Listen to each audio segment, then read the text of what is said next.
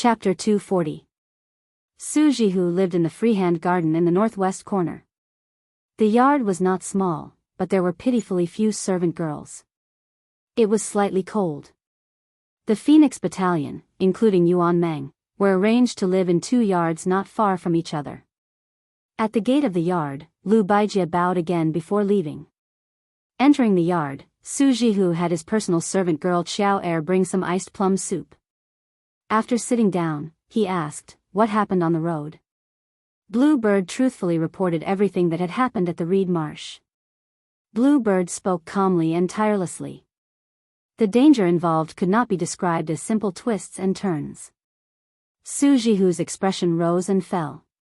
In the end, when he heard that His Royal Highness was safe and sound, he covered his chest and sighed heavily in relief. Su Jihu turned his head with a strange gaze to Pei Nanwei, who still had not been able to sit down. This unruly younger brother was really something. He even dared to steal a Wang Fei. From afternoon to dusk, the freehand garden was calm. Su Jihu asked the girls about Su Fengnian and especially liked to hear some embarrassing stories. Su Jihu did not have the good mood to be treated coldly by the Lu manner that was within reason. After a sumptuous dinner, a well-educated page came and lightly knocked on the door. He came from the smallest retreat garden in the Lu manor. Lu Baijie, who was regarded as a sword immortal by the people of Yangzhou, did not live there much.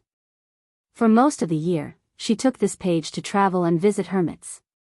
The one who opened the door was the servant girl Xiao Er. For some reason, the two of them did not see eye to eye. At this moment, it seemed that enemies would not meet unless they were enemies. Seeing Xiao Er, the page said coldly and stiffly, "My master wants to see your mistress." The atmosphere was already strange.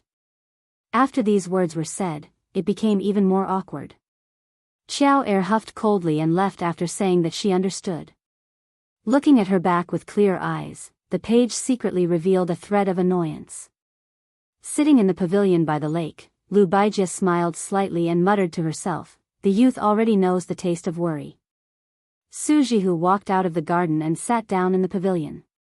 He said guiltily, "I've troubled you this time." Sword immortal Lu, who didn't have any of the bad habits of a noble family but still had the backbone of a noble family's descendant, shook his head and said, "It's not that I'm causing trouble for little uncle, but if I do that, it will be even more difficult for you to conduct yourself in the Lu estate." Su Jihu said indifferently, "This is nothing. It's nothing more than a fake smile in front of me and a colder smile behind me." Lu Baijie sighed and said, "Let's not talk about second steward Lu Dongyang first. His Highness the Crown Prince ordered his retainers to commit murder in the downtown area. No matter how bad their conduct was, they were still scholars from Hutting County. One of them was even a descendant of a servant. If the Crown Prince didn't dismiss him, little uncle could still go to elder brother and say a few words. Lu Manor would come forward to clean up this mess. At most, we'll just give some compensation to the families of the lesser concubines, as well as a few officials' salary. Anyone would have complaints about using money to buy their lives, but a proper official's position should be enough to shut their mouths. For such a troublesome matter, little uncle doesn't mind making an exception for you. But to tear down the central gate of the Lu estate and kill Lu Dongyang in front of the entire street of Hutting family, second brother cares about his face and not adding insult to injury is already the limit of his patience. The Lu family has experienced ups and downs for hundreds of years and has suffered a lot of humiliation. It's just that in the past 100 years, the bumpy days have gradually lessened. Today, we've been humiliated to this extent. I'm afraid even the master will be angry." Su Jihu was silent. Lu Baijie frowned and said, "Jihu, at this time and place, there are only the two of us. Little uncle will speak frankly. As His Royal Highness' younger brother, how can you act without any regard for the consequences? Do you really not care about the opinions of those in the capital at all? You must know that no matter how powerful your father is, in the end, he still set up political opponents like Zhang Julu and Gu Jiantang, who are pillars of the dynasty. Moreover, he wants to push the 4 clans of Yangzhou to the enemy side of Bailiang. Because of you, Su Shufei was demoted to the Cold Palace. If it was His Majesty's idea, it would be fine. If it was His Majesty's idea, do you think the Su family will still have any friendship left in His Majesty's heart? Moreover, don't you know who Su Shufei is? These years, the Gumu Su family has spent almost all of their manpower and resources to pave the way for her. Now that they've suffered such a calamity, even if the Gumu Su family, who used to have a close relationship with the Lu family, will not be able to advance and retreat together like before. It's exactly the same as Quan, or sudden death. You'll have to take the blame. Su Jihu raised his head and smiled. I'm used to it. Lu Baijie said bitterly, oh, you. Su Jihu leaned against the red pillar and looked into the distance. He said softly, that younger brother of mine went to Jiangxin County to find trouble with that Lu lighting. Lu Baijie said in a low voice, is he still going to cause trouble? Is he not afraid of being unable to clean up the mess? If someone with ulterior motives fanned the flames, then it would not be just people fishing for fame that would jump out. Even the entire Jiangnan Dao would be in an uproar. After all these years, have you not seen through the so-called famous people of Jiangnan Dao who value fame more than life? I know, I've seen through it a long time ago. Qingzhou values benefits. Yangzhou values fame. Which Gangnam-do scholar doesn't admire my father-in-law's words, even death is more important than Mount Tai? Su Jihu squinted his eyes and smiled. But this younger brother of mine, probably because my father is the king of Baoyang, he doesn't care about the things that many people would risk their lives to hold in their hands. However, he cares about the things that even poor people don't care about the most. Little uncle, if you tell him these very reasonable advice, he probably won't listen to it.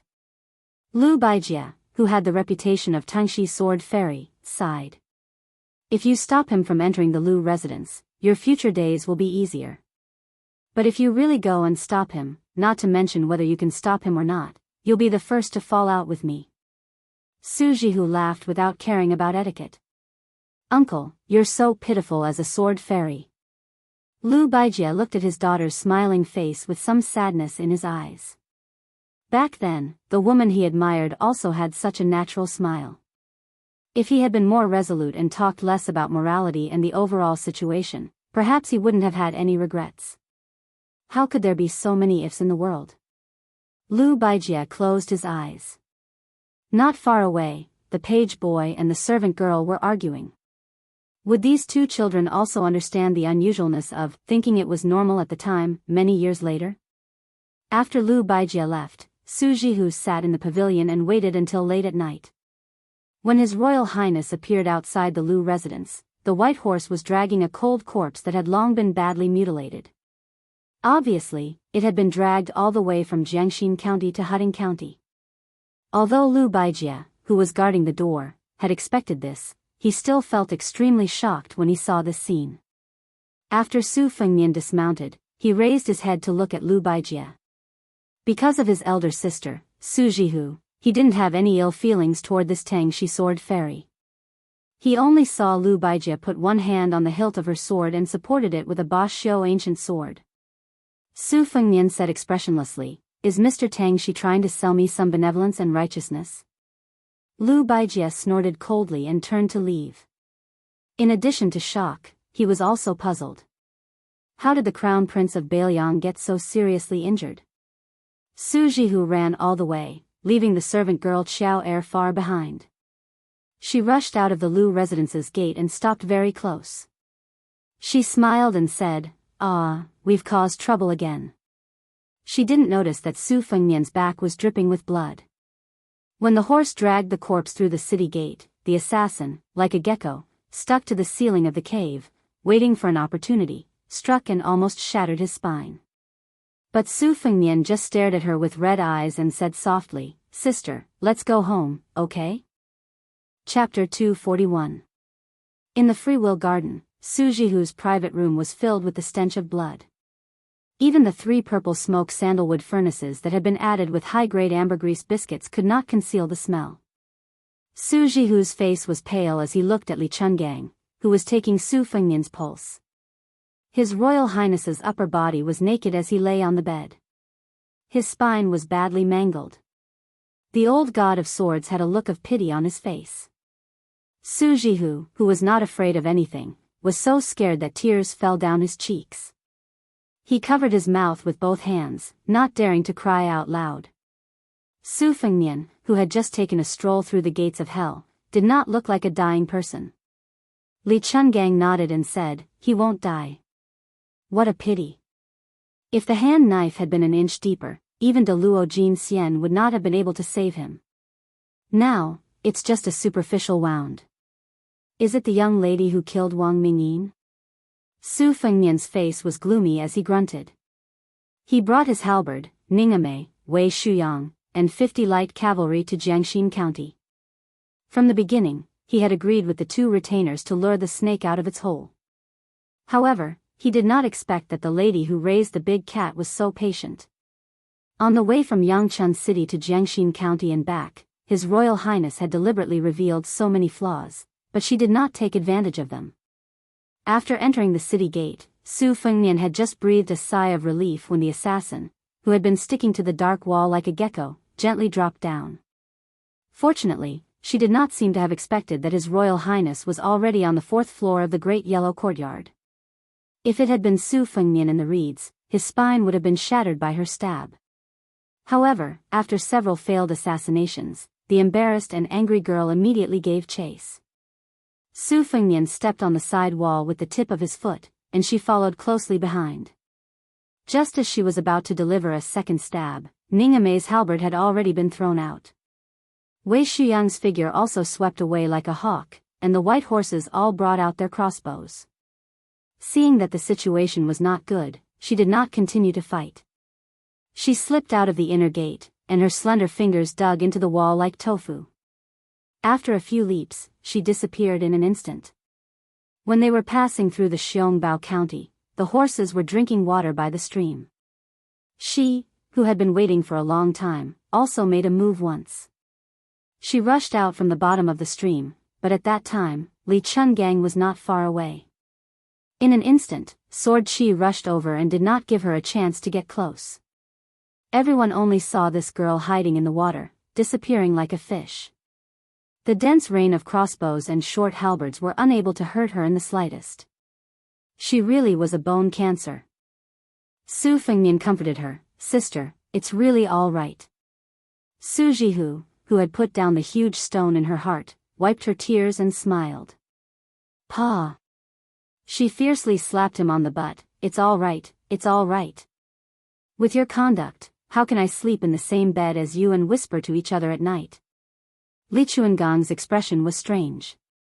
He originally wanted to tease her, but after thinking about it, he gave up. With Su Fengnian's narrow-mindedness, he would not dare to be angry with him. Perhaps he would vent his anger on Jiang Ni's head. Damn, everything has its vanquisher. This old man also had a day like this. There was no justice in the world. He reluctantly got up and left the fragrant boudoir. In the room, Bluebird and the servant girl Xiao Er also tactfully left. Only this pair of siblings who had been close since childhood remained. Although it was an external injury, the flesh was torn open and it was not good. Su Fengnian was just about to take a break when he felt that something was wrong.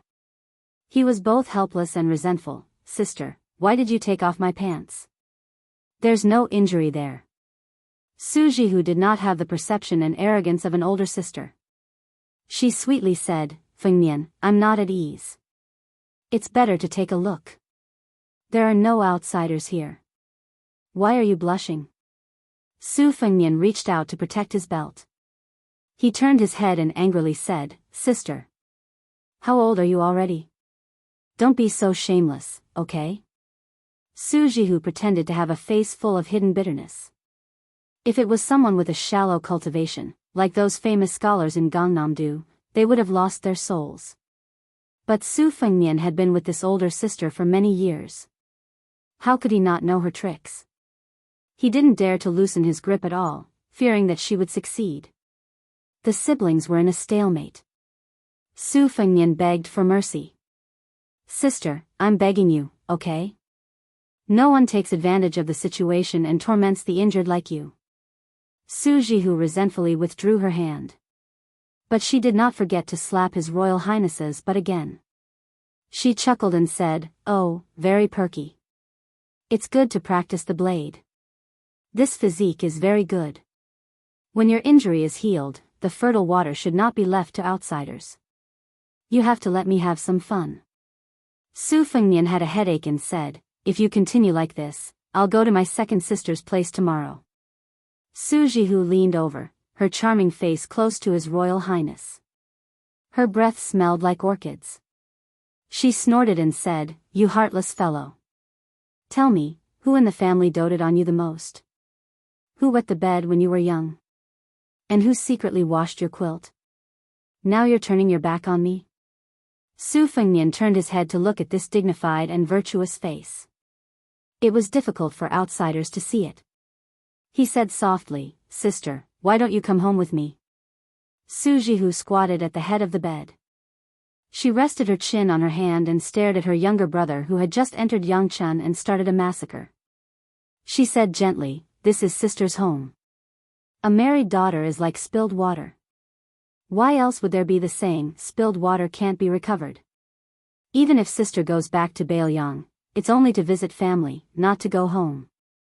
Su Fengnian didn't say anything. Su Jihu reached out and stroked this fellow who didn't hesitate to make enemies in Gangnam-do for her.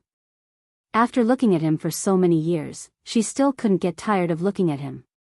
She said softly, my youngest uncle, that Tangxi sword immortal Lu Baijia, said that you're going against the tide and won't amount to anything.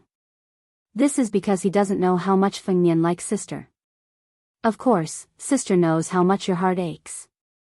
You killed those boring scholars in the city and went to Jiangxin County to drag Lu Lighting to death to Hutting County. Other than wanting to avenge sister, you also want to force sister out of Gangnam-do so that I can go back to Bailiang with you. Am I right? You fool, I'm still your sister no matter where I am. If I really go back to Bailiang, will I be happy? In the future, when your second sister goes back from Shangyin Academy, she'll be jealous of you every day. I can't win against her when it comes to reasoning, so I don't want to suffer this. This time, you came to see sister first. She's not happy even when you call her second sister. She'll be furious. Su Fengnian snorted in a fit of pique. Su Jihu reached out and pinched this increasingly angular face. She said with a smile, you're becoming more and more attractive, but you're still a child. Su Fengnian was just about to speak when Su Jihu waved her hand and said, go to sleep. Don't chase sister away. I'll take a good look at you. Su Fengnian fell into a deep sleep. Chapter 242. When His Royal Highness woke up in the morning the next day, he found that his eldest sister had fallen asleep at the head of the bed. He got up with a wry smile. The wound on his back had already scabbed over, and the speed of his recovery was astonishing. Although there was still a long way to go before he reached the Vajra realm, he already had a huge advantage over the body of an ordinary martial artist. The sound of Su Fengnian waking up did not wake Su Jihu up, but it startled the servant girls sleeping next door, Qiao Er Qiao. Most of the servant girls who did their jobs were not deeply asleep. She casually put on a coat and trotted in. It was a hot summer day, so she was dressed lightly. Her growing figure was graceful, and she had the unique moist spirit of a Jiangnan woman. Her body was light and pure. Otherwise, the capital's officials and dignitaries would not have raised thin horses in their households. The thin horses trained by the Gangnam-do and the West Chu concubines were known as the Two Beauties. Su Fengnian raised his finger and shushed her, indicating for the budding young girl to be quiet. She glanced at His Royal Highness's naked upper body, and her small face flushed red. She quickly lowered her head, afraid that she would overstep the rules. The higher the status of a powerful family, the stricter the rules and regulations. The masters also had different personalities, so the servants naturally did not dare to be arrogant and overstep the boundaries. Moreover, the servant girl Qiao Er Qiao had heard too much about the arrogant behavior of Bailiang's heir apparent from the Mrs. Mouth. In addition to yesterday's disturbance, she did not dare to be careless. The little girl originally thought that His Royal Highness would at most go to Jiangxin County to beat up that henpecked Master Qingzhai after seeing the Mississippi. She would never have thought that His Royal Highness would use a horse to drag Lu Lighting's corpse from Jiangxin County to the Lu residence. Su Fengnian picked up a mutton-fat jade bottle at the head of the bed, lowered his voice, and chuckled, "Xiao Er, help me apply the ointment. I can't reach my back." The little girl trembled as she took the jade bottle. She poured out the fragrant ointment onto her fingertips and sat on the edge of the bed. Her face, ears, and neck were red as she gently applied the ointment onto His Royal Highness's back. When her fingertips touched the skin, her delicate body trembled. The girl's sparkling and translucent skin was almost dripping with water. However, when she saw that in addition to the new injuries on His Royal Highness's back, there were also some old scars, she only felt shocked. She didn't dare to imagine why His Royal Highness, who had such a prestigious family background, would be covered in scars. The little maid Xiao Er lived in the courtyard of the Lu residence, which was as deep as the Marquis's palace. She was especially fortunate to be under Su Jihu's protection. How could she understand the sinister ups and downs of the Jianghu? To her, if the miss ate less rice or caught a cold from heatstroke, it would be a big deal. It was like being slapped in the face by a fierce woman. She would risk her life to avenge the miss and repay the kindness. Generally speaking, Xiao Er was lucky to be able to meet such a widowed master like Su Jihu. She didn't need to worry about being molested by her master's men. In the aristocratic families, how many maids as delicious and seductive as her could maintain their virginity? They would have long been secretly eaten or openly eaten until not even their bones were left. The private affairs of the boudoir were something that even the moral model sages and scholars couldn't say anything about. With her help, Su Fengnian put on a new set of clothes and quietly got off the bed. He smiled and said, "Xiao Er, I'm going out to get some fresh air. You just wait for my sister and let her wake up naturally." Xiao Er timidly and shyly agreed. Only now did she secretly notice that His Royal Highness was tall and slender. He was much taller than the Gangnam-do men. Su Fengnian walked out of the room. Blue Bird was standing in the courtyard. Master and servant left the freehand garden and strolled along the lake. Su Fengnian saw that the Tangxi sword fairy Lu Baijie was already sitting in the pavilion. He didn't know if she was waiting for him. Su Fengnian walked over without hesitation. Lu Baijie was the youngest of the 7 glittering jewels of the Lu family. Because he had never married and had children, he did not leave the family and lived in Retreat Garden. Because the head of the family, Lu Daolin, held the position of the Right Chancellor of the Imperial College in the capital, all the affairs in the Lu residence were usually handled by Lu Xianlang. Tangxi Sword Immortal usually did not care about worldly affairs, but the more he was like this, the more his words carried weight on important matters. Even Lu Daolin and Lu Xianlang, who held the power of the Lu family, had to pay attention to the opinions of this concubine-born brother. Among the 7 heroes of the Lu family, apart from these 3, one of them had devoted himself to cultivating Taoism and one of them had entered Buddhism, while the other 2 were officials in Yangzhou. They were both primary grade 4 officials. Being a local primary grade 4 official was already a true high-ranking official. They were far more popular than being a primary grade 4 official or even a secondary grade 3 official in the capital. Although the officials in the capital had always looked down on the officials from other places, the ones who truly wanted to enter the cabinet were mostly secondary grade 4 officials. It would take at most 6 years and at least 3 years to accumulate enough experience and popularity before returning to the capital. Only then could they be considered as the true pillars of the dynasty. Originally, with Lu Baijie's talent, he could have become the backbone of the Lu family, second only to the head of the family, Lu Daolin. However, the head of the family was still his elder brother, Lu Daolin, so Lu Xianlang could only complain. After entering the pavilion, Su Fengnian gave a junior salute and said respectfully, "Fengnian pays his respects to Mr. Tangxi. Last night, I mistakenly thought that Mr. Tangxi wanted to stop me from entering the mansion. In a moment of desperation, I spoke disrespectfully. I hope Mr. Tangxi won't blame me." Lu Baijie said coldly, "His Royal Highness is too serious. However, I don't have much moral benevolence to sell. Why did your Highness enter the pavilion?" Su Fengnian said with a smile, "Big sister has been saying that Mr. Tangxi is good all these years. Today, I came to ask for a beating from Mr. Tangxi. Coincidentally, I was a little injured. I thought that Mr. Tangxi would be gentler. Lu Baijie was obviously stunned for a moment. She said with a smile, "Your Highness's scoundrel temper is exactly the same as your sister's." Su Fengnian said, "Both of us learned from Su Xiao." This was the first time Lu Baijie heard the two words, Su Xiao, from someone's mouth. In Gangnam-do, no matter how famous people talked, they would at most refer to the barbarian son of Bailiang. There were very few who dared to call him Lame Su. At most, they would only do so in private situations, not to mention calling out Su Xiao's name directly. Lu Baijie smiled and said, "How long does your Highness want to stay? Do you plan to kill a few more Gangnam-do scholars? Sword will overflowed in the pavilion." Blue Bird frowned and was about to step into the pavilion when Su Fengnian waved his hand and stopped the daughter of Spear Immortal Wang Xiu. He faced Sword Immortal Tang Shi and said calmly, "It's fine as long as they don't provoke me. I'm not a devil who has nothing better to do than to kill people. It's more like having a full stomach thinking about sex." Lu Baijie smiled coldly and said, "Is your Highness not afraid of causing trouble for the king of Bailiang who is still in the capital?" Su Fengnian shook his head and smiled. "Mr. Tang Shi, you don't know. If I came to Gangnam-do calmly and then left Gangnam-do calmly and let those scholars talk about my elder sister, Su Xiao would really be angry.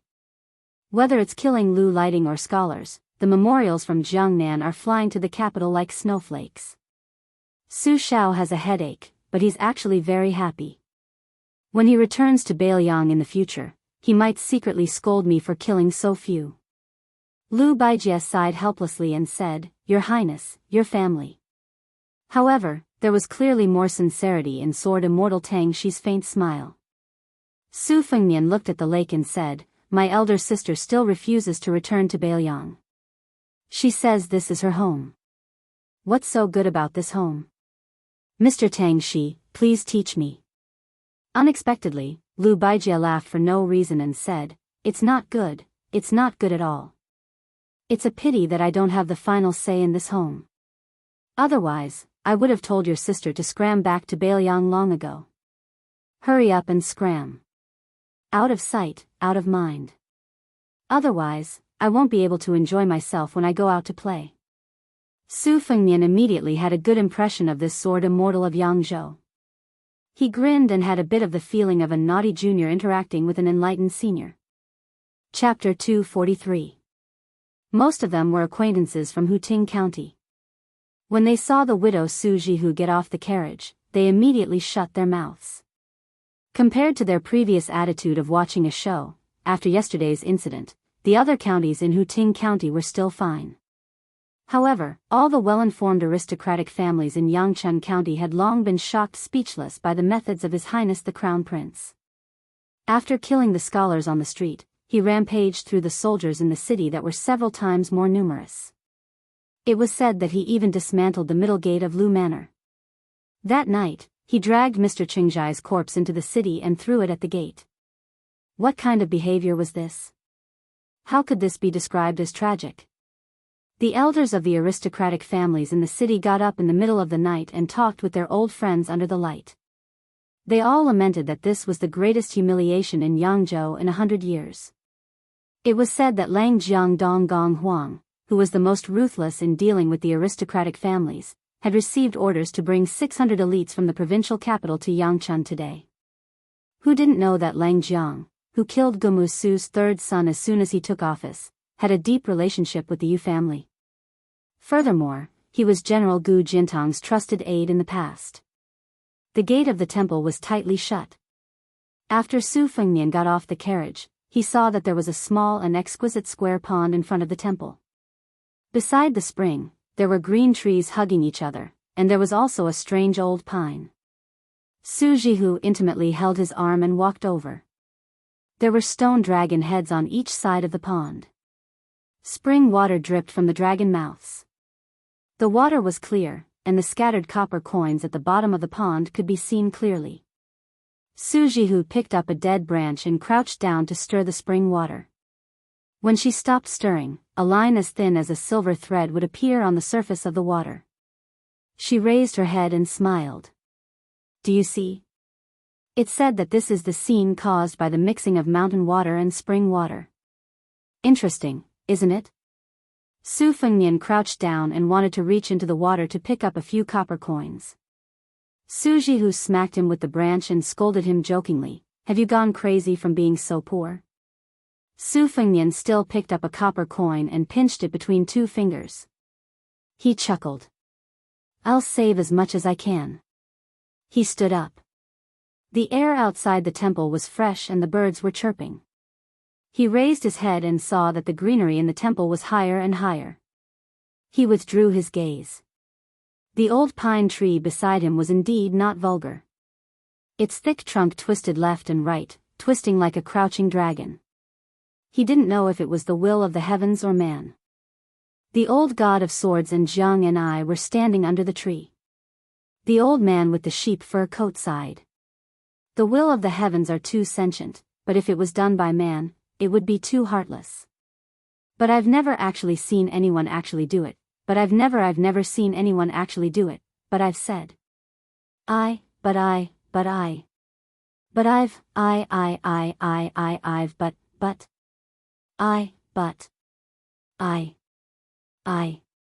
Su Fengnian smiled and said, "Shall I try?" Su Jihu glared at him. "You dare." When Dum Qiao saw this, she smiled gently. His Highness the Crown Prince and the young miss really loved each other. Perhaps because he was caught laughing, Su Fengnian made a face at the little girl. The servant girl was so frightened that she quickly hid behind Su Jihu. The little girl's heart was beating like a deer. She didn't seem to be afraid. Instead, she seemed to have been gently scratched by something and couldn't calm down. Su Jihu turned his head to look at the little girl who was in a daze. He smiled knowingly. How could there be a girl in the world who didn't like her younger brother? But on the surface, Su Jihu still rolled his eyes charmingly at Su Fengnian. He waved the branch as if warning him not to fool around in a Buddhist holy land. The door of the temple slowly opened.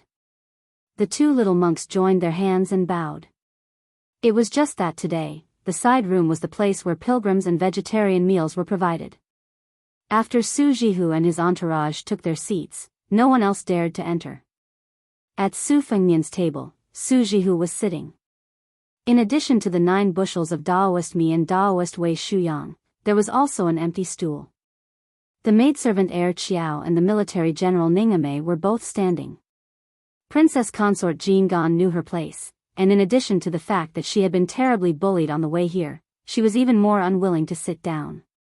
Su Jihu was a person who liked crowds. He asked Jiang and I, who was sitting at the next table, to call her over. The little mud girl hesitated for a moment, but didn't refuse. When she approached, Su Jihu pulled her over to sit beside him. He smiled and said, "Jiang and I, you're really getting prettier as you grow up. You were already pretty when you were young. Back then, you were the only one who could compare with Fengnian. At first, I was worried that a girl would change 18 times between childhood and womanhood. I was afraid that you wouldn't be pretty when you grew up, but now it seems that I was worried for nothing. Come, tell sister whether Fengnian bullied you or not." The little mud girl was quite a shrewish girl in front of His Royal Highness and the old god of swords. At this moment, her face was red and she didn't say anything. Su Fengnian laughed and said, "Your face is red. It's rare." Jiang and I didn't glare at him angrily, but she lifted her foot and stomped on him. His Royal Highness lifted his foot and laughed, I'll hide. You want to fight with me?" With Su Jihu present, Jiang and I didn't make any verbal moves. Su Jihu laughed softly, "It seems like you're often bullied. Don't worry, I'll help you take care of him later." The little mud girl lowered her head and didn't say anything.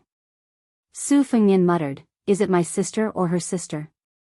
Su Jihu raised his hand and pretended to hit her, but His Royal Highness leaned to the side. She lovingly stroked Jiang Ni's slender shoulders. "Jiang and I heard that after leaving Baoyang, you've been reading for this scoundrel. This is a good thing. During this period of time, if you come to read Wang Dongxiang's The First Snow to your sister, the price will be doubled. It will all come from that guy's pocket. He won't dare to not pay." Jiang and I raised her head and grunted heavily. It was the first time she smiled this month. Su Fengnian ruined the mood and teased, "Dimples, two little dimples." "Huh, I saw it." "Fine, double the price is double." "It's worth it." Jiang and I immediately put on a straight face, but there was still a smile in her eyes. Naturally, it was all because of Su Jihu. It had nothing to do with that scoundrel. Su Jihu laughed. "Our little Jiang and I looks the best when she smiles. No girl in the world can compare to her. That's why you have to smile more, you won't age easily." An old man wearing a sheepskin coat sitting at the next table with his legs crossed laughed. "Little Su, your sister didn't give birth to this body for nothing. Her heart is much better than yours." Su Jihu hugged the little mud girl, turned his head and smiled charmingly. "Just because of Sword God Li's words, I'll give you 10 jars of good wine." The old sword god gave a thumbs up and praised, "Heroic. This old man will definitely drink this wine. If anyone dares to make things difficult for you in Gangnam-do these days, this old man will be the first to go against them." Su Fengnian was vexed. "Why do I feel like I'm not a good person?" Jiang and I, who was in Su Jihu's arms, laughed. "You just realized." Su Fengnian was pleasantly surprised. "Look, you have dimples again." Jiang and I turned her head and was about to put on a straight face when Su Jihu gently poked her little dimple that could make all the men in the world drunk. She lowered her head and teased, "You cute girl. Sister is willing to let that guy leave Gangnam-do, but I can't bear to let you go." Su Fengnian stretched out his hand and slapped it on the table in front of Jiang and I. After retracting his hand, it was the copper coin that he picked up from the spring water. He shamelessly said, "I'll give it to you." Isn't that heroic? Jiang and I hesitated for a moment. Probably because of Su Jihu's face, she reached out and took the copper coin and held it in her hand. After the vegetarian meal was served, Su Jihu ate the wonton and said, "Today there's a debate at Baogua Temple. Do you want to listen?" Su Fengnian said indifferently, "Up to you." Su Jihu emphasized, "You can listen, but you're not allowed to fight or kill." Su Fengnian buried his head in a vegetarian bun and said, "Don't worry, Mr. Tang, she will definitely keep an eye on me." After breakfast, Su Jihu took him to see the peonies in Baogua Temple. Jiang and I and Li Chungang walked at the back. The little mud man took advantage of the fact that no one was paying attention and opened his palm. He peeked at the sweaty copper coin and then quickly clenched it tightly like a thief. The old god of swords who seemed to be looking left and right sighed in his heart. "Mother, you silly girl. You're going to be eaten alive for the rest of your life. Could it be that a small copper coin is more valuable than this old man's lifetime of swordsmanship?" Chapter 244. Most of the peonies in Baogua Temple had already passed their flowering period, so the two types of peonies, Yao, Huang, Wei, and Zi, no longer competed for beauty. Only a few relatively mediocre peonies were still blooming, such as the Mo Kue peonies that hid flowers in the leaves, which reduced their charm. However, a starving camel is still bigger than a horse. The peonies in Baogua Temple could still be considered splendid compared to Bailiang Palace. Just walking around the temple and admiring the scenery took up 3.5 hours. There was still some time before lunch, so the group of people sipped tea in an elegant meditation room. It was clearly a temple, but the one brewing the tea was a graceful Taoist nun. The emperors of the two dynasties all worshipped Taoism, following the example of their superiors and subordinates. Zhuang Lao Shui also said that tea was an important topic for the scholars of Gangnam-do. Many women of aristocratic families had the habit of devoting themselves to Huang Lao Shui's elegance. However, it was still somewhat strange for a Taoist nun to appear in the meditation room. She was about 30 years old, with red cheeks, long eyebrows, and blue eyebrows. She looked very much like a Taoist cultivator. Su Huipeng could be considered Su Fengnian's close friend. Probably because the two women were both widows, they had gotten closer over the years. Perhaps this Taoist nun loved the house and its crow, so she was quite polite to Su Fengnian. Although she did not speak much while brewing tea, most of her time was spent exchanging pleasantries with Su Weisheng. Occasionally, her gaze would meet His Royal Highness, and she would smile. The teapot was an exquisite tin bottle.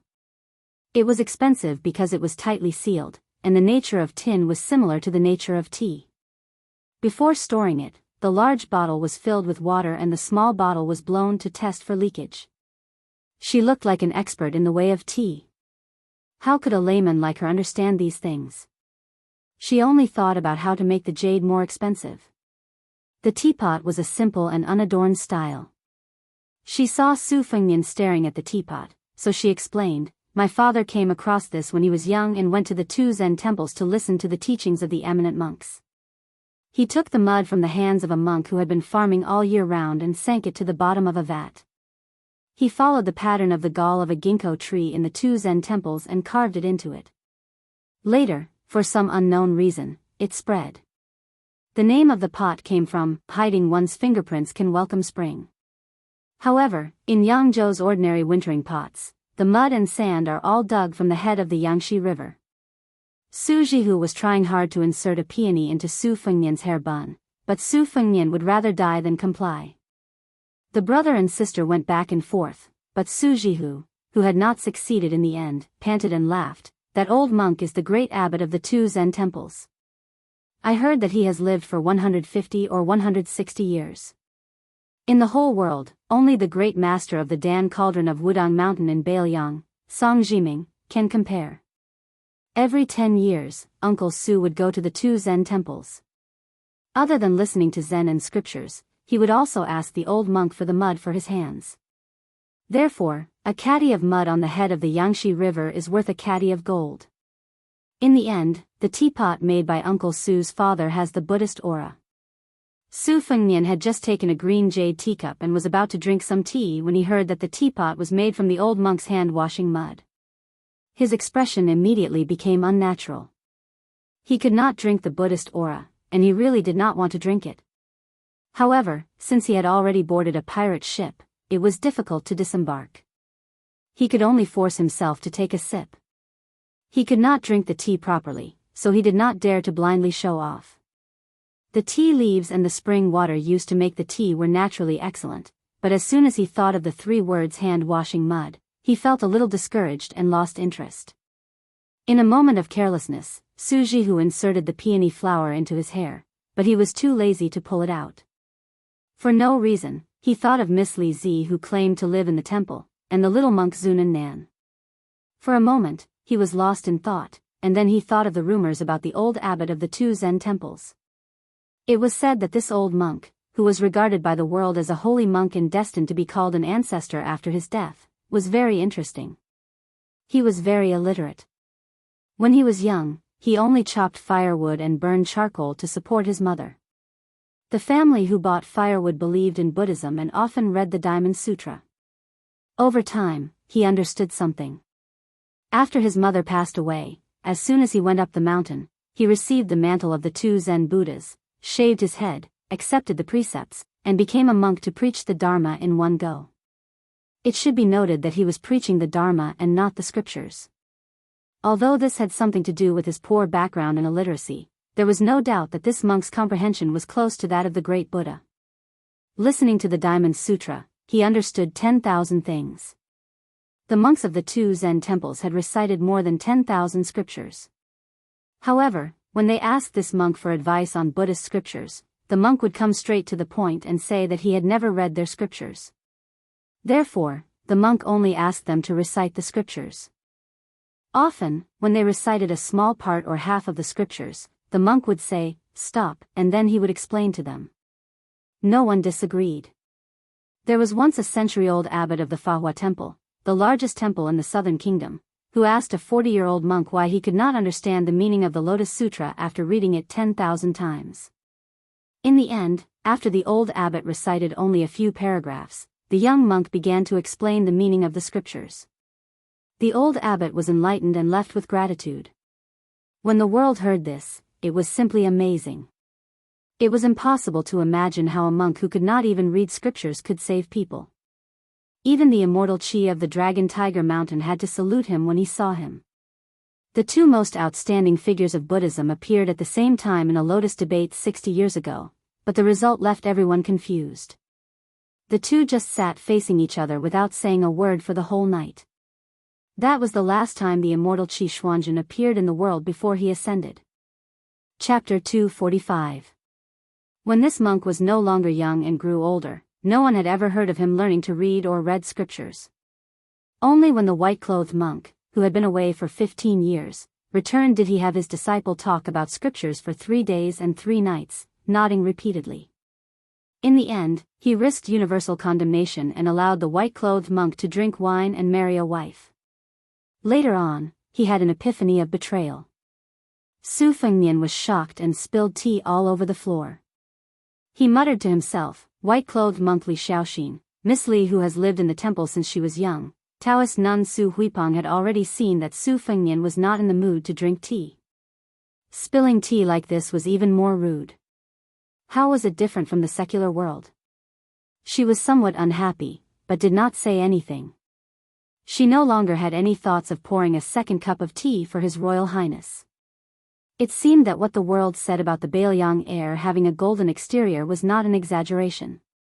Her sister, Su Shufei, who was originally expected to be the most favored in the harem, was suddenly banished to the cold palace. Everyone in the Su family was furious, but she was a widow and would not vent her anger on Su Jihu like the other members of the family.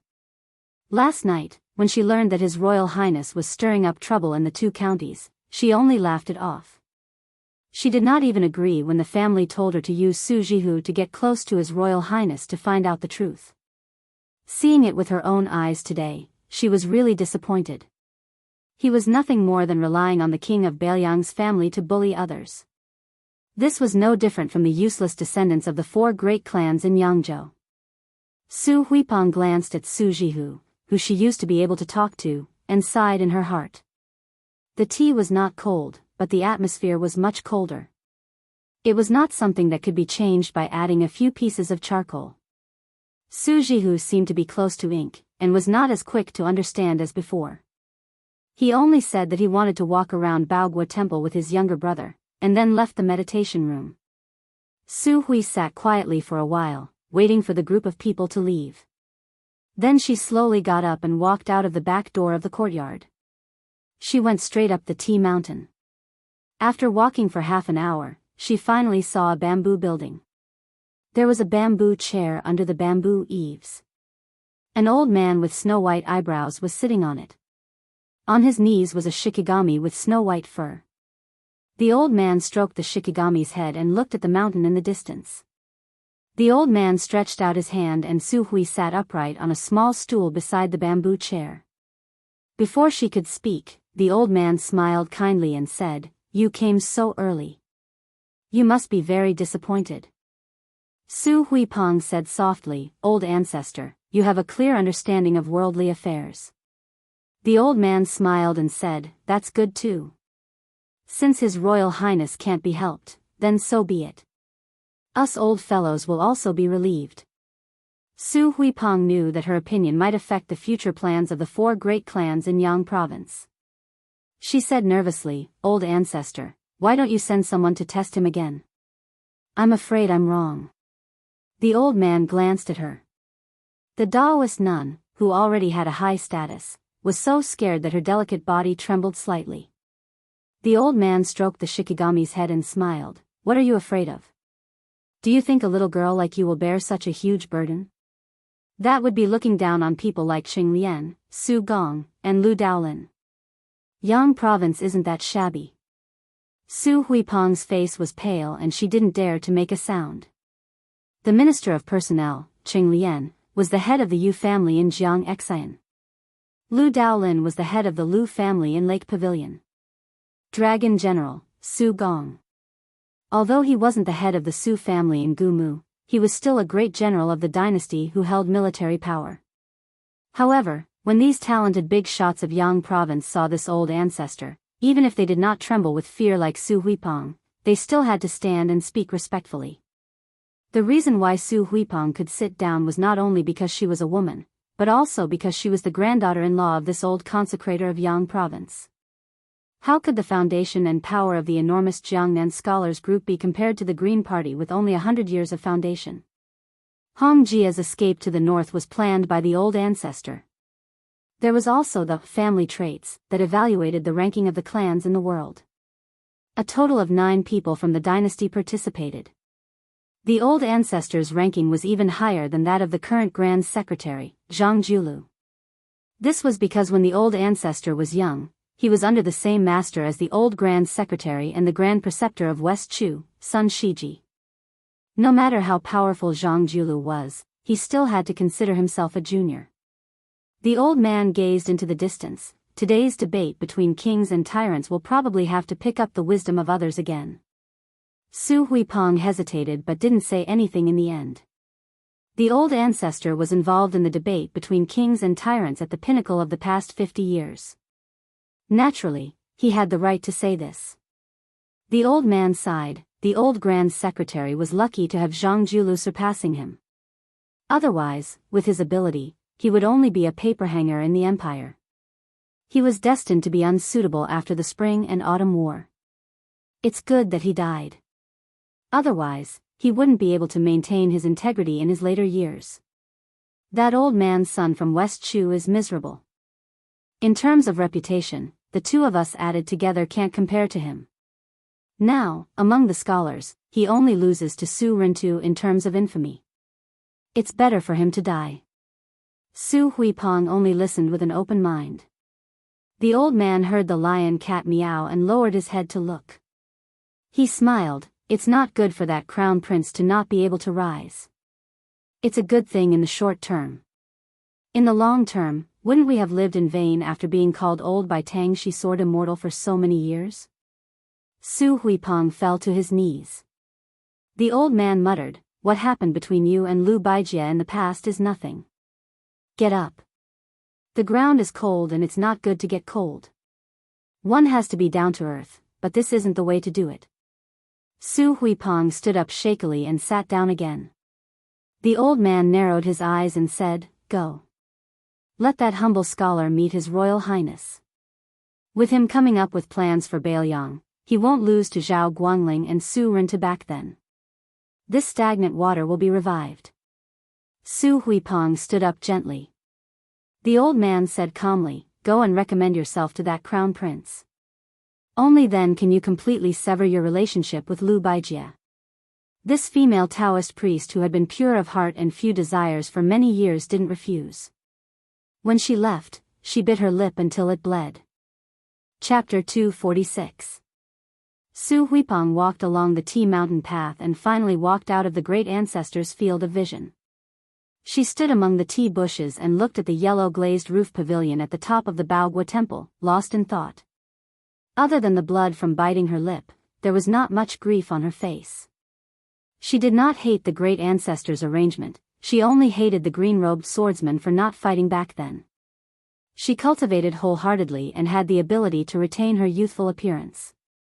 She looked like a 30-year-old woman, but she was actually close to 40. When she first met him, she was only 13. How many 13s could there be in life? She wiped away the blood and walked down the mountain with a gloomy face. Su Huipeng did not know that the green-robed swordsman had been watching for many years in the depths of the shade. After seeing her enter the Baogua temple, he slowly walked toward the bamboo building. The old man and cat were still there. The snowball-like Shih Tzu screamed. The dozing old Yangzhou minister of offerings raised his eyelids with some difficulty and looked at the unpolished jade carefully carved by the Lu family. This swordsman used to be so high-spirited. If it were not for the fact that he could not overcome the barrier of love, he would have gone very far whether he was an official or a swordsman. The old man comforted the frightened Shih Tzu on his knees and frowned. He asked calmly, "Did you hear that?" Tangshi sword fairy Lu Baijie nodded. He looked at the old man coldly with one finger on the scabbard. It looked like the ancient sword could be unsheathed at any time. With Lu Baijie's attainments in the sword evaluation, he could unsheath his sword very quickly. He did not need to show it deliberately. Of course, this was Lu Baijie expressing his position. If the old man did not take back his words to Su Huipeng, he did not mind doing another disgraceful act as Tangshi sword fairy and not as a disciple of the Lu family. "So what if you are the old master of the Jiangxinyu family?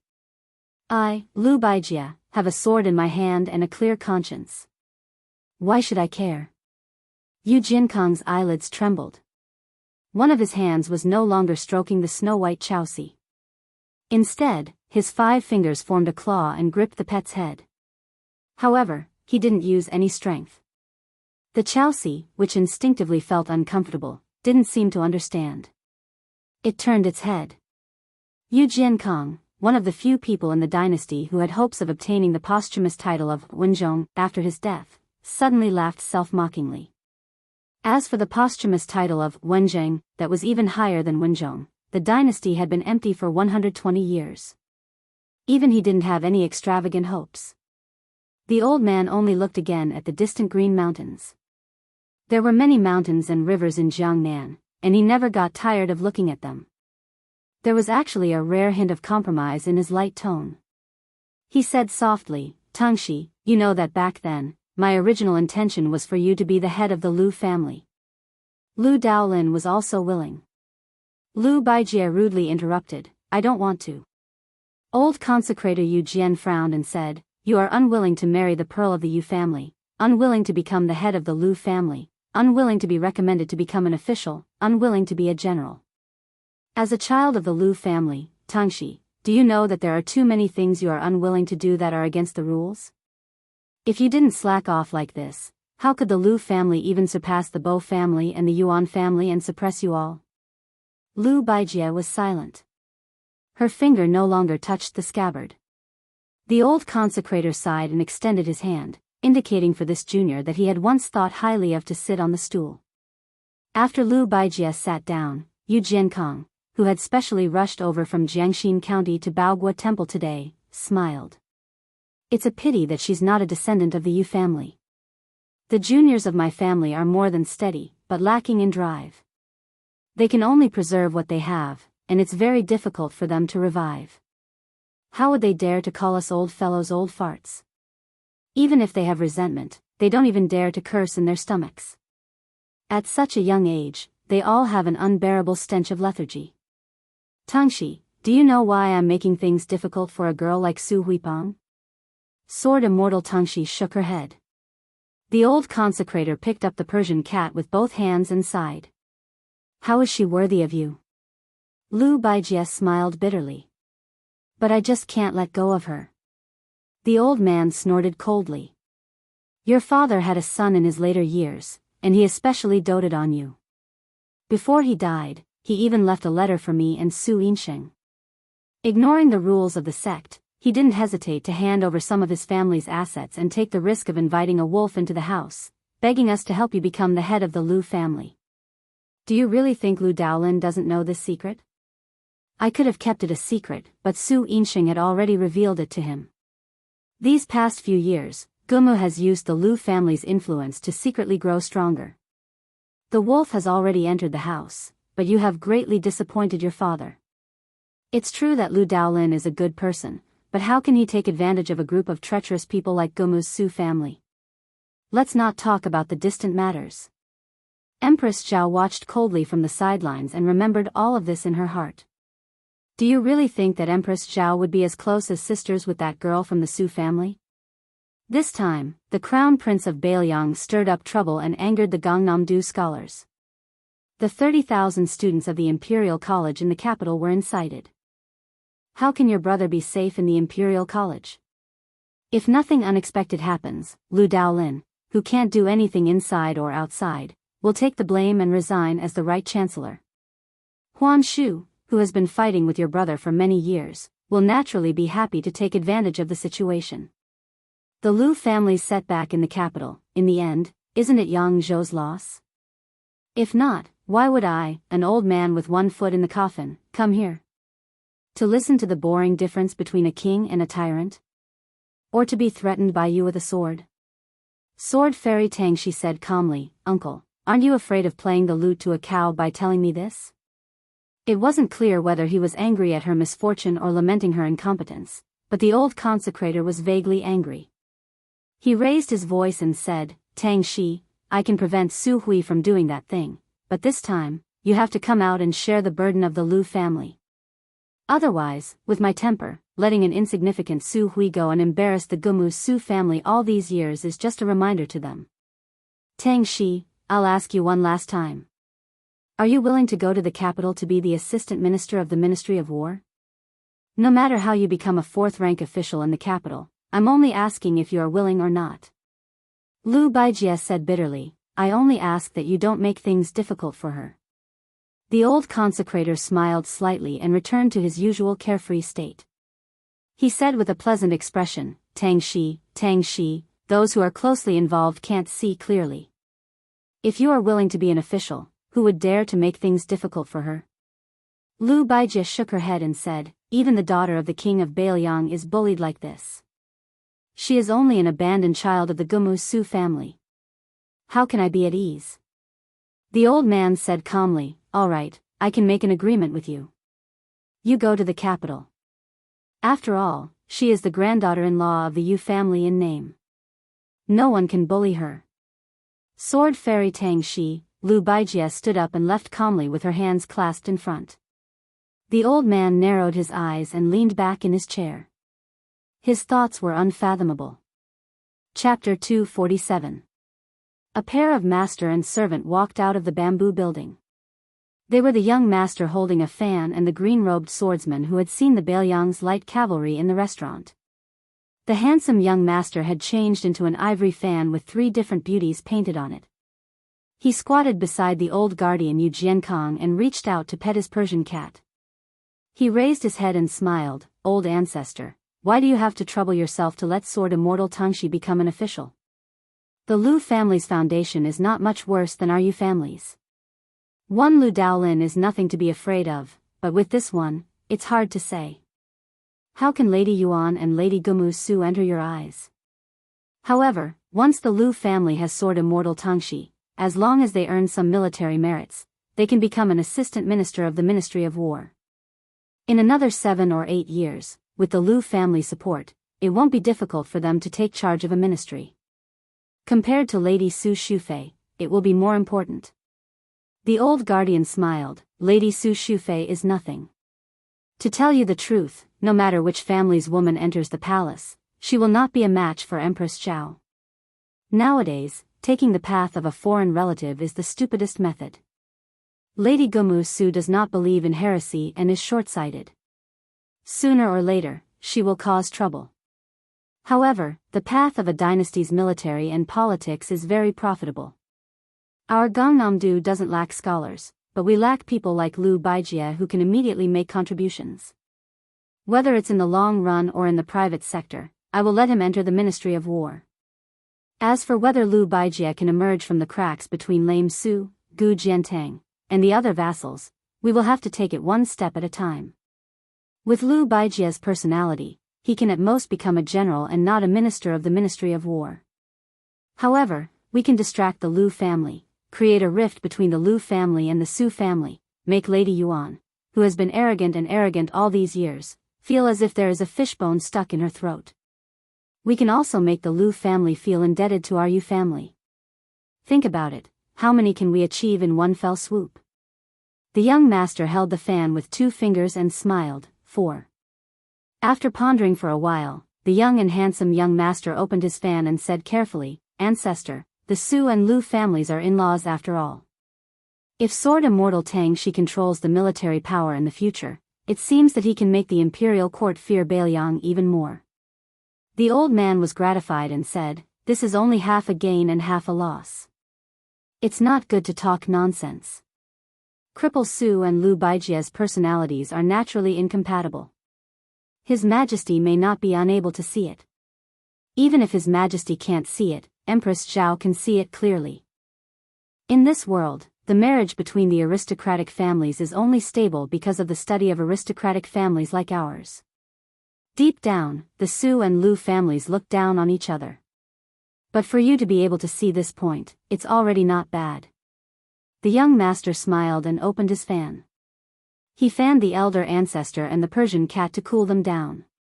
The old man said softly, although I called that guy Lame Su, he's still the demon slayer who destroyed nearly half of the youths in 8 countries. He even trampled on the righteousness of spring and autumn. He's not someone a child like you can casually provoke. Thus, don't think about how to vent your anger on the small fights in the restaurant. If you make a mistake, you'll be inviting trouble to yourself. Lame Su's protectiveness is something that you children haven't personally experienced. I don't care if you don't understand it now, you just have to remember these words. The delaying tactics of small officials can give even ministers and generals headaches. When it comes to you, you have to learn to wait. It's a good thing to be young. You can wait. Whether it's Zhang Julu or Gu Jiantang, their achievements today are all due to waiting. The young master nodded. He didn't dare to take the elder ancestor's advice lightly. Although it was a bit regretful that he couldn't immediately trip up the Bailiang heir, since even the elder ancestor said to wait, he was only a bastard son of the Yu family. He naturally didn't dare to disobey and understood the importance of patience. At this time, Su Fengnian only brought Princess Jing'an with him as they walked and stopped in Baogua Temple. As they walked, they arrived at the foot of the crouching dragon pine outside the temple. There was shade and a clear spring. Su Fengnian sat on a rock beside the spring. He was particularly comfortable in the scorching heat. Today, Baogua Temple was hosting an unprecedentedly grand debate. Ordinary pilgrims couldn't enter the temple to burn incense and worship Buddha. There were several monks standing guard at the entrance. Other than familiar faces, ordinary people had to hand over their name badges. Only those with sufficient status could enter. Su Fengnian saw a poor and pedantic scholar pacing back and forth outside the temple for a long time. The sun was scorching hot and he was quickly covered in sweat. He guessed that it was because Su Fengnian was dressed in brocade and had an extremely charming maid serving him by the spring. He didn't dare to come forward to enjoy the shade. In Gangnam-do, it was a great shame for a descendant of an aristocratic family to sit at the same table as a child of a humble family. Of course, the scholar didn't dare to ask for trouble. However, he really couldn't endure the heat of the sun. After hesitating for a long time, he finally squatted down at the spot furthest away from Su Fengnian by the spring. He cupped a handful of water and splashed it on his face. It was extremely comfortable and he let out a long breath. After squatting for a while, he saw that Su Fengnian didn't make a sound. Only then did he carefully sit down and wipe his wet hands on his sleeve. He took out a book from his bosom and silently began to read. Su Fengnian glanced at it out of the corner of his eye. It wasn't a book commonly seen in Jiangnan, but rather the For Scriptures, Chapters and Sentences collection, by the great scholar of Bailiang, Yao Baifeng. Looking at the scholar's lips, it was even more interesting. It was simply deviating from the classics to the extreme. Mr. Yao's interpretation of the scriptures, based on what I have seen, may not be the saint's original edict. There are many things to consider. His words are too high, but he exerts his own will too much, overflowing the original scriptures. He has the suspicion of wanting to surpass the saint, so that he treads on empty air without substance. It is not the orthodox interpretation of the scriptures. However, compared to the meticulous Confucianism of the school of learning, there are still many lovely aspects. There is less restraint and more understanding. Su Fengnian observed the scholar's lips and felt it was very interesting. Especially when the shabby scholar closed the book and said, "I, a scholar, will be buried in the grave." He couldn't help but laugh out loud, startling the scholar. His hand trembled and the For Scriptures, Chapters and Sentences collection fell into the water. The scholar hurriedly jumped into the water. Seeing the soaked book curled into a ball, his heart ached so much that his face was gloomy. After climbing ashore, his soul seemed to have left his body. Even if he tore off a page of this soaked book to dry, it would probably be more than half destroyed. For a moment, he sighed in despair. Su Fengnian joked, "How much is a book worth?" The scholar didn't raise his head and said, "This book is indeed not worth much, but if I read it, I can make quite a bit of money." Su Fengnian clicked his tongue and said, "There is a saying that a well-read scholar sells the emperor, but you can't even enter Baogua Temple. Who cares about you?" The shabby scholar smiled and lowered his head, minding his own business. "Who said I was going to sell it to the emperor? The sage Yunxiu governs the country and pacifies the world, but there is no such thing as the emperor." Su Fengnian bent down and picked up a watermelon that had been chilled for some time from the spring water. He reached out and knocked on it. It just happened to split into two. He smiled and said, "Do you want to eat?" The scholar raised his head with a puzzled expression. Su Fengnian smiled and said, "You don't dare?" The scholar didn't say anything and only frowned. Su Fengnian simply threw half of the watermelon over. The scholar was flustered and managed to catch it with great difficulty. Seeing Su Fengnian engrossed himself in eating, he lowered his head and ate a mouthful. The coldness penetrated his heart and lungs. Su Fengnian joked, "To be buried in the grave, what great ambition." The scholar paused for a moment. This time, his heart and lungs were really cold. Chapter 248. The Confucian school of exegesis was the same as the Buddhist school of Buddhism. Exegesis was not the same as reading the scriptures, nor was it the same as talking about the scriptures. Both were things that only a great scholar could do. His Royal Highness, this poor and pedantic scholar in front of him, dared to make irresponsible remarks about Yao Bai, the great scholar of Confucianism, who was famous for his exegesis of the scriptures. As for the ambition of the so-called posthumous title of Wenzheng, it was even more shocking. Even the old consecrator of Yang province, Yu Jiankong, only hoped that it would be a great fortune to have a Wenzhong behind him. In the spring and autumn period, heroes vied for the deer. After Li Yang ascended to the throne, there was a clear standard for the posthumous titles of officials. The civil officials used Wenzheng as the leader, but this posthumous title had been vacant for 100 years. Wenzhen followed closely behind, and everyone in the court viewed it as the possession of Grand Secretary Zhang Julu. After that was Zhong Duan, Kang Yi, and so on. Since Wenzheng and Wenzhen did not dare to hope for it, then Wenzhong became the most popular item for the various vassals and top civil officials in the dynasty. In today's world, in order to determine the status of aristocratic families, the number and weight of posthumous titles was undoubtedly an extremely important standard. Normal scholars did not dare to say that they would be posthumous to Wenzheng even if they died. Once exposed, if it was a small matter, it would be considered improper conduct. If it was a serious matter, it might even lead to imprisonment. The scholar's heart was pained when a book of the four classics fell into the water. It was clear that he came from a poor family. Having his thoughts exposed by an outsider, the scholar's panic disappeared in a flash. He soon calmed down and lowered his head to continue eating the iced watermelon. After Su Fengnian exposed his thoughts, he did not continue to be unforgiving. Instead, he was aroused by the posthumous title. It was natural for civil officials to have a posthumous title, and military officials were no exception. There were relatively few titles with the word military, but there were still 18 characters. Therefore, there was a saying that a real man should have 18 posthumous titles. The character E took the top spot. The first 9 were Eli, Ning Jing, Ping Xiang, Jing, Min Su. It was rumored that great General Gu Jiantang had already given the posthumous title of Wu Jing. Eli, Ning San, was still a huge suspense. Unlike civil officials, military officials often had lower posthumous titles. Generally speaking, it was a great honor to have one of the first 9 posthumous titles. This was related to how aristocratic families despised military officials. Of course, if a military official could have a posthumous title, it would be an even greater honor. This was only favored by those military officials who came from rich and powerful families. For example, Tengxi's sword immortal Lu Baijie was able to become an official. After her death, it was not impossible for her posthumous title to take the lead. Su Shao had never been too concerned about this. He always said that after 3 generations, it would be enough to have a passable posthumous title.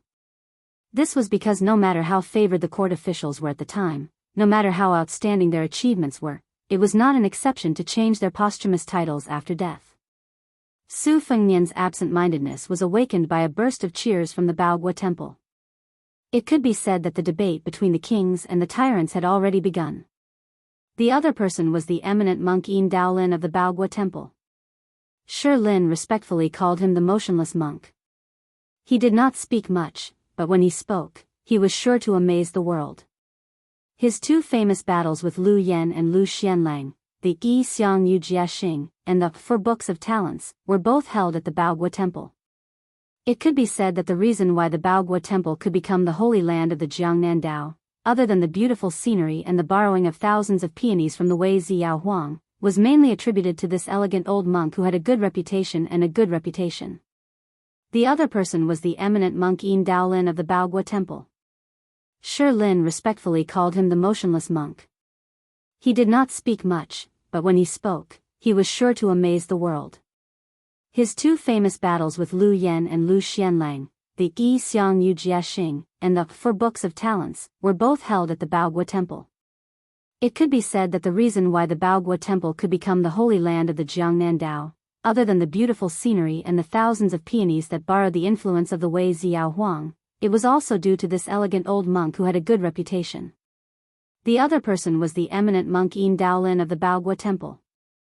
Shi Lin respectfully called him the motionless monk. Su Fengnian finished eating the watermelon and asked, "Do you want to participate in this debate? I heard that as long as you win a few, it will be more useful than obtaining scholarly honors." The scholar who had only eaten a few mouthfuls of watermelon smiled and shook his head. He said self-deprecatingly, "I was fortunate enough to participate once and was chased out after saying a few words. I don't know if I won or lost, but I probably lost. The scholar from the Yuan family who debated with me will probably be recorded as one person removed." Su Fengnian caught a glimpse of the female Taoist nun Su Hui rushing out of Baogua Temple and walking straight over. He ignored her and looked at the scholar in front of him. He smiled and said, "Isn't this something to be expected? I'm guessing that you will be sitting alone during the debate, right?" The Daoist nun walked closer and said, "Your Highness guessed wrong this time." Su Fengnian had a look of realization. He said, "Sister Su brought me in?" The Daoist nun Su Hui nodded with a smile and explained, "Young Master Zhang is full of wisdom and is especially good at debating. He is original and ingenious. He once asked me to explain the advantages and disadvantages of military and political affairs to Su Gong." The general commented that he did not stick to one pattern and that it was not easy to do. Su Fengnian was slightly surprised and said, "Oh." During lunch, he chatted with his elder sister Su Jihu about Su Hui's family background. The general of Gumu Su's family, Dragon General Su Gong, was the mainstay of the family. This general, who was good at both military and political affairs, was born in a rich and powerful family. He presided over the military affairs of the 3 provinces in Gangnam-do. He had made a lot of bold and decisive reforms and tidied up the government. Su Shao thought highly of this person. Since he could be praised by Su Shao, who was known to be arrogant, he was naturally a very powerful character. As for the 6 matters that disappeared in Yangzhou, even Su Fengnian might not believe it. There was a copy in Su Zhao's study room and he circled a lot of it himself. As for how to strengthen the border defense and solve the financial problems, Su Fengnian had seen it with his own eyes, so there was no need to doubt its weight. On the way to Hutting County, he had specially asked Lu Qiu to get a copy, but he did not expect it to be written by the poor scholar in front of him. He just did not know how this child Zhang was related to Su Hui. The relationship between a woman from a rich family and a poor scholar was just a beautiful scene in a novel about a scholar and a beauty. Especially in Gangnam-do, where family status was very important, it was even more unrealistic. This was probably the reason why Wang Dongxiang's, the first snow, was so popular in Gangnam-do. During the banquet, Su Jihu bluntly talked about the grudges between Su Huipeng and Lu Baijia, as well as the Lu, Yu, and Su families. It was obviously impossible for this female Taoist nun to be tired of this poor scholar. This made Su Fengnian even more curious. Could it be that this scholar was really a great talent in running a country? Born in a poor family, it was really rare for him to have a strategic vision. Su Zhao's former right-hand men, Yang Talent, Zhao Guangling and Yin Talent, Li Shan, were not poor scholars. They were real gentry families. Su Fengnian was just about to exchange some pleasantries when he found that Tang Shi Sword Fairy had also appeared. Su Hui's face immediately darkened and she turned a blind eye. Lu Baijie smiled bitterly. When the poor scholar saw this one of Lu's glittering 7 jades, he did not bow to her and seemed to be familiar with her. He took the initiative to bow to her, but he regarded himself as a nephew. This kind of arrogance would make a scholar's hair stand up in anger. Tang Shi Sword Fairy was a celestial figure, so what kind of person was this nobody? How dare he not avoid or retreat? Was he not afraid of dirtying the eyes of Mr. Lu Qi? Lu Baijie also seemed to have a good impression of the scholar. She gave him a few words of sincere encouragement before turning to look at Su Huipeng. She hesitated for a moment before saying, "I want to talk to you." Su Hui sneered and said, "Mr. Lu Qi has avoided suspicion for so many years. Why are you making an exception today?" Chapter 249. Su Fengnian and the poor scholar both automatically turned their heads. With a tacit understanding, they decided not to look or listen. This pair of man and woman, who had stirred up a great commotion in Gangnam-do, were in a deadlock. In the end, it was the female Taoist Su Huipeng who was defeated. She walked with Lu Baijie along the quiet and empty wall of Baogua Temple. Before leaving, Su Huipeng did not forget to bid farewell to His Royal Highness. Then she told the scholar that there was no harm in entering the temple to debate. She had already told Baogua Temple that no one would stop them. So there were only 3 people left by the spring. The scholar surnamed Zhang frowned slightly. Su Fengnian smiled and said, "My surname is Su and my given name is Xianxia. Dian as in classic, Xia as in sword case. What do you think of my name?" The poor scholar smiled and said, "Dian in the case cannot cry." A good name. Princess Jing and Pei Nanwei, whose face was covered with a veil, could not help but roll her eyes. Su Fengnian asked, "Since you have permission, why don't you go in and listen to the debate? As for me, I'm just an idiot. Since Sister Su said that your talent is not ordinary and I want to bask in your glory, I'll sit with you." The scholar asked in return, "Sitting with me, aren't you afraid of being laughed at by the scholars and celebrities?" Su Fengnian smiled strangely and did not answer. Instead, he turned his head and asked Princess Pei, "Tell me, am I afraid?" Princess Jing, who had suffered a lot along the way, did not dare to ignore the question. Her tone was stiff and cold as she said, "Not at all." Su Fengnian was satisfied. He smiled and looked at the poor scholar. The latter sighed and nodded. He put down the finished watermelon and picked up the 4 classics, chapter and sentence collection, which had been exposed to the sun, and carefully put it into his sleeve. The 3 of them walked out of the shade of the ancient pine tree and walked toward Baogua Temple. Su Fengnian was in the middle, Princess Jing, was on the left, and the poor scholar was on the right. There was a difference between who came first and who came first. As soon as the 3 of them left, Su Fengnian saw a little girl who had been wandering at the foot of the wall trotting to the spring. Previously, because of his presence, the sallow and skinny little beggar-like child did not dare to come forward to enjoy the shade, so she hid in the corner. After the 3 of them left, she finally gathered her courage and went to the spring under the tree. First, she lifted the 2 halves of the watermelon and placed them on a rock by the spring. But when she inadvertently met eyes with Su Fengnian, the little girl in ragged clothes turned pale and quickly put the watermelon back to its original place. Seeing that this rich and imposing child was not angry, she timidly squatted under the tree. The scholar was afraid that this aristocratic scholar, who was familiar with Tang Shi Sword Fairy and Su Huipeng, would be unhappy, so he said softly, "This child is pitiful. She begs for a living and depends on her paralyzed grandfather. If it weren't for her, the old man would not have survived last winter. I taught her some words so that she can use some tricks when begging. Alas, her grandfather must have fallen ill again. Otherwise, she would not have come to Baogua Temple to pick up copper coins. She doesn't dare to pick up too much each time. It's only a few copper coins, enough to buy half a basket of steamed buns, but it's enough food for her and her grandfather for several days." As for the watermelon, Su Fengnian said expressionlessly, after slicing the watermelon rind, "It can be fried as a dish." The poor scholar nodded after a moment of shock, yes. It must have been the first time Princess Jing'an had heard that watermelon rind could be used to cook a dish. She unconsciously glanced at the little girl. The debate between Baogua Temple's Wang and Ba attracted many Gangnam-do scholars.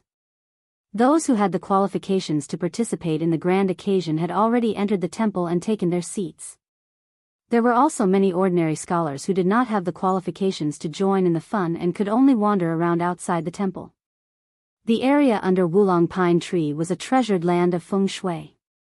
It was originally occupied by Su Fengnian. His Royal Highness was a dandy who did not need to speak and had a domineering arrogance. It was obvious that he was not a person to get close to. In addition, he came from the temple, so the scholars outside the temple could only stand far away. Most of them pointed at the servant girl, whose face could not be seen clearly but who had an enchanting figure. She was a feast for the eyes. In this world, when the rich and powerful went out, they usually looked at the people and horses. As for the noble and famous people, they looked at the beautiful women by their side. The female Daoist nun who came from a noble family was the first class. People like Su Huipu could only be found but not sought. Next, the beautiful and talented courtesans were also the first class. The young and beautiful maids in one's own residence were second. The more there were, the more it showed one's status. A great scholar in Gangnam-do, such as Yuan Jiangyan of the Yuan family, had once gone out with almost 100 young boys and girls. When the Su Fengnian finally made room, a few well-dressed young masters and daughters immediately went up to enjoy the cool air. The little beggar who had rolled up his trousers and bent down to pick up the money in the spring was undoubtedly an eyesore. A triangular-eyed young master sneered and kicked a watermelon into the spring, splashing water everywhere.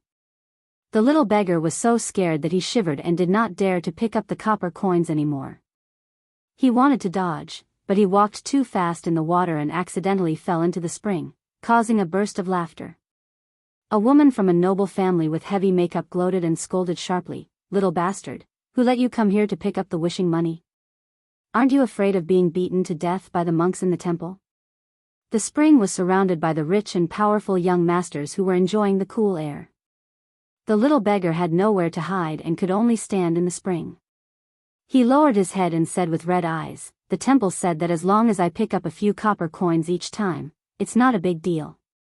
The woman shouted, "You still dare to talk back?" She was angry.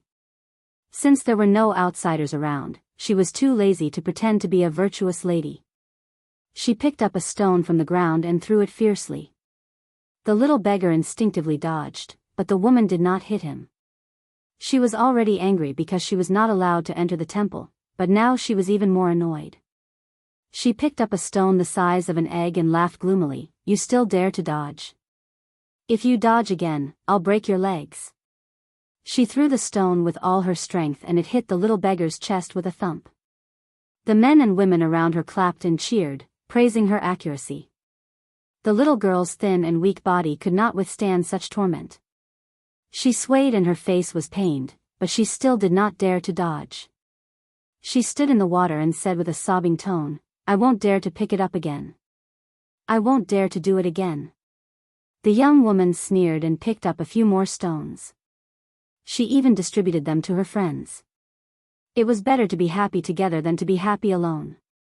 They prepared to play a game similar to throwing bamboo arrows into a pot. Gangnam-do scholars always had the custom of throwing pots in a song to liven things up. Many famous scholars were good at blind throwing screens and back throwing.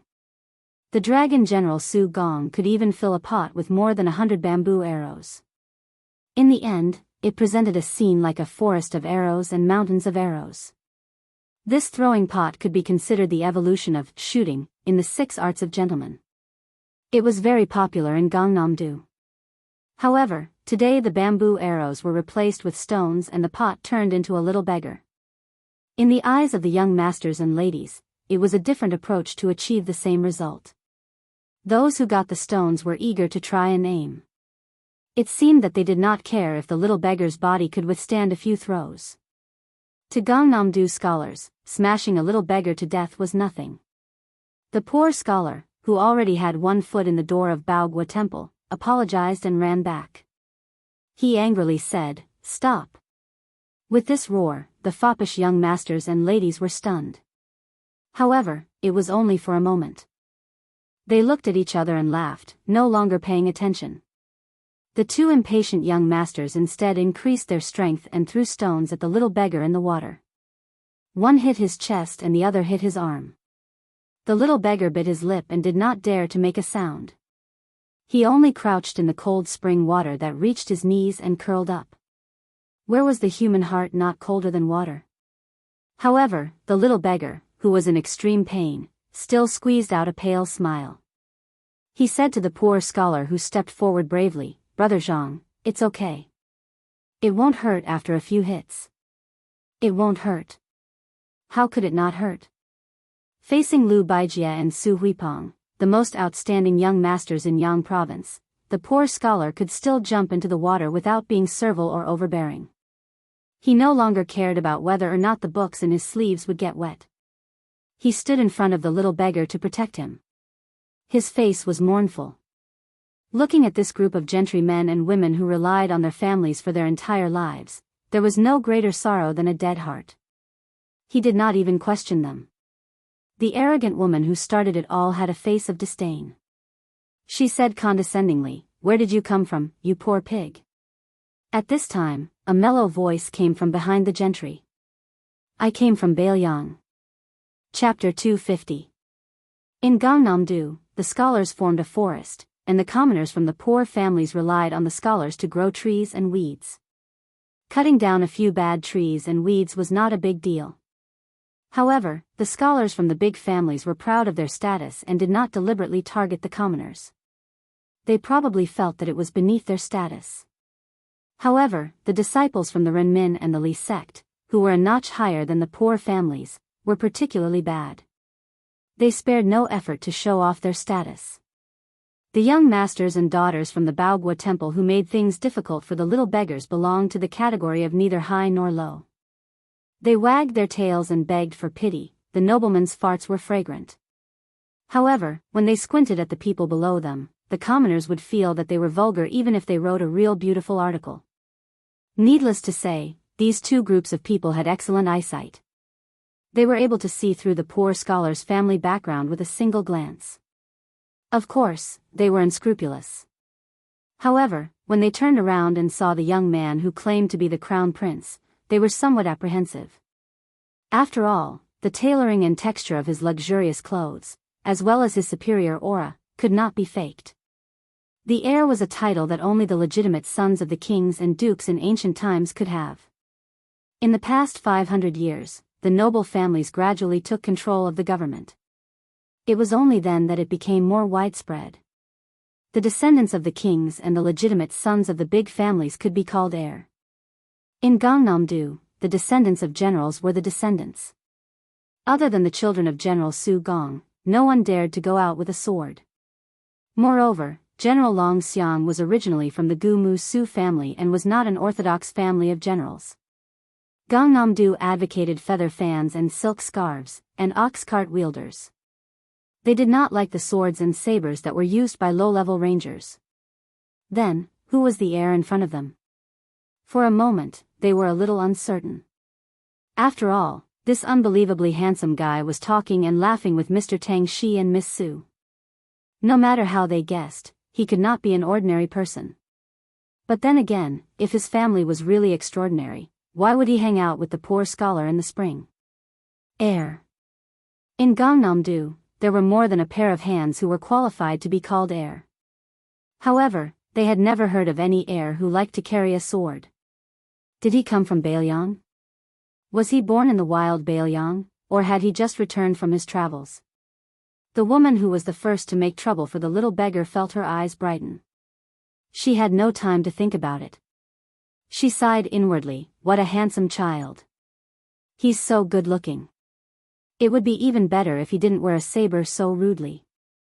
She secretly let go of the stone in her hand and threw away the stone in her hand. She looked coquettishly at the unfamiliar heir, who was walking towards her. Just as she was about to bend her waist and salute him, Su Fengnian was a little bored. It seemed that these guys did not understand his words. They did not associate him with the devil of Bailiang who killed Lu Lighting. Otherwise, this woman would not have the guts to flirt here. Gangnam-do was different from Bailiang, where only he could call himself heir. A heir was not that valuable. If the eldest legitimate son of a big family called himself heir, no one would chase after him.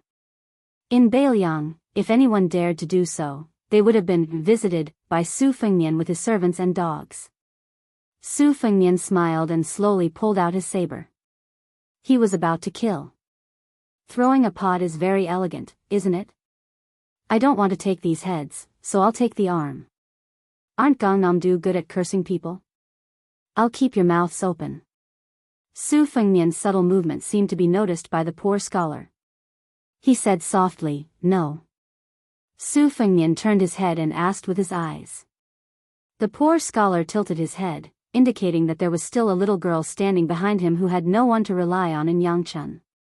How could the little beggar withstand the revenge after this? Su Fengnian frowned. His thumb was still on the hilt of his shudong saber. The group of belated disciples finally regained their senses. The seductive woman was so scared that she took a few steps back.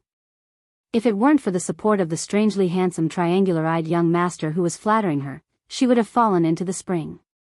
Drawing a sword at the slightest disagreement, what kind of impolite barbarian would do such a stupid thing? Heir my ass. He must be from a small place. Yamen was a special name for the descendants of officials in Gangnam-do. The military camp used animal teeth as decorations, and the camp gate was also known as the Tooth Gate. Therefore, Yamen was a very good image and soon spread. However, in Gangnam-do, no matter how big the Yamen was, it was extremely disliked. General was a derogatory name given by scholars, so how good could Yamen be? Unless it was in the border towns where there were vassals stationed and the military officers were powerful, Yamen had the capital to be arrogant. Families had a genealogy. Naturally, the children of officials and rich families were also ranked according to their ranks. Not to mention the capital where there were as many influential people as there were hairs on a cow. In the local areas, the eldest son of a rich family, the son of a provincial governor and a supervisor of a case, were of course the first class of young masters. Next were the children of a county chief, plus the descendants of a general aristocratic family, followed by the sons of gentry and ordinary officials with real power. Finally, it was the children of the enslavement and the official school. The rank of the father was the most important consideration. Although the famous scholars with profound family knowledge did not have a title, they were better than ordinary officials. Born in such a family, the enslavement and the official school could not be easily compared to them. If one added the important areas of the capital under the emperor's feet, it would be even more complicated. Those palace scholars, 6 ministers, several great generals, deep-rooted families with hundreds of years of history, among them were the powerful officials and retired meritorious deeds, and then there was the extremely reclusive son of a distant relative. These prominent circles were intertwined. Who could distinguish between them? But apart from the capital, there was one thing that everyone knew. In the local areas, in front of the 6 vassals, especially the only one with a different surname in the dynasty, no matter who you were, you had to be well behaved. If you were a snake, you had to coil up. If you were a tiger, you had to lie down. Among the vassals, Zhao Ying, the Duke of Huainan, was the most aloof, but who dared to underestimate the Duke of Huainan's crown prince? Therefore, the so-called crown prince from Beiliang, even if Yangchun city was full of rumors about His Royal Highness of Beiliang's tyrannical behavior, even if he really stood in front of them, no one would think in this direction. He was really too outstanding. Su Fengnian curled his lips and quietly returned the embroidered winter to its scabbard. He somewhat missed the time when he was domineering in Beiliang. On his left was Qingsong, on his right was the Yellow Emperor, and behind him was the evil servant. Although it was not presentable, it was really satisfying to think about it. At that time, he did not practice the saber, so he did not have a fancy posture. But every time after the dust settled, he rolled up his sleeves and performed a set of deadly 18 kicks or something. The group of foppish girls was probably a little afraid of the 2 sabers at their waists, so they did not puff themselves up at their own cost. One by one, they dispersed and gathered in the distance.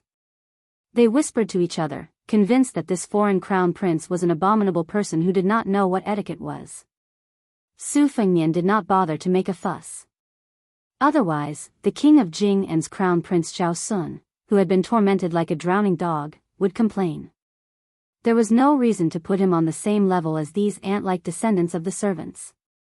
Su Fengnian jumped into the pool, bypassed the poor scholar, and reached out to help the little beggar up. He felt her chest. His Royal Highness had suffered several hardships, and a long illness had turned into a doctor. He used Wudang's big yellow palace to slowly remove the clotted blood for the little girl. The little beggar did not dare to move and stood timidly. Fortunately, her face was no longer pale.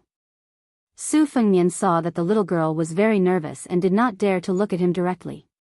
He did not know how to comfort her. He only said to the poor scholar, "It's all right." The poor scholar felt relieved. He hesitated and did not say thank you. Princess Jing'an saw His Royal Highness roll up his sleeves and pick up a handful of more than 20 copper coins from the pilgrim's wishes. He handed them to the little beggar. She did not take them. She looked at the scholar with a panicked expression. Seeing Brother Zhang nod, she stretched out her hands, which were yellow from years of frostbite. Su Fengnian said, "Let's continue to listen to Wang Ba's argument.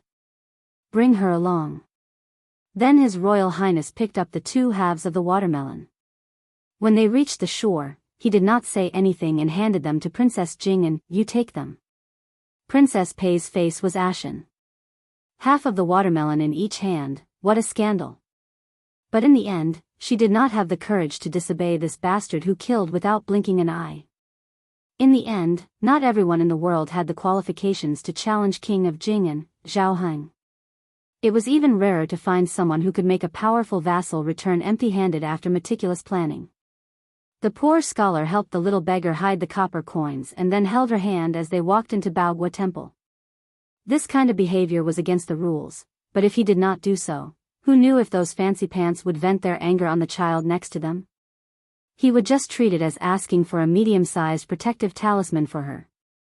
He could only hope that those children of Yangchun City would be a little smarter. The poor scholar stepped over the threshold of the great temple and saw Su Xianxia in front of him. His brocade robe was soaked through. He smiled, somewhat incredulous. Su Fengnian seemed to have guessed his thoughts. He did not turn his head as he led the way. "Don't think that I'm a good person. Those people bully this child, and I bully them. We're all the same." When the poor scholar heard this extremely mocking remark, he could not help but laugh. Princess Pei, who had a stomach full of endless grievances, deeply agreed. Chapter 251. The Baogua Temple was full of people. Excluding the 100 or so scholars who could participate in the Tsushui debate, there were about 300 to 400 spectators. The pavilions were all crowded with people. Su Fengnian went straight ahead and chose a relatively empty corner. He knocked on 2 relatively insignificant scholars with his embroidered winter scabbard, hinting them to move aside and let him sit on the mat. The scholars who could sit here were not simple. The debate of kings and tyrants was at the critical moment when they were suddenly interrupted. The 2 Gangnam-do scholars were about to reprimand him when they saw this barbarian coming out of nowhere with his scabbard and making a throat-slitting gesture. They were so scared that they had no choice but to sit on the mat with the scholars nearby. After Su Fengnian sat down, he beckoned the poor scholar to sit with him. The latter did not stand on ceremony. After sitting down, he looked absent-minded, as if he had mixed feelings.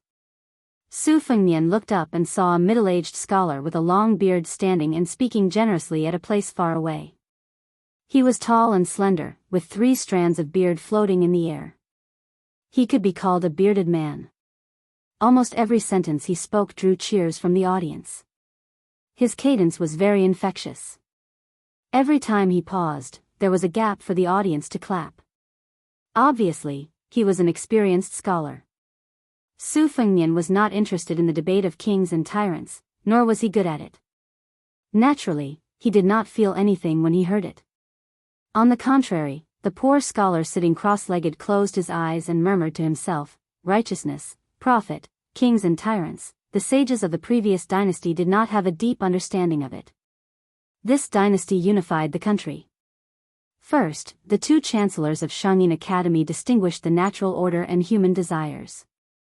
Later, the Yao, Lu, and Zhu families each had their own opinions.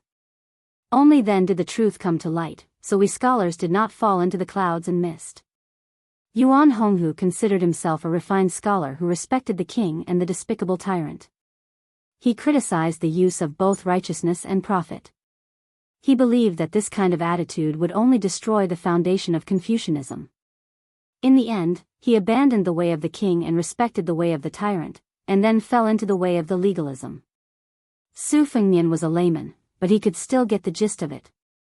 He turned around and asked, "Is this person trying to reason with the heavens and think that Wang Ba is different?" The poor scholar opened his eyes and nodded.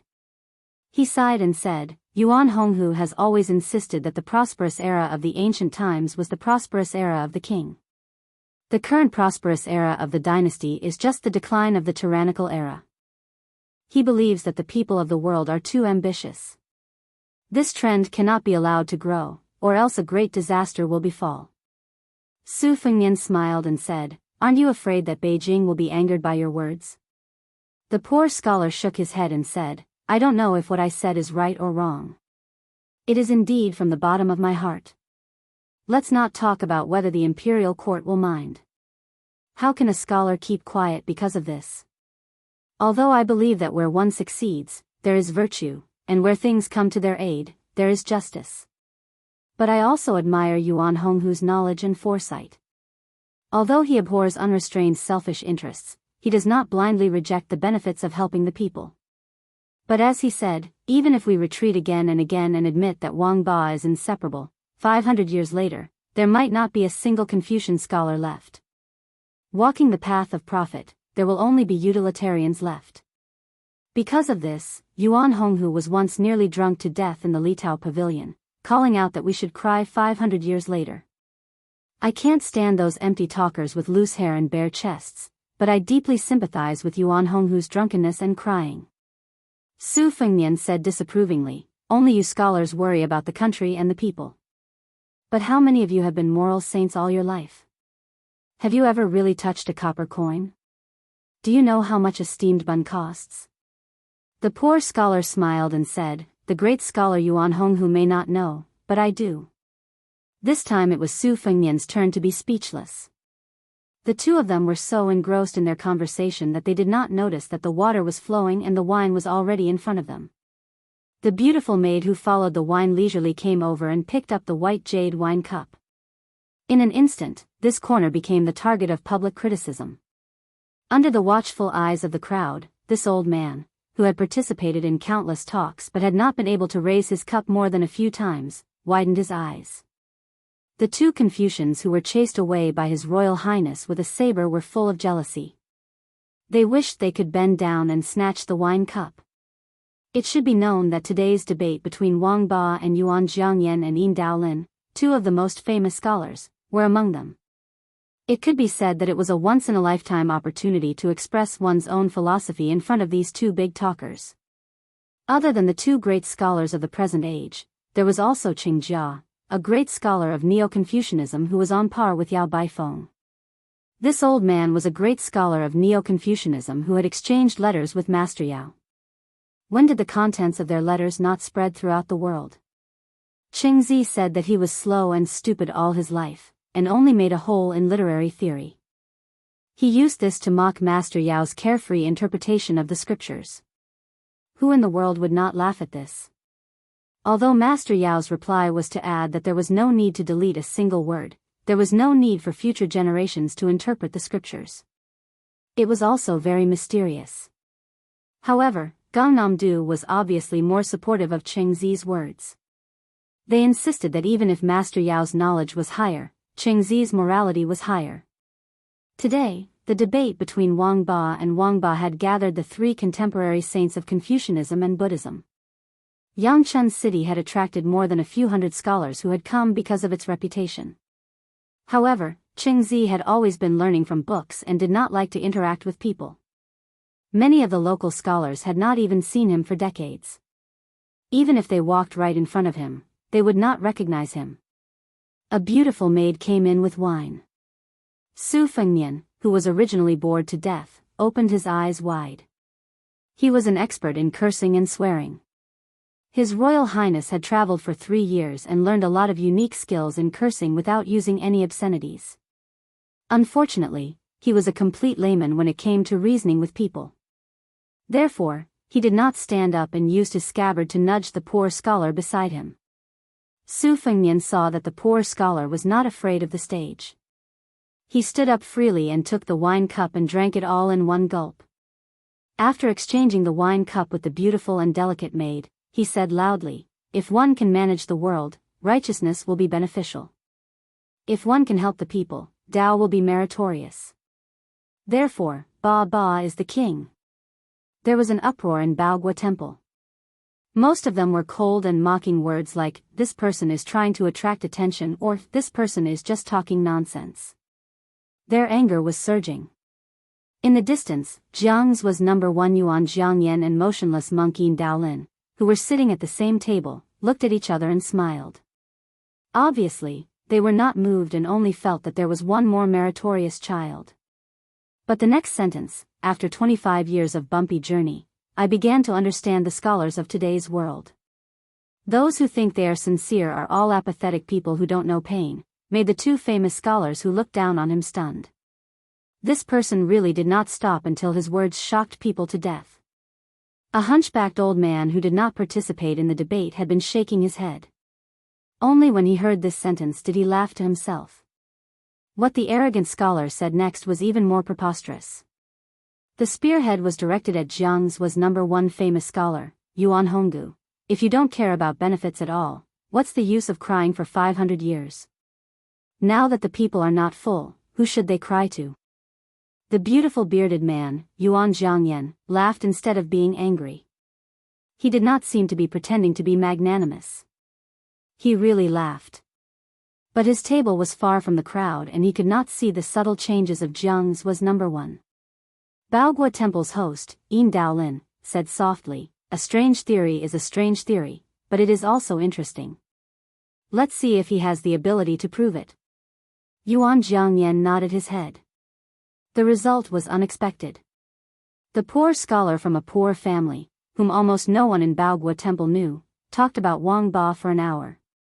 He was very meticulous, which was completely different from the practice of ordinary scholars who cherished their words as if they were gold. Generally, when talking about profound mysteries, since it was profound, of course it had to be extremely profound. The goal was to make people confused. That was true ability. If they understood, it would be a blow to the head. If they did not understand, who would care about them? If a profound talk was strict and logical, wouldn't it be very boring? If the words did not convey the meaning and were thousands of miles away from the topic, then it would be interesting. A white horse that is not a horse is not a realm, a white horse that is a deer is a realm. There were more than 100 famous scholars in the banquet and a few hundred listeners. Those who had strong willpower were still listening to this guy who did not know the big picture.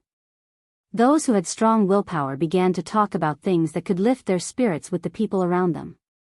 Those who had weak willpower were already itching to curse and yawn. If it was winter, they would definitely be stirring up lice. This was not impoliteness, but the elegance of a famous scholar. Su Fengnian narrowed his eyes. He folded 2 knives on his knees and raised his head with his hand supporting his cheeks.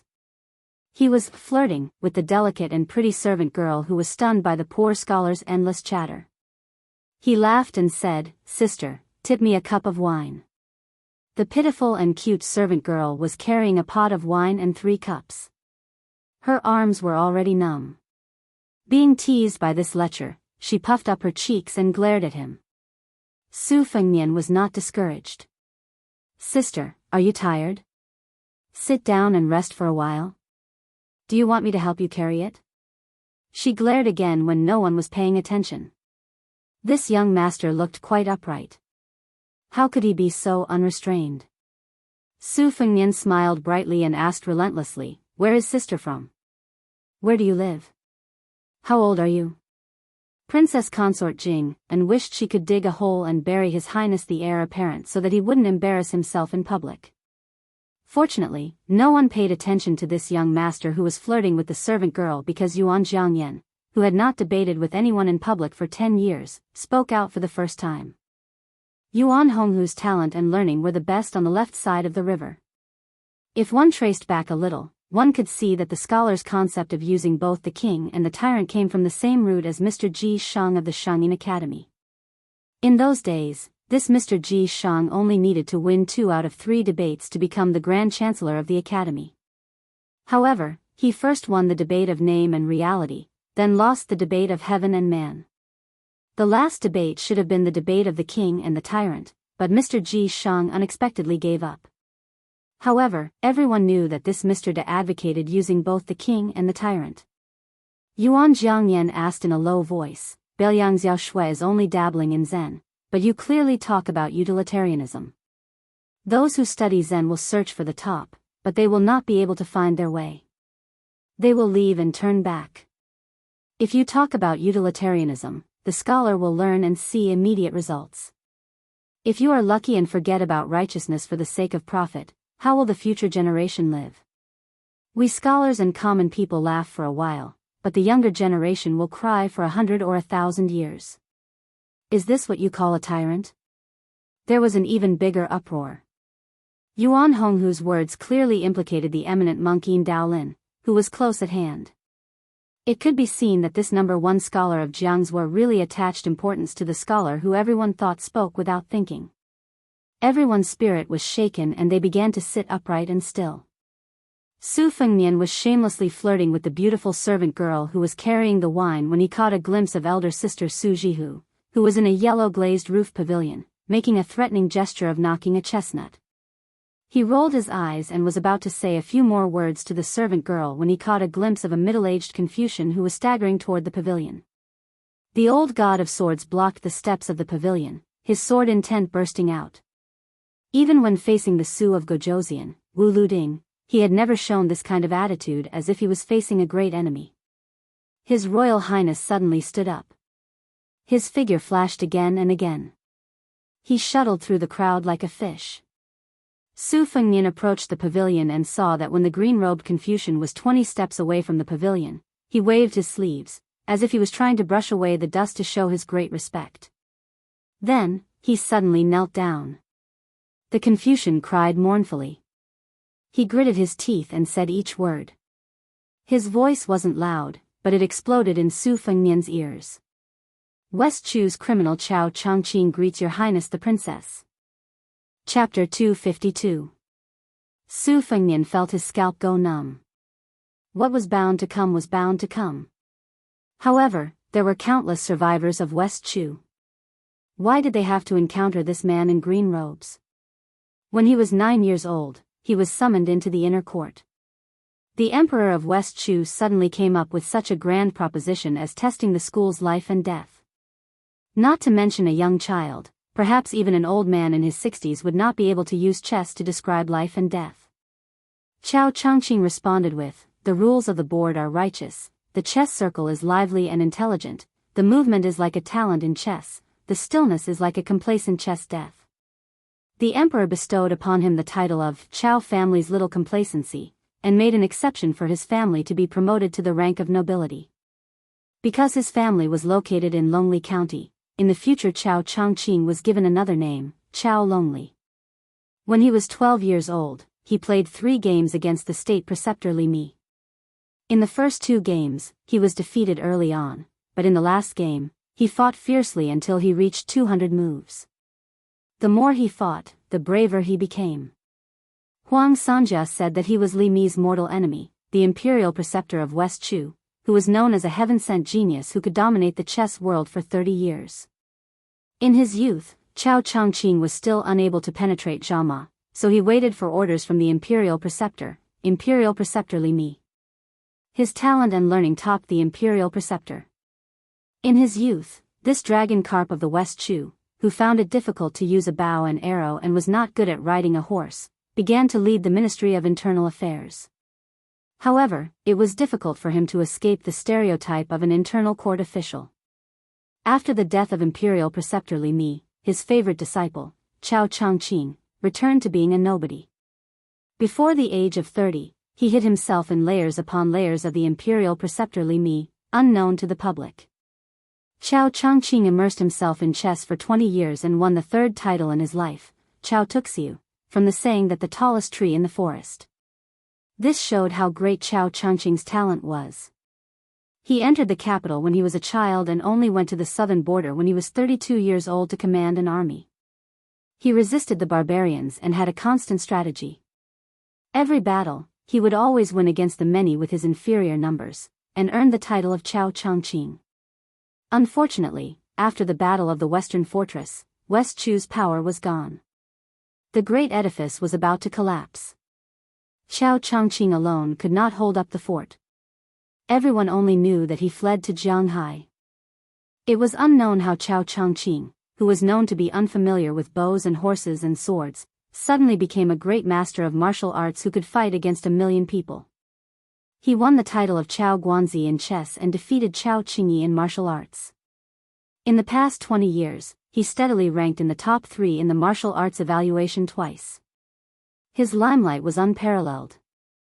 In the first 10 years, no less than 20 important officials of Liang were assassinated by Chao Qingyi. Every time, he would come alone and leave with their heads. In the last 10 years, he entered Tai and city 3 times. Of those, he killed his way into the imperial palace twice. He faced 2 emperors in succession and killed hundreds of soldiers. The most recent time, he was only 50 steps away from the current emperor. If it was not for the protection of Han Diaosi, the most honorable head in the world would have been taken by Chao Qingyi in the midst of thousands of soldiers. It was rumored that Chao Qingyi once laughed at the emperor and said, "If the emperor is angry, he can make the spring and autumn 9 kingdoms fall into millions of corpses. So what if I am angry? As long as there was still Qingyi in the world, even if you obtained the world, you would not be able to live in peace." What kind of spirit did a martial artist have? Following the fall of West Chu, the names of Chao Dai, Chao Longli, and the others were no longer well known. Only Chao Guanzi and Chao Qingyi remained. The former was Chao Changqing, who was invincible in both the Wulin and Yilin. The latter was the only mad scholar in the world who regarded the head of the Liang emperor as something in his bag. Any one of them could make people endlessly fascinated. And this old minister of West Chu, who was rumored to only wear plain clothes and not be good at playing classical music, was now kneeling in front of the pavilion, kneeling in front of the fallen princess. Heaven, earth, king, parents, and teacher, his clan had long been destroyed along with the country. His benevolent teacher Li Mi had long passed away. Now, other than the heaven and earth, which had existed for eternity, who else was worthy of Chao Changqing's kneeling? The answer was right in front of his eyes. Su Fengmian could not figure out how this Qingyi could see through Jiang Ni's identity at a glance. Was it that mysterious and obscure fate that revealed the secret of heaven? Or was it that the little mud man's appearance was too similar to the parents of the emperor and empress of West Chu? But these were not important. For His Royal Highness, the most important thing was to consider whether or not they could stop Chao Qingyi, who was widely recognized as a traitor.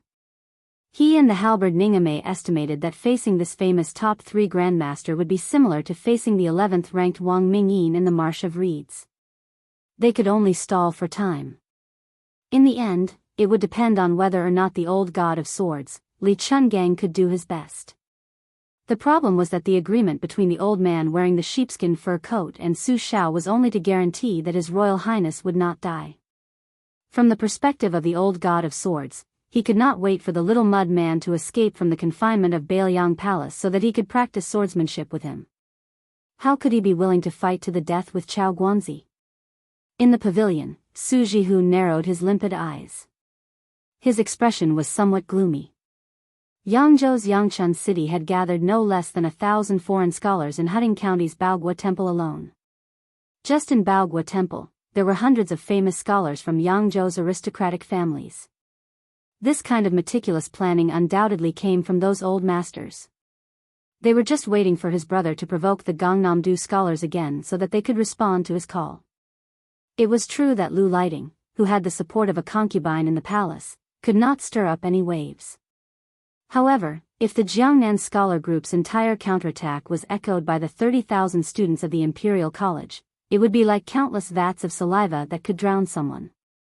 If at this time it was revealed that Bailiang had secretly kept the West Chu princess, presumably no matter how much Su Xiao ignored the ritual, he would have a headache. Su Jihu glanced at Jiang and I, whose face was as white as snow. His brows relaxed and he stretched lazily. He was calm and unruffled in the midst of chaos. He quietly waited for the situation to change. This kind of dead end, he would leave it to Fengnian to break it. Was it not enough to carve out a winning hand over 10 years? Chapter 253. Although there were no outsiders around the pavilion, after Chao Changqing arrived, he still attracted some curious gazes from afar. Su Jihu quietly instructed Ningame to disperse some of the famous scholars from Yangzhou who were trying to get close. She sat close to Jiang and I. If that terrifying middle-aged man in green wanted to harm her brother, she could use the dead princess beside her as a hostage. Su Jihu still had some true affection for Jiang and I. What happened in the past was not all fake. Of course, there was also the intention of going against her sister, Su Weisheng. Su Weisheng bullied her badly, so Su Jihu deliberately doted on Jiang and I. The two women's personalities were really not like biological sisters. Jiang and I was not His Royal Highness. Since she was young, she had been living under someone else's roof in Bailiang Palace. No one taught her how to live. She could not learn the ways of the world to wear a mask and pretend to be polite. After being scolded by the servants and maids of the palace or secretly pinched until her skin turned purple, no one complained. She would only follow her feelings and bear a grudge against His Royal Highness, who was always cynical and always smiling in front of her. Looking at him, she hated him. Who else could she hate if not him? With regards to West Chu, the empire and dynasty whose territory was once larger than Liang, her memory had long been blurred. Many times, lying on the cold bed in the palace, it was already very difficult for her to remember the warm faces of her father and mother. Thinking about it made her want to cry. As for the lofty and magnificent palace of the imperial family, it was even more out of her reach. She also did not want to think about it. Every day when she woke up, she only needed to think about the trivial matters of tiredness. Where would there be a princess with frostbite on her hands? When Jiang and I heard the words of the green-robed scholar, it was as if she had heard a bolt from the blue. She was so frightened that she retreated a few steps. Immediately after, she saw the old god of swords blocking the stone steps. She was even more at a loss.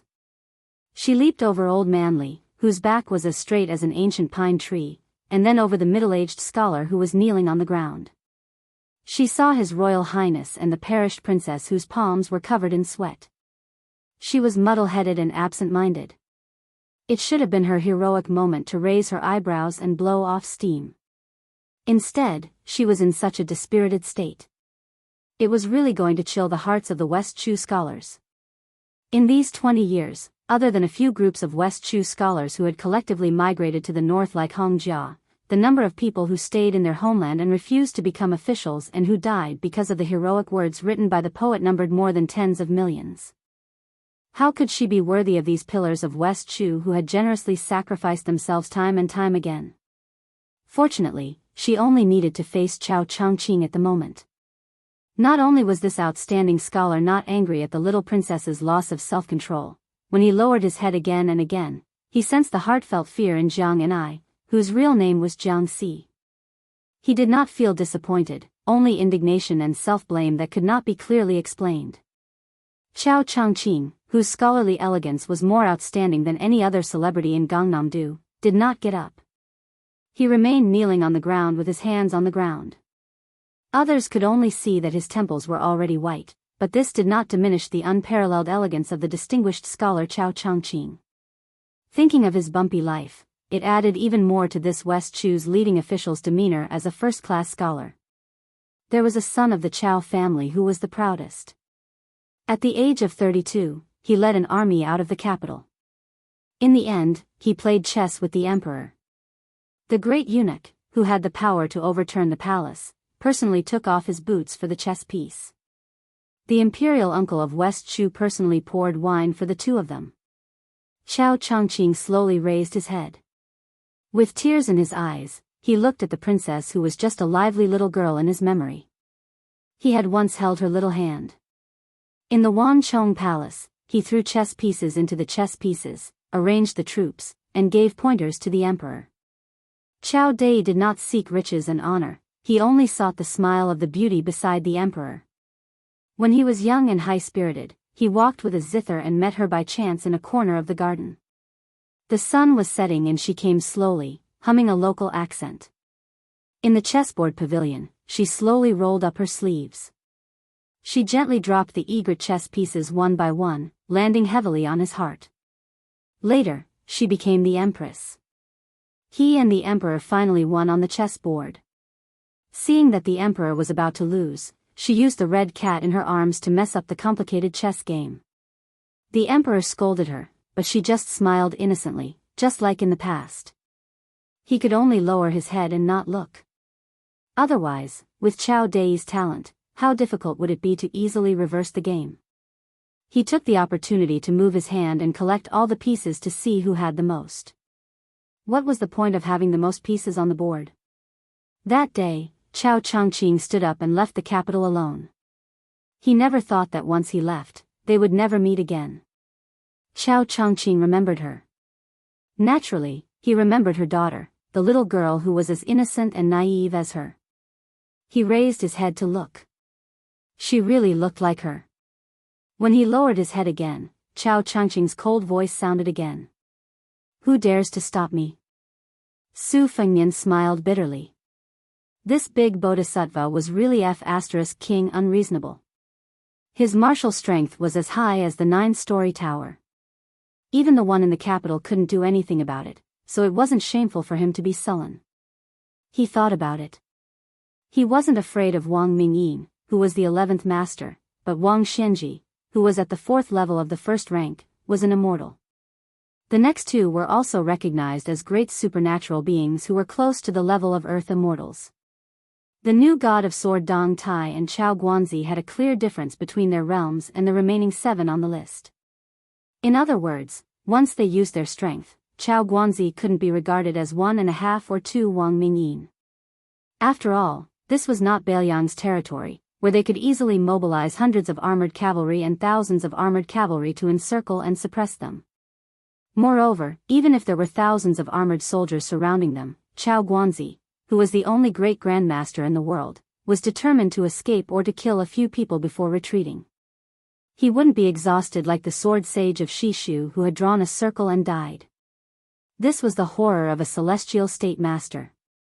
The old god of swords sneered, "Qiao Changqing, you can try." Qiao Changqing's palms on the ground suddenly clenched into fists. Dust rose. Boom! 2 tornadoes appeared. Rings of strong qi, centered on Qiao Changqing's indigo robe, rolled out. The fur on Li Chuangang's sheepskin coat suddenly curled up. Standing behind Qiao Changqing, Su Fengnian was forced to take 3 steps back by the invisible qi. He clenched his teeth and pressed his hands on his saber. His feet made 2 pits on the ground before he could stop himself. Qiao Changqing only stood up slightly and did not make any other movements.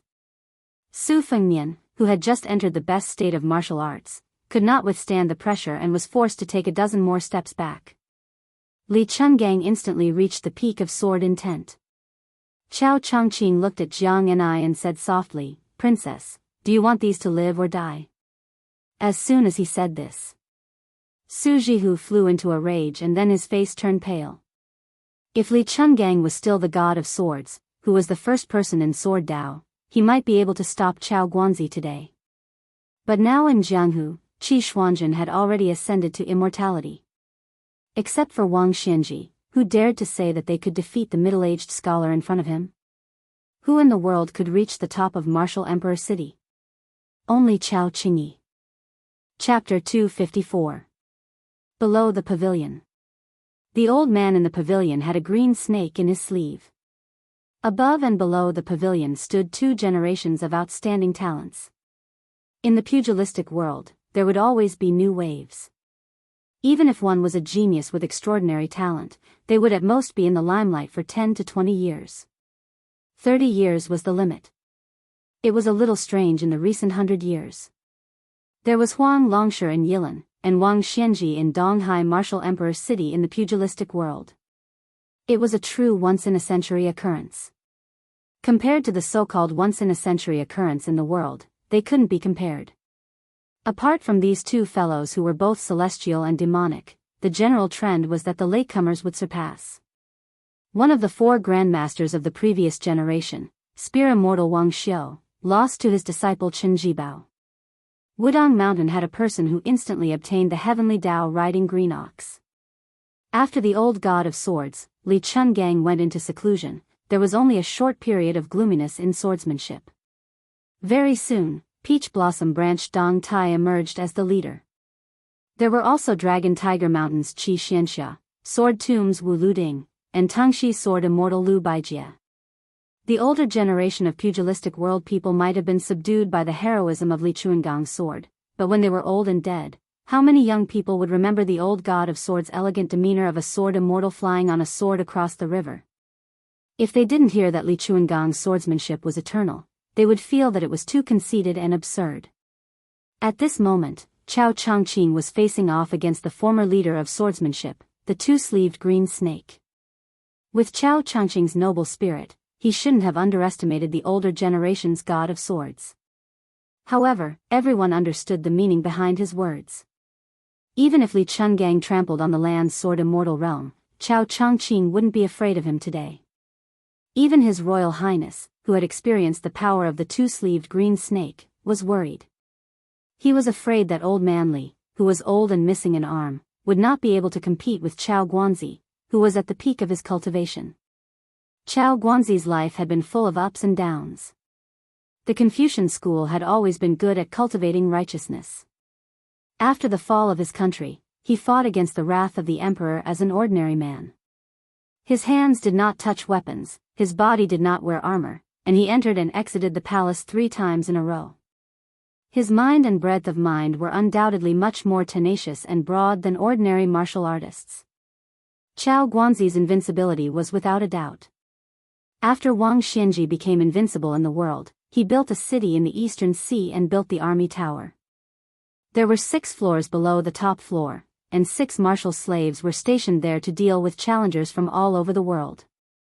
Generally, the peerless masters would rest for a few days after defeating one person. They would wait until their spirit was at its peak before fighting again. Even the insufferably arrogant Dong Tai, who defeated his opponent with a snap of his fingers, still retreated from the army tower after winning.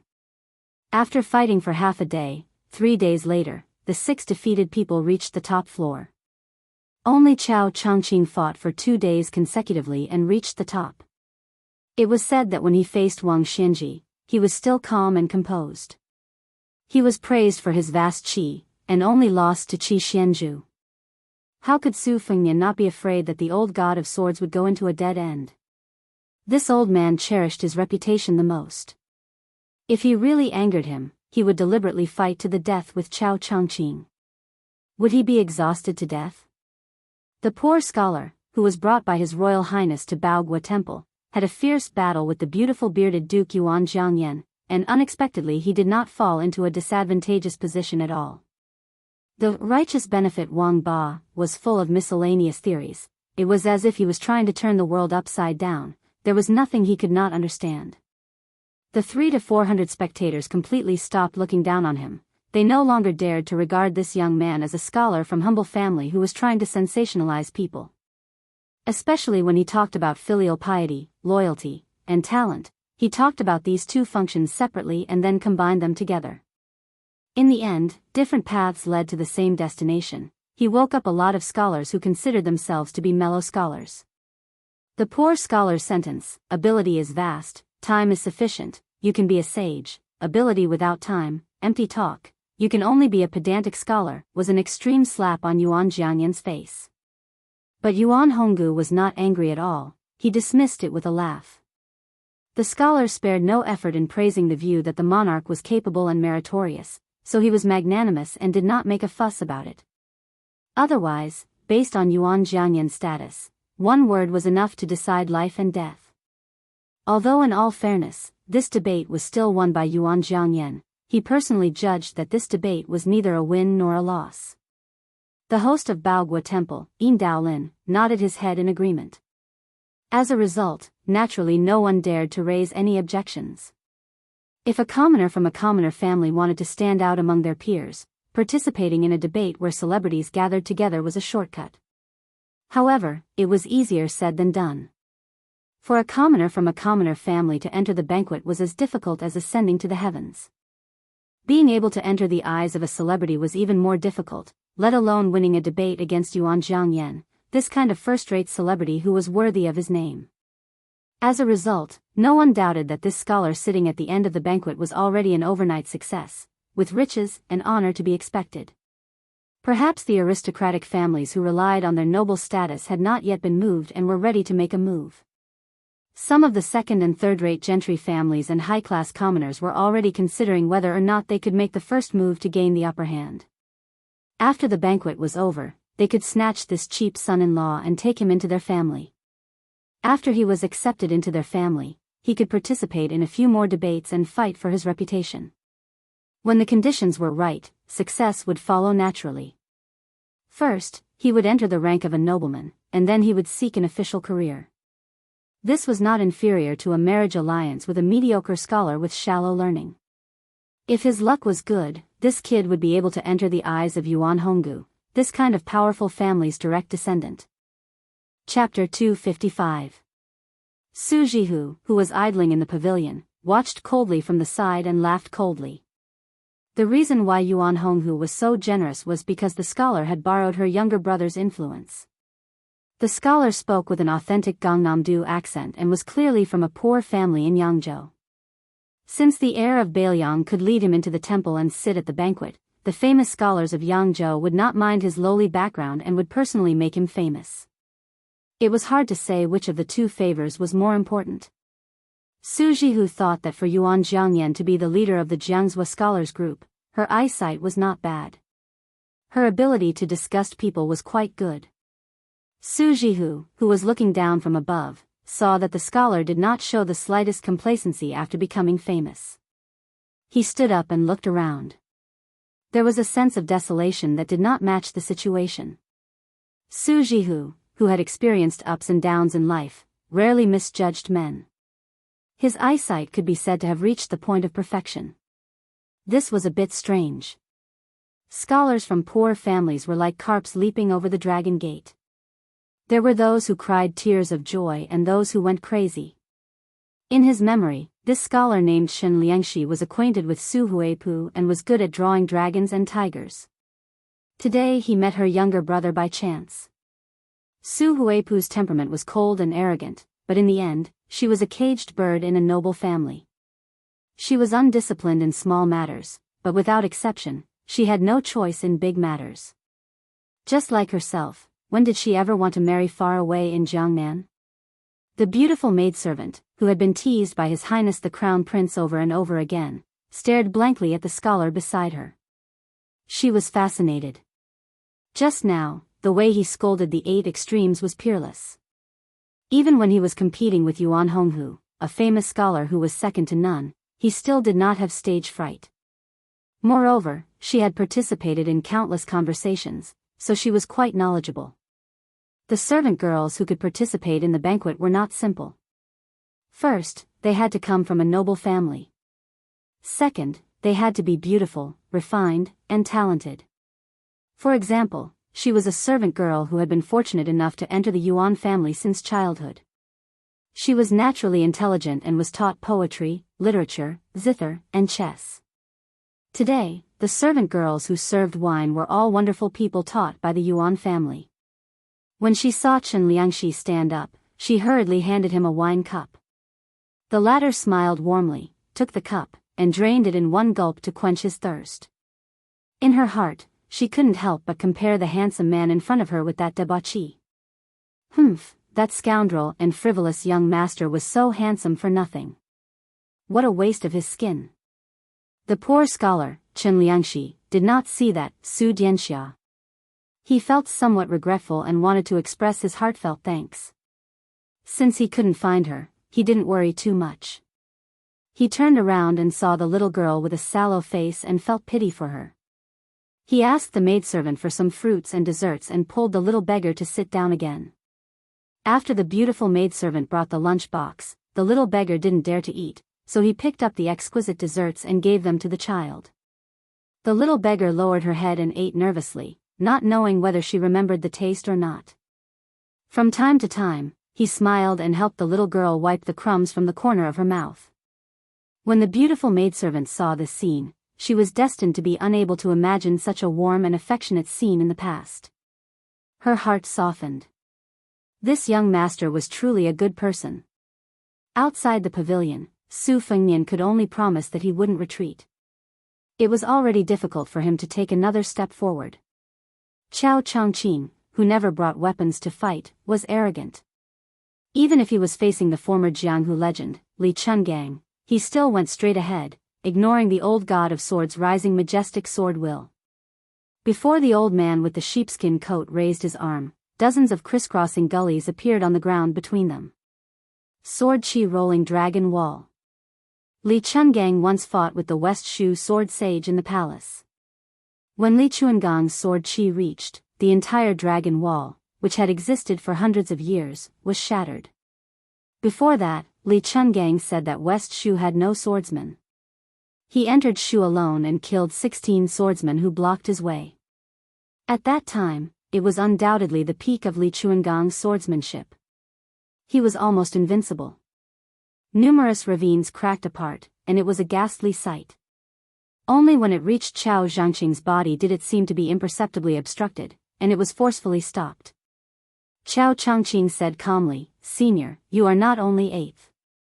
People only know that sword god Li's 2 sleeves are unrivaled, but they don't know the power of the sword Qi to open the gate of heaven." The more the middle-aged Confucian walked, the thicker the gullies became. The two were only 10 steps apart. The old man with the sheepskin coat had a leisurely expression, allowing Qiao Guanzi to walk forward again and again. He only squinted his eyes and smiled, "Stop talking nonsense." Qiao Changqing smiled gently. In the pavilion, Jiang and I, who finally had the courage to stare at Qiao Changqing, asked doubtfully, "Uncle Qizhao?" Qiao Zhangqing abruptly stopped and nodded heavily, all sorts of feelings welling up in his heart. Jiang Ni's eyes suddenly turned red. He wanted to get up, but he subconsciously looked at His Royal Highness. Seeing that he was expressionless, he turned his head and looked carefully at Su Jihu. Qiao Changqing saw this scene and felt extremely sad. Without the old god of swords sword Qi, the ground in front of the pavilion caved in. Jiang and I saw Su Jihu smile and puckered his lips. He then got up and said timidly, "Uncle Qizhao, can you not do it?" Layers of dust and dirt flew outwards like ripples. Qiao Guanzi, who was in the middle, said softly, "Qiao Zhangqing will listen to princess's orders." Even Su Jihu could not help but be dumbfounded. It really was the conclusion that Chen Liangxi of the Tsushui Wangba had made. Unreasonable. The old god of swords snorted and finally retracted his sword Qi. Qiao Changqing walked up the steps, but did not enter the pavilion. He knelt down again. This time, he knelt for the prosperous West Chu of the past. Su Fengnian looked at the standing clay figurine and the kneeling Qiao Guanzi with a complicated expression. Were they leaving? Chapter 256. Why was it that even though they were both the top experts in Jianghu, the difference between them was so great? The old man Li Chungang liked to pick his ears and buckle his feet when he had nothing to do. Qiao Changqing, on the other hand, fit the image of a peerless expert in Jianghu. His body was tall and slender, and his divine aura was restrained. Even when he knelt down, it was soul-stirring. Even though he was an old man with white hair, if one looked carefully, he still had the mellow taste of old wine. It was believed that those middle-aged women with rich experience would be subdued by Qiao Changqing's scholarly demeanor. Su Fengnian stood at the bottom of the steps and quietly watched. Counting with his fingers, he had already seen 3 of the top 10 experts. However, the farmer Wang Mingyin had already been killed by a hand blade. Who could have predicted such an ending? Su Fengnian saw Jiang and I foolishly looking at Qiao Guanzi, as if he didn't know what to do. He wanted to say something but didn't. He found it funny. This idiot, how could he think of taking advantage of the situation? If it was someone else who was slightly smarter and had the support of a great bodhisattva like Chao Guanzi, wouldn't he become arrogant? Who cares if he was a Bailiang or His Royal Highness? He would be pinched half to death by the world's number 3 Chao Changqing with 2 fingers. At the very least, he would be beaten into a pig's head to vent his anger. Su Fengnian smiled and shook his head towards Su Jihu, who was standing behind Jiang and I. He quietly signaled her not to make any moves. In front of Chao Changqing, it was best not to add feet to a snake. Even if the old god of swords was willing to use all his strength to stop him, it would be easy for Chao Changqing to injure anyone. In the world, the only person who could make this green-clothed official bow his head was the stupid girl that he had bullied for many years. His Royal Highness was unconvinced and sullen. In the 100 years of Jianghu, there were millions of martial artists. How many Chao Changqing were there? For some reason, Jiang and I saw the corner of Su Fengnian's mouth curl up and instinctively glared at him. Her glare was just a small habitual action without any lethality. However, today was different from the past. With Chao Guanzi present, even though his back was facing His Royal Highness, Su Fengnian immediately felt a strong murderous intent. Chao Changqing slowly turned his head and said, "Your Highness, Chao Changqing." "As long as you nod, Chao Changqing. As long as I can do it, I will not refuse. As long as I can." Even the 2 emperors of the Liang dynasty could not sleep well because of this old minister. Was there anything that Chao Changqing could not do? Generally speaking, Jiang and I was only a small vase that Su Rintu had brought back to the Bailiang palace. It did not have any real meaning. In the 8 kingdoms of the spring and autumn period, there were hundreds of imperial sons and grandsons, empresses and concubines. If they fell into the hands of the king of Yen and king of Guangling, the beautiful women would at most be reduced to concubines and maids. The mediocre women would mostly be used as prostitutes for officials. As for the princes, there was no lack of them being killed by 10 of them at once. They would become the theme of the celebration banquet.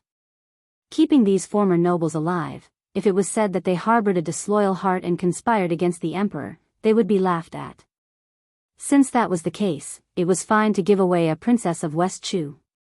Moreover, they could befriend one of the top 3 in the world, Chao Guanzi. Why not? The old god of swords, who had been revealed by Chao Changqing that he had other skills besides the 2-sleeved green snake, paid no attention to this matter. The old man followed the agreement. As long as he could ensure that His Royal Highness did not die, then he wanted the little mud man to learn swordsmanship from him. As for other nonsensical matters, he did not worry about them. Moreover, Li Chungang, who had lived for more than 80 years, knew very well that as long as the little mud man stayed by His Royal Highness' side, there was an 80 to 90% chance that he would learn swordsmanship. It was better to sever this ill-fated relationship earlier. Where in the world could he not go? The old god of swords glanced at His Royal Highness with schadenfreude. He wanted to see how this kid would respond.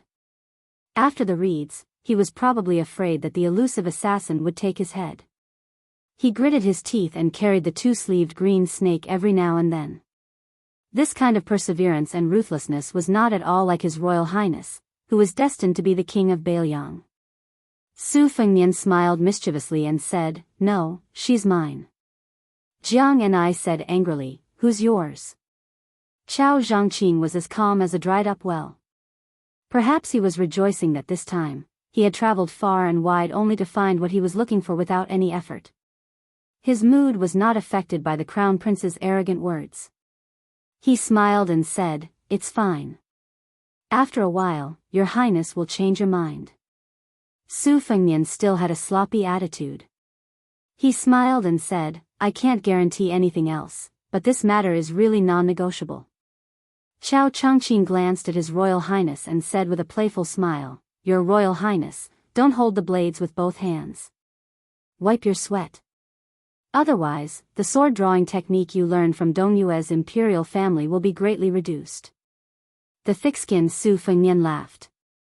As expected, He released his hands from the spring thunder-embroidered winter blades and wiped them on his sleeves.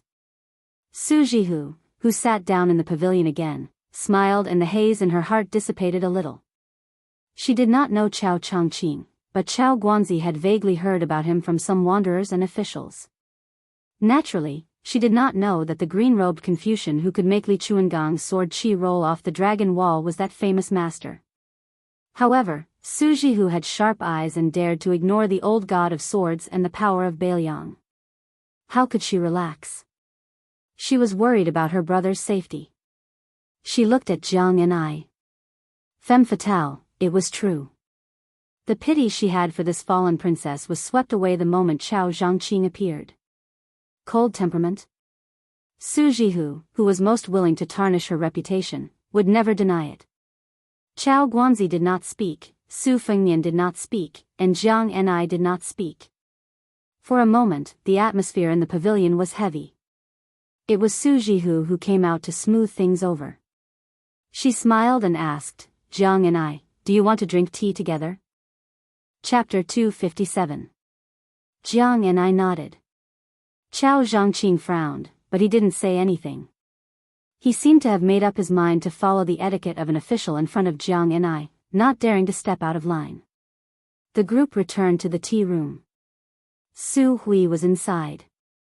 After some polite greetings, she skillfully brewed tea. Her technique was experienced and pleasing to the eye. A woman from a noble family could see elegance in the details. She obviously noticed the unfamiliar scholar kneeling beside her. A man from a noble family, especially after 40 years of age, not to mention appearance, most of them had a spiritual qi support. Whether it was righteous qi or yin qi, it was very different from the common people. This was the so-called foundation. Su Hui could not help but take a few more glances and felt more unfathomable. Jiang and I called Uncle Qi Zhao and handed him a cup of tea. Chao Chongqing bowed his head and took it silently. Fortunately, he did not call her princess again. Su Jihu asked thoughtlessly, Jiang and I, why did you call him Uncle Qi Zhao? Jiang and I said softly, Uncle Qi Zhao is a great national player. I often watch him play chess. Chao Chongqing shook his head and said, this sinner cannot be called a national player. Then he added, this sinner will one day cut off Huang Longshi's head as a sacrifice to the late emperor. Su Huipeng was startled. Huang Longshi, this was not a mortal person. The unjust war of the spring and autumn period was all because of him. That game of chess had never been played before and would never be played again. Cut off Huang Sanjia's head? The late emperor? Su Hui, who was shocked, did not change her expression. She quickly thought about who the middle-aged scholar was. Su Fengnian did not want to be followed by Su Hui on this topic. Chen Liangxi's sudden appearance had already made him vigilant. Gong Namdu advocated talking, but those old foxes were more cunning than the other. God knows if this great scholar who became famous in one battle was a carefully planned hidden chess piece. Moreover, taking the risk to recruit Chen Liangxi was the opposite of the original intention of this trip. Bailiang's heir had just turned 20 and Su Shao had just asked for the hereditary title in the capital. But he was already impatient to train people? What were his intentions? Su Fengnian changed the topic and asked with a smile, Sister Su, where did young Master Chen go? Su Huipu hesitated almost imperceptibly for a moment before saying gently, in the meditation room, Mr. Swan and the others were having a deep discussion about the righteousness and benefits of the Wang Ba. Perhaps they were having a confrontation earlier and had yet to enjoy themselves to the fullest. They had to decide the winner and loser. Su Fengnian drank tea as if it were wine. He did not understand the slightest bit of elegance. He shamelessly asked for another cup of wild tea from Su Jihu. He laughed and said, young Master Chen speaks eloquently, but it's a pity that this heir apparent does not quite understand. Fortunately, Yuan Honghu and the other scholars are knowledgeable, otherwise it would have been buried. Su Huipeng furrowed her eyebrows. She was no longer young, but her temperament was good and she had a unique charm. She patiently said, Your Highness, although Child Shen is as talkative as the famous scholars, he does have the ability to save the world. He can't be regarded as an ordinary metaphysical person. Su Fengnian said absent-mindedly, if that's the case, then I'll ask Big Sister to inform the Lu mansion. If Lu Xianlang doesn't care about his talent, let Mr. Tang Shi promote him. Su Hupeng's face immediately darkened when she mentioned Tang Shi sword Saint Lu Baijia. She did not speak anymore. The corner of Su Jihu's mouth curled up. Qiao Changqing said calmly, this person is an extreme outsider. Using both the Wang Ba and the Wang Ba is just a cover. If he can establish his own school in the future, his teachings will definitely be more harmful than Yao Baifeng's school of mind. Yao Baifeng's school of Confucianism is just a little biased. Even if the Yao family's school of mind becomes popular, scholars will still be scholars and Confucians will still be Confucians. However, once this person's teachings become popular, it will be an internal injury to Confucianism. The root of the disaster will be in the belly and the disease will be incurable. If they want to set things right, it will not be as simple as cutting off a few tails of flesh. If he is not a saint on the inside, how can he be an external king? At the root, his teachings are clearly the same as Huang Longshi's. If this person's reputation is not prominent, then so be it. However, if he shows signs of establishing his own school, then I will definitely kill him. Su Hupeng's face turned pale. The old god of swords sneered, you scholars are the most vicious. Especially scholars, when it comes to killing scholars, you are more willing than anyone else. This bad habit of scholars belittling each other is even more incurable than the jealousy of women. This old man is sick of it. Qiao Zhangqing, this old man will say it here today. In the future, if you want that young man, just let me know and this old man will fight with you. Qiao Zhangqing indifferently declined to comment. Su Huipeng firmly remembered the name Qiao Changqing. Like Su Jihu, she did not know that Qiao Changqing was the Qiao Guanzi who assassinated the emperor. Otherwise, they would not dare to live in the same room. If the capital found out, it would be a disaster. This thorn had been in the hearts of the two emperors for 20 years. Before the previous emperor died, he truly said that if he did not kill Qiao Guanzi, he would not be able to rest in peace. For this reason, there was a group of imperial bodyguards who were hidden in Jianghu. Each one of them was extremely skilled in martial arts. They were also assisted by a considerable number of elite soldiers who spied for information all year round in order to kill Qiao Guanzi. It was rumored that after the emperor ascended the throne, he did not summon these men of sacrifice. They were all under the direct charge of the cat Han Diaosi. It must be known that this was the great eunuch with the strongest yin qi in the world. He was a freak who could kill celestial phenomena. Han Diaosi had white eyebrows and a white face. To put it nicely, he had white hair and a youthful face. To put it bluntly, he had turned into a demon. How many sensational and bloody scenes in the palace were not all caused by this cat? People all said that he had the ability to retain his youthful appearance because he liked to use human hearts and human liver as food. He sliced them into pieces to go with wine. Not to mention whether it was true or false, just hearing it gave off a bone-piercing chill. When the tea was hot, it would cool down. The group left Baogua Temple and returned home. Qiao Changqing stood at the door and watched Zhang and I get on the carriage with his own eyes. Su Fengnian boarded the carriage and asked, Mr. Qiao, are you going to reveal her identity to the whole world? If I don't let her go, will you follow me and let everyone know that I have a Qiao Guanzi by my side? Qiao Changqing smiled and said, His Royal Highness is a smart person. The king of Bailiang is like father, like son. Su Fengnian was silent. Qiao Changqing didn't look at His Royal Highness.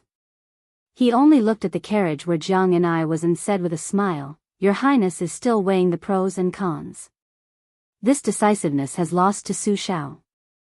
Even your emperor can't kill me, how can you kill me? Qiao Changqing sensed Su Fengnian's aura. He shook his head and said, At least you can't now. Unfortunately, I found the princess now.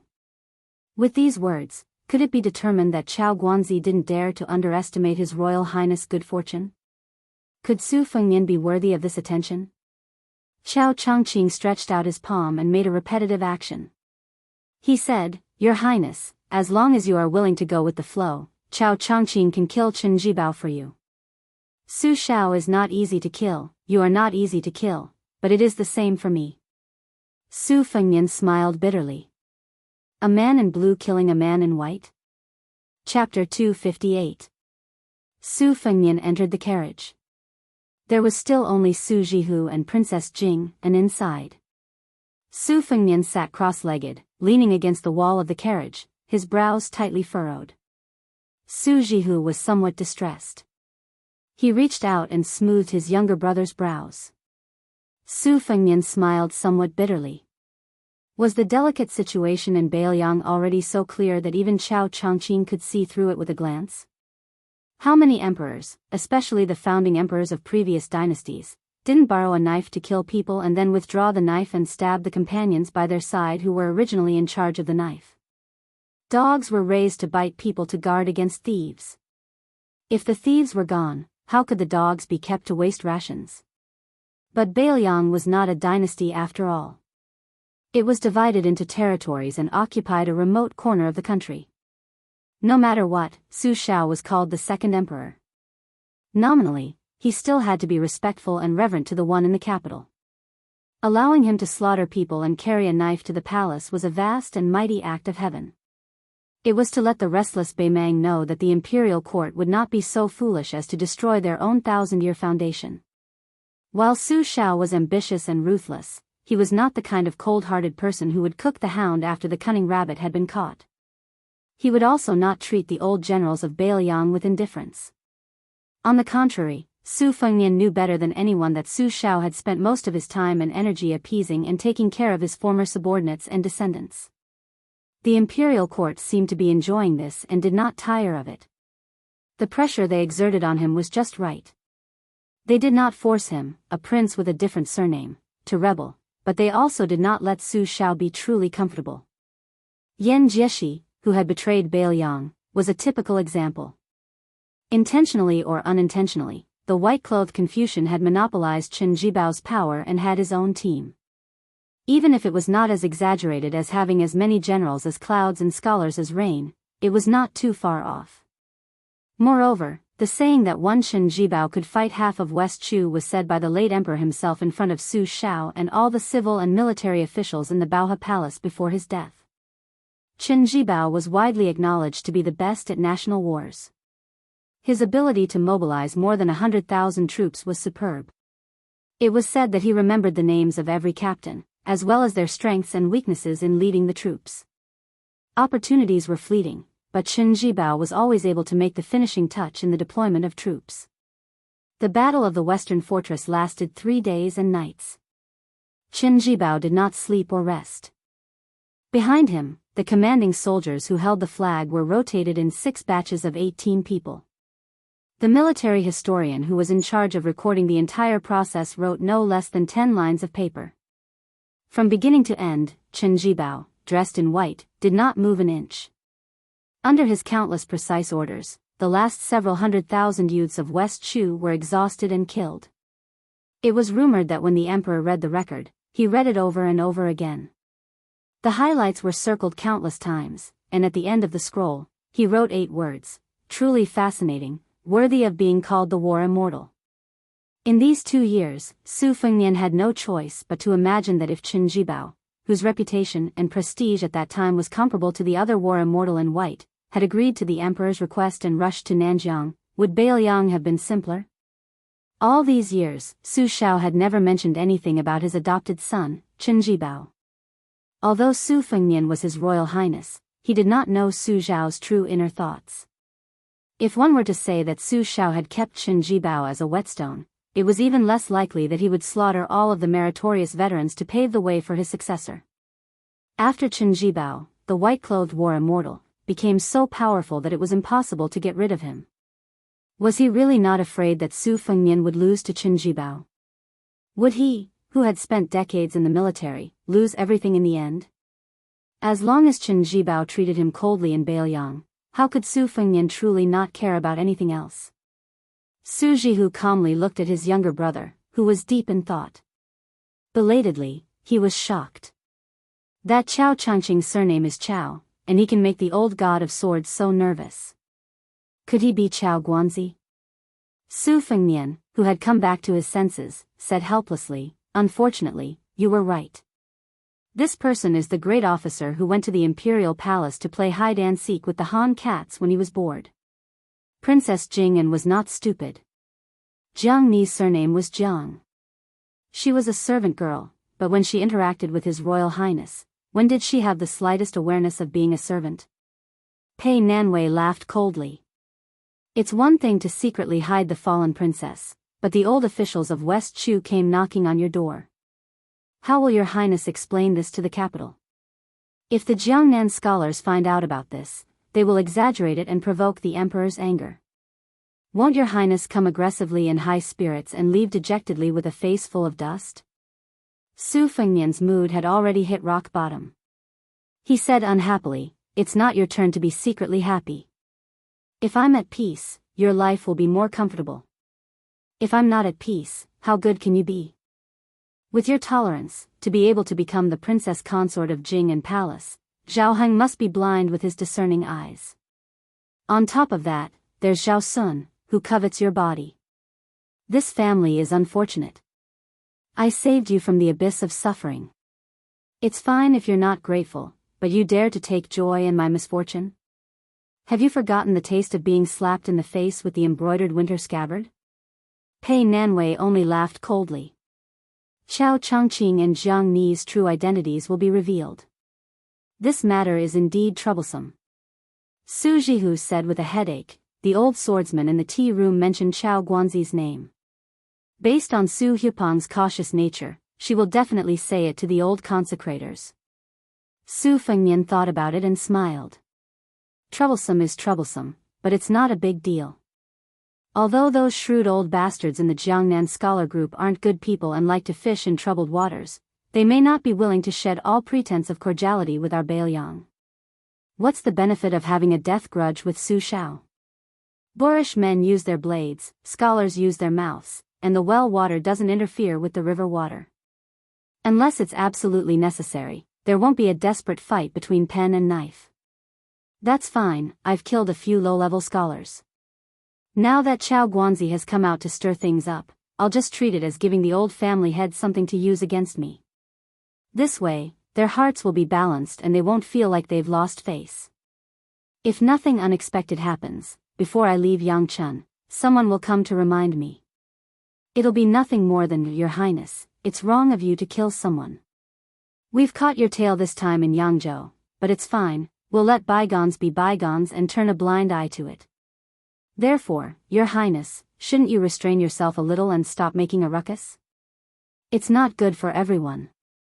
That kind of boring tone, Su Jihu listened to his younger brother imitating the old pedant's tone and nodded vigorously. He couldn't help but hold his belly and laugh. Princess Jing'an couldn't believe it and muttered, "State affairs are such a trifling matter?" Su Fengnian sneered and said, "Trifling matter? How is this a trifling matter? Do you really think that aristocratic families are favored by the imperial court? That they have to wag their tails and beg for mercy from the emperor? State affairs are state affairs, how can they be compared to family affairs? If that's really the case, then wouldn't all those princesses who couldn't marry into the aristocratic families and princes who couldn't marry into the aristocratic families for hundreds of years have suffered humiliation in vain?" Su Fengnian knocked his head against the wall of the carriage and flicked the embroidered winter on his knee with his finger. He narrowed his eyes and smiled. It's only been 20 years. A centipede dies but doesn't fall down. It's hard to say what will happen in the future. It has to be said that Su Shao is really fierce. 10 aristocratic families with intertwined roots that don't recognize the emperor and only recognize the family. He chopped melons and vegetables like cutting vegetables. Those emperors who died at Su Zhao's hands might have 1 or 2 clever people who died with a smile. How could our emperor tolerate so many potholes from the 4 clans of Yangzhou appearing in the courtyard of a flat expanse of land? Bestowing the title of king and holding the fort in all directions was for the sake of cutting flesh with a blunt knife and slowly cleaning up these stubborn skin diseases. There were pros and cons to this action, but taking 10,000 steps back, if these powerful vassals wanted the position of emperor, regardless of victory or defeat, wouldn't they still be surnamed Zhao? Wouldn't the world still belong to the Zhao family? In fact, in the Spring and Autumn War, the ones who lost the most were Princess Pei's arrogant families. The current scholars are clamoring and cursing fiercely, but Su Xiao wasn't afraid because he had calculated the emperor's thoughts. I dare to kill people in Yangzhou for the same reason. Princess Pei, why don't we make a bet? Right now, the scholars of Jiangnan are working with the students of the Imperial College to accuse me of ignoring the laws of the country and committing crimes. Let's bet on who will be beaten down by the emperor with a plank. Princess Jing nodded and said, all right. I don't believe that the emperor won't even give you a verbal punishment. Su Fengnian struck while the iron was hot and said, you think about the wager. Pei Nanwei was also decisive and said in a low voice, all right. Chapter 259. Su Jihu did not mind this kind of small quarrel. Her brother was very good at dealing with women. She shifted her position and leaned against His Royal Highness. She asked, is Chao Changqing's martial arts really as good as people say? Su Fengnian let out a long breath and laughed softly, so good that it's a paste, so fierce that it's a mess. Su Jihu asked softly, then what about the ginger paste? Su Fengnian did not speak. He was able to confidently make a bet with Pei Nanwei, even concealing the wager, because he was certain that the proud and arrogant princess consort of Jingan wasn't a shrewd businesswoman. Once she lost to him, the profits would be greater than the wager he made. But when he was up against Chao Guanzi, who he couldn't beat, scold, or scheme against, he really couldn't do anything. Once one reached the peak of martial arts, they naturally had the qualifications to look down on all heroes. When Chao Changqing first entered the imperial city, it was as if he had entered an uninhabited land. What he said was even more domineering. Killing Zhao is my life's ambition. Don't laugh at me. So what if there are only 3 households left in Chu? I enter the imperial palace like passing through a corridor. For such a master who did not care about his life as if he was possessed by the devil, Su Fengnian aside, almost no one could do anything to him. Unless Qi Xuanzhen appeared, perhaps even Wang Xianji could not stop Chao Qingyi from doing what he wanted to do with his life. That confrontation under the pavilion did not mean that Chao Changqing could defeat the old god of swords. However, for Chao Qizhao, who did not forget West Chu, once he set his mind on something, he could ignore all the gods and Buddhas in the world. That year, thousands of imperial guards were in front of him. He still killed his way through. Wang Xianji was at the top of the building and climbed up in one breath. Today, Li Chungang was in front of him, so he naturally walked up as well. Chao Qingyi's righteousness and Li Chuangang's sword style were different paths leading to the same goal. Should he put the ginger paste? Su Fengnian did not give an answer when he arrived at the Lu Manor's freehand brushwood garden. Chao Changqing did not enter the residence. He did not seem to be in a hurry to put pressure on His Royal Highness. Su Fengnian somewhat understood the thoughts of the 2 emperors of the dynasty. Beside the bed, in Great Peace City, there was an indescribable feeling of suffocation when such a Confucian scholar had appeared in front of him. Chao Changqing came to the capital 3 times and the palace 3 times to let Emperor Zhao of the Liang dynasty know that the whole world was his, but he might not be able to enjoy it in peace. For the entire afternoon, His Royal Highness, with his usual expression, stayed in the freehand brushwood garden and chatted with his elder sister Su Jihu. Su Fengnian talked to her about the white fox face that had ascended to the 3rd floor, about the female Dharma king of the secret sect he had met by chance outside Xiangfan city, about the wooden sword Wen Hua they had met by accident in the city, and about the girl Li Zi who had grown up in the temple. He talked about the romantic girl Wang Dongxiang and the big turtle on the Spring God Lake. As for the difficulties of practicing the knife, he skipped over in a few words. At noon, after His Royal Highness left Baogua Temple, the poor scholar and the little beggar also stepped over the threshold and continued the debate in the meditation room. The time, place, and people were all on Yuan Honghu's side. This time, he had truly lost. Chen Liangxi, who had studied hard, was not discouraged. Yuan Jiangyan's clear talk was worthy of his title as the first on the left side of the river. He was not fishing for fame. There were 3 good things about Jiangnan scholars. They were good at keeping prostitutes, good at maintaining a reputation, and good at creating momentum. Those who had reached the peak were probably Yuan Jiangyan and the few people who could stand shoulder to shoulder with Mr. Ambitionist. The abbot, Yin Daolin, lived up to his nickname as the motionless monk. He did not speak, but when Qin Liangxi rose to leave, Yuan Jiangyan did not move. He only nodded his head in acknowledgement. The old and respected Jiangnan monk personally rose to see him off to the door. Of course, the little beggar could not enter the meditation room. She stood at the door, still holding the empty watermelon in her hands. It was comical and laughable. Walking out of Baogua Temple, Qin Liangxi turned his head to look at the temple door with a faint expression of disappointment. He said to himself, "Our paths are different." "It was not my plan." The little beggar asked softly with a face full of curiosity, "Where's that kind brother?" Qin Liangxi rubbed her little head and said gently, "He should have left Baogua Temple earlier than us." The little beggar made an "oh" sound and was very disappointed. Qin Liangxi bent down to help take the watermelon. He joked, "What's wrong, little ding-dong? You like that big brother?"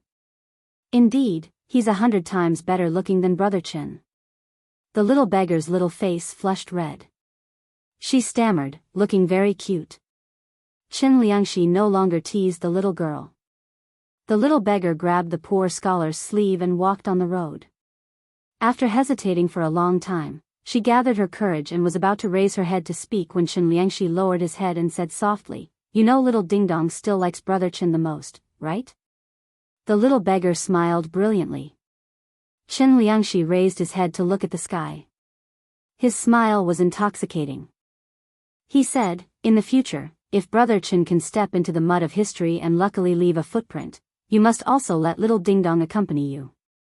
Since ancient times, there had been countless heroes in troubled times, but how many could leave their names in history? Even a few dozen words would be an extravagant hope.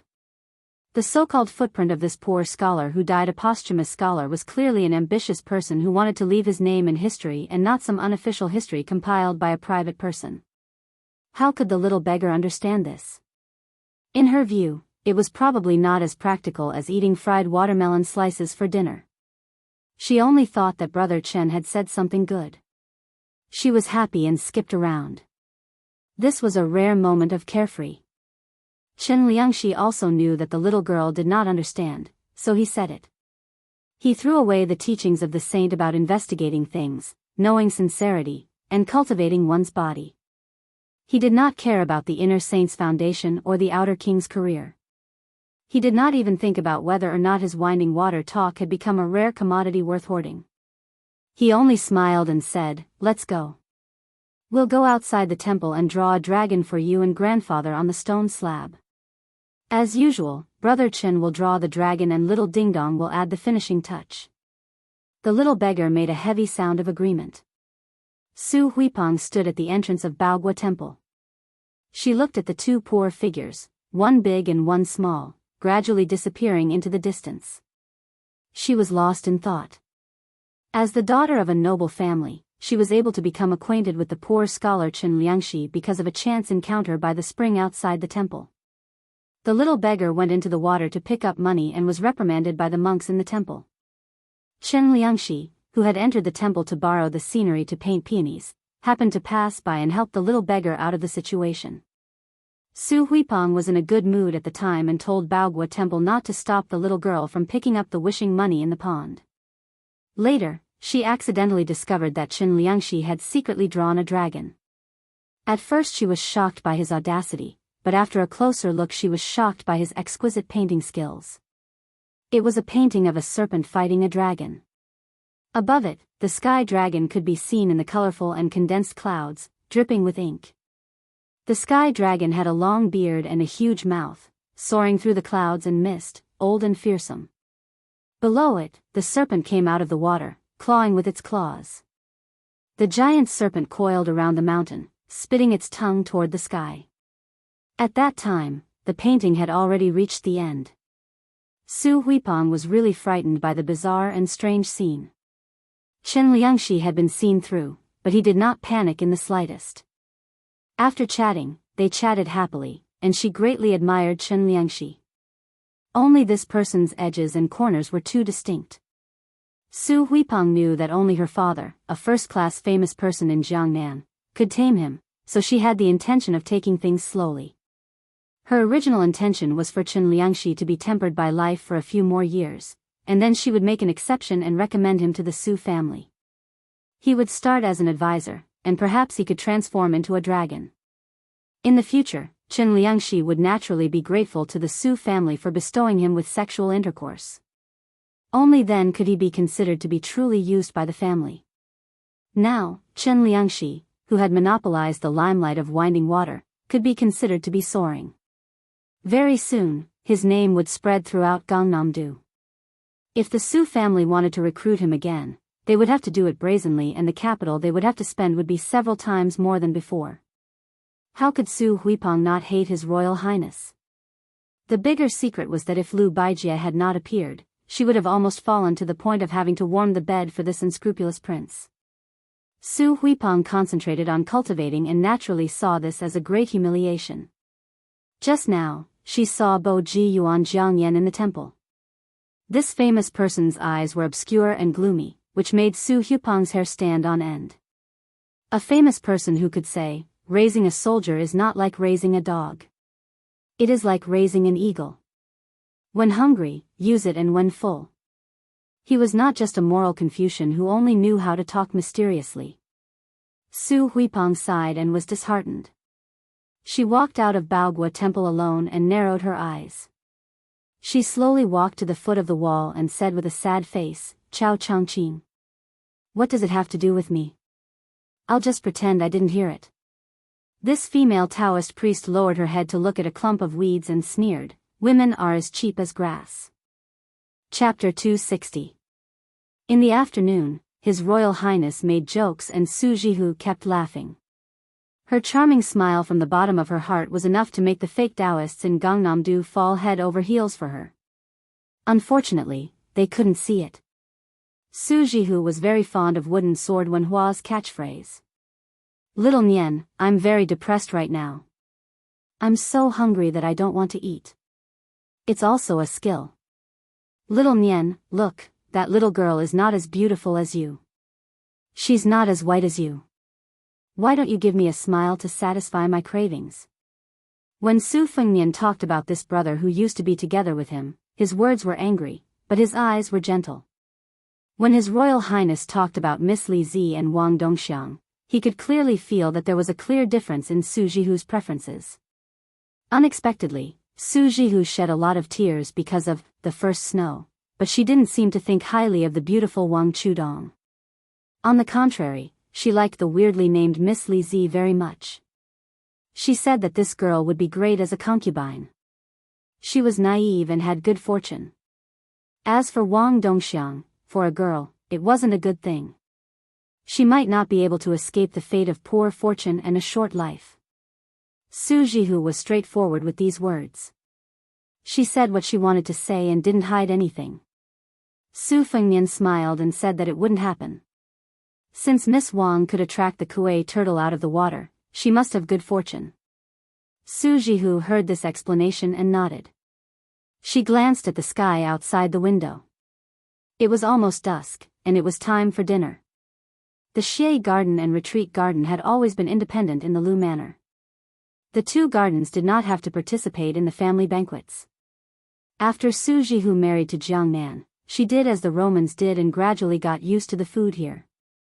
However, in consideration of her brother's taste, she specifically had Xiao Qiao invite two famous chefs from a restaurant in the city to the Xie Garden to make a table of spicy Bailiang dishes. If one was not an expert, one would not dare to try the unique stone cooking and cooking methods of Bailiang. If it was done properly, then it would be refined. The 200 taels of silver from Widow Su, the Gangnam-do Rouge Tiger, was a hot potato. One of them heard that they were going to cook for the Bailiang heir who had killed someone on the street. Before leaving, he rushed home and cried bitterly in front of his wife and children. Looking at his wife, who only knew how to nag all day long, he found her particularly pleasing to the eye. He promised that if he could walk out of the Lu residence alive, he would never go to the brothel to squander money again. The Lu residence did not have a grand atmosphere, but it had an ingenious layout. It was well versed in the charm of hiding wind and gathering water. A green-robed scholar stepped on the top of the wall, the peak of the mountain, and the tip of the pavilion. He arrived gracefully like an immortal. Looking down at the layout of the Lu residence, the green-robed scholar nodded slightly. Finally, he landed on the lakeside. Just as his toes touched the ground, a man and a sword rushed over. The sword aura was cold. The green-robed scholar frowned slightly. His body did not move back. He stood firmly on both feet and tapped on the tip of the sword with his finger, forcibly bending the famous Wuxia Xianxia ancient sword. Between the two was a sword that curved into an arc.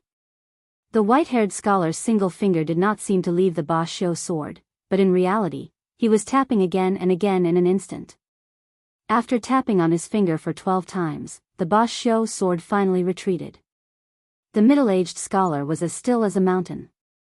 Behind him, huge waves were set off in the small lake, pushing forward layer by layer, causing the flowers and trees on the opposite shore to sway incessantly. The Lu residence's representative was of course Sword Immortal Tang Shi, Lu Baijie. His sword returned without achieving anything. He had already guessed the identity of the scholar in front of him. He immediately sheathed his sword and said with a surprised expression, "Chao Guanzi." Chao Qingyi smiled and said, "Sword Immortal Tang Shi has indeed grasped the essence of Yang Yuzhang's swordsmanship." Chao Changqing's trip was not in vain. Lu Baijie handed over the Wuxia sword to the servant who jogged over. Facing the green-robed scholar, he bowed respectfully and said, "Mr. Chao, you flatter me." Lu Baijie is uneasy. No wonder Sword Immortal Tang Shi was so humble. The person he was facing now was Chao Qingyi, who shook the city in a fit of rage. If it was a normal person in the Jianghu, even if it was someone as strong as Wang Mingyin who was a rogue immortal, they would not easily provoke the government or the rich. After Su Shao stepped into the Jianghu, he suggested to the emperor to establish a secret organization that was half military and half military. It was called Zhao Go by the people of the Jianghu who trembled with fear. It was specifically targeted at the boorish people of the Jianghu who used martial arts. Once someone committed a crime, they would have to face the tireless pursuit of the assassins in this organization. In the past 10 years, how many martial artists who thought they were superior in martial arts were killed and passed on to the Jianghu? The idea of passing on one's head came from the harsh military law of the border town. If a general rebelled, his corpse would be sent to the border town to be shown to the public. This idea was created by the butcher Su Shao. If it was in the Jianghu, the deterrence effect would be equally huge. The specific location of the passing on of one's head was also particular. There were a total of 16 sects and sects that were unfortunately named in the north and south of the Yangtze River. Among them, even Taoist orthodoxies like Mount Longhu could not escape the humiliation. Later on, when the Taoist master residence was operating in the capital city, it offered countless elixirs and miraculous medicines to the officials and dignitaries. Only then did they manage to avoid the location of the passing on of one's head. Other than Mount Longhu, Donghai Martial Emperor City was also on the list. However, after Zhao Go's special envoy was killed 6 times in a row in the Eastern Sea, the passing on of one's head was still carried out. There was no delay, but they did not enter the city. They only made a symbolic announcement outside the city before returning. It should be that both the imperial court and Martial Emperor City took a step back.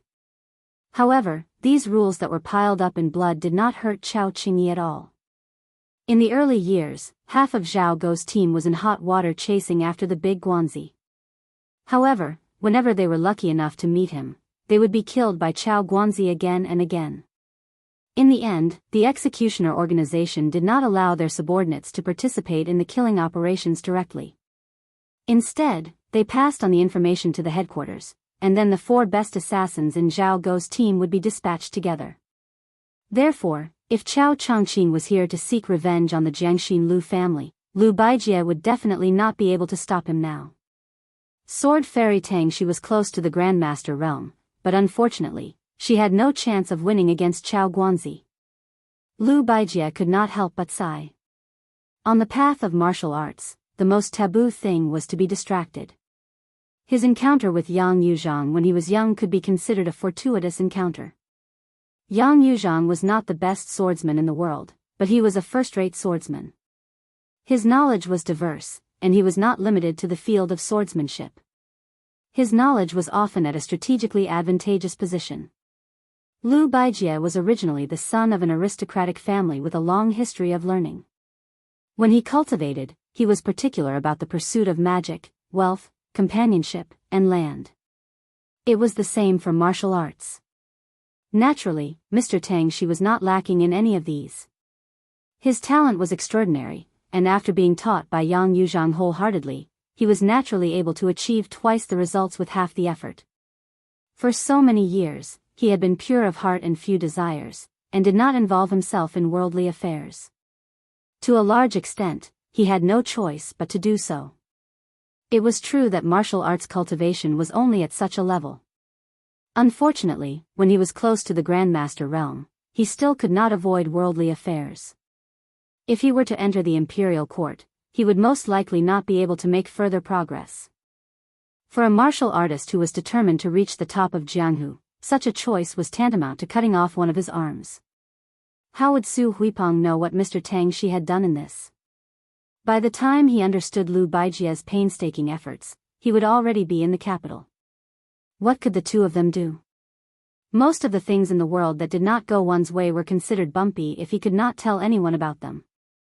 Liu Baijie steadied his mind and waved his hand to signal a group of Lu Mansion warriors in the distance to retreat. He then asked, "May I know why Mr. Chao is here?" Chao Chongqing said indifferently, "I'm just taking a look. I won't be staying for too long." Liu Baijie heaved a sigh of relief. Since Chao Guanzi did not come to the Lu Mansion to stir up trouble, Liu Baijie did not need to be on guard. No one in Yangzhou had such confidence, except for Sword Immortal Tangxi. Therefore, Liu Baijie invited him warmly. Could Mr. Chao come to Retreat Garden for a chat? Baijie has many problems in swordsmanship that I would like to consult you about. I hope you can help me resolve my doubts. Thank you very much. Chao Chongqing smiled and said, "Please lead the way, Sword Immortal Tangxi." The freehand painting garden was very freehand. Back in the garden, Liu Baijie really did ask Chao Zhangqing a lot of questions about the way of the sword that had accumulated in her heart. Chao Guanzi told her everything he knew, and his speech and actions were very elegant. This was the first time Liu Baijie had met Chao Zhangqing. At first, she was wary, but after a few hours, she admired him. Chao Chongqing did not have any prejudice against sections. He explained his doubts in simple terms. He spoke tirelessly and did not consider himself as a senior at all. The saints said that if one studied alone without friends, he would be ignorant. Everyone understood this, but how could a person like Mr. Tangxi find a friend who was worth talking to and sharing his sincerity with? Liu Baijie, who suddenly saw the light in swordsmanship, sighed in his heart. Chao Chongqing lived up to his name. At dusk, Liu Baijie sat upright and asked again, "What does Mr. Chao want?" This time, Mr. Tangxi was very sincere. Chao Chongqing shook his head and only asked, "I believe that Mr. Tangxi understands His Royal Highness, Su Fengnian, better than I do. If he cares about something very much and someone wants to take it away, will he give it to them?" Liu Baijie remembered the scene at the gate of the Lu Mansion. After some thought, he said in a low voice, "If it was something as important as his family, this person would definitely not give it to them. Other than that, he is not a petty person. This person is very scheming and shrewd. It is not good to talk nonsense." Chao Chongqing smiled and said, "Then it will be fine." To him, Jiang Si was the princess of West Chu. To His Royal Highness, she was nothing. Chapter 261. Liu Baijie and Chao Chongqing arrived at the leisure garden together. Mr. Tangxi's boldness made Su Fengnian have a whole new level of respect for him. Even he had to regard Mr. Tangxi as a wolf, tiger, or leopard. The Liu family's roots were in Jiangnan.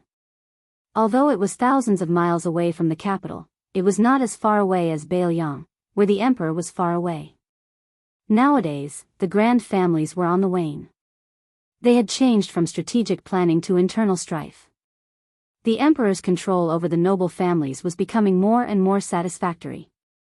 Once the Lu family was found to have an affair with Chao Changqing, it might implicate the family head, Lu Daolin. Not to mention losing his noble position as the chancellor of the Imperial College, it was hard to say whether he would be able to walk out of the capital alive. Thus, with the presence of Lu Baijie and Chao Changqing, the banquet at the leisure garden became even livelier. At this table, there were 2 people on the martial arts ranking list. Adding the Tangxi sword immortal, this could frighten the people of Jianghu. On the table, 2/3 of the dishes were Bailiang dishes and 1/3 of the classic Jiangnan dishes. The bowls and plates were all made by the big official kilns in Jiangnan. During the spring and autumn period, there were no inscriptions on bowls and porcelain. Now, the world was peaceful, and inscriptions were in vogue. Chao Changqing lowered his head to look at a small porcelain bowl with a purple mouth and iron feet.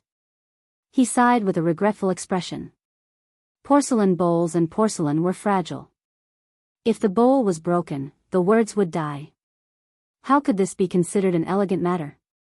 However, outsiders did not know of Chao Changqing's scholarly spirit and only thought of him as an expert whose thoughts could not be guessed. To Su Jihu's left was Su Fengnian, and to his right was Jiang An'ai. He did not show favoritism and helped himself to the food. The Crown Prince of Bailiang and Princess Taiping would occasionally eat the same dish.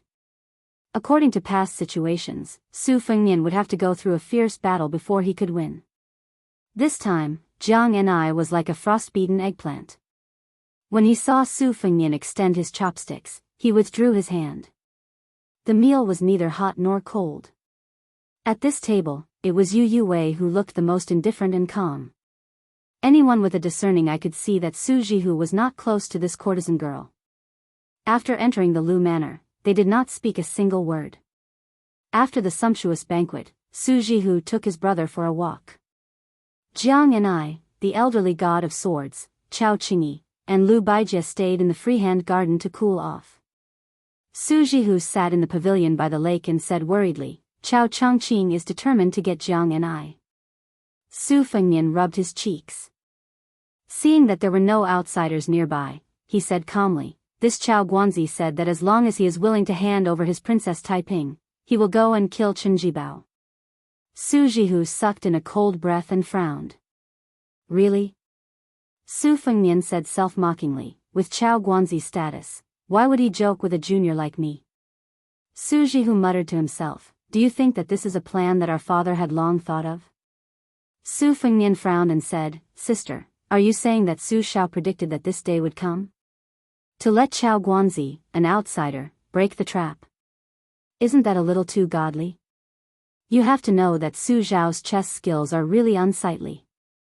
He could even go head-to-head with Shangyin Academy's Chancellor Wang. Besides, Su Shao may not necessarily want to kill Chen Jibao. Su Jihu thought for a while and said carefully, if you don't want to kill Chen Jibao, you can slowly compete with him. If you want to kill him and let you be the executioner, you might be able to establish your power. However, it will be too much of a loss for Northern Liang. Chen Jibao is not someone who is easy to deal with. He is willing to be our father's adopted son, but he might not be willing to be your stepping stone. Once there is internal strife in Northern Liang, the imperial court will have nothing to fear. Zhang Jiulu and Gu Jiantang are mortal enemies and the two of them have been secretly communicating with each other for a long time. If Chen Jibao escapes alone, it will not only cause the Northern Liang to be divided and the army's morale to drop. Chen Jibao might even become the second Gu Jiantang. Su Fengnian nodded with a smile. Indeed, Gu Jiantang might not be able to defeat Su Shao in this lifetime, but that doesn't mean that the independent Chen Jibao won't be able to defeat a mediocre heir like me. It seems Chao Guanzi's intervention is most in line with Bailiang's long-term interests. Su Shao either had the guidance of an expert like Li Yishan, or it was purely a brainless and unreasonable move, and he was hit by a stroke of luck. Su Jihu asked softly, Fengnian, are you planning to let him go? Su Fengnian glanced at Twilight and muttered to himself, if I say I won't let him go, then I'll be suspected of being a stubborn duck. Anyone can recklessly oppose Chao Changqing. At worst, they'll lose their life, but I don't think I can do it. After all, Su Shao is already so old, and I can't just make things difficult for him. Moreover, My personal relationship with Chao Changqing has definitely crossed the bottom line of that person in the capital. Even Su Xiao can't say he can't take it all.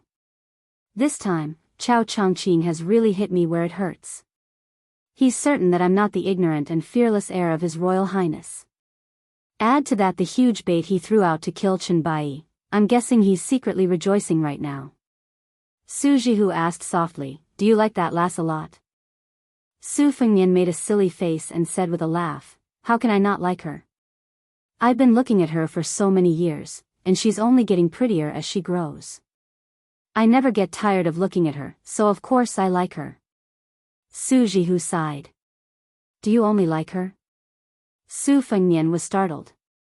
This wasn't a question at all, but it seemed he had never given it much thought.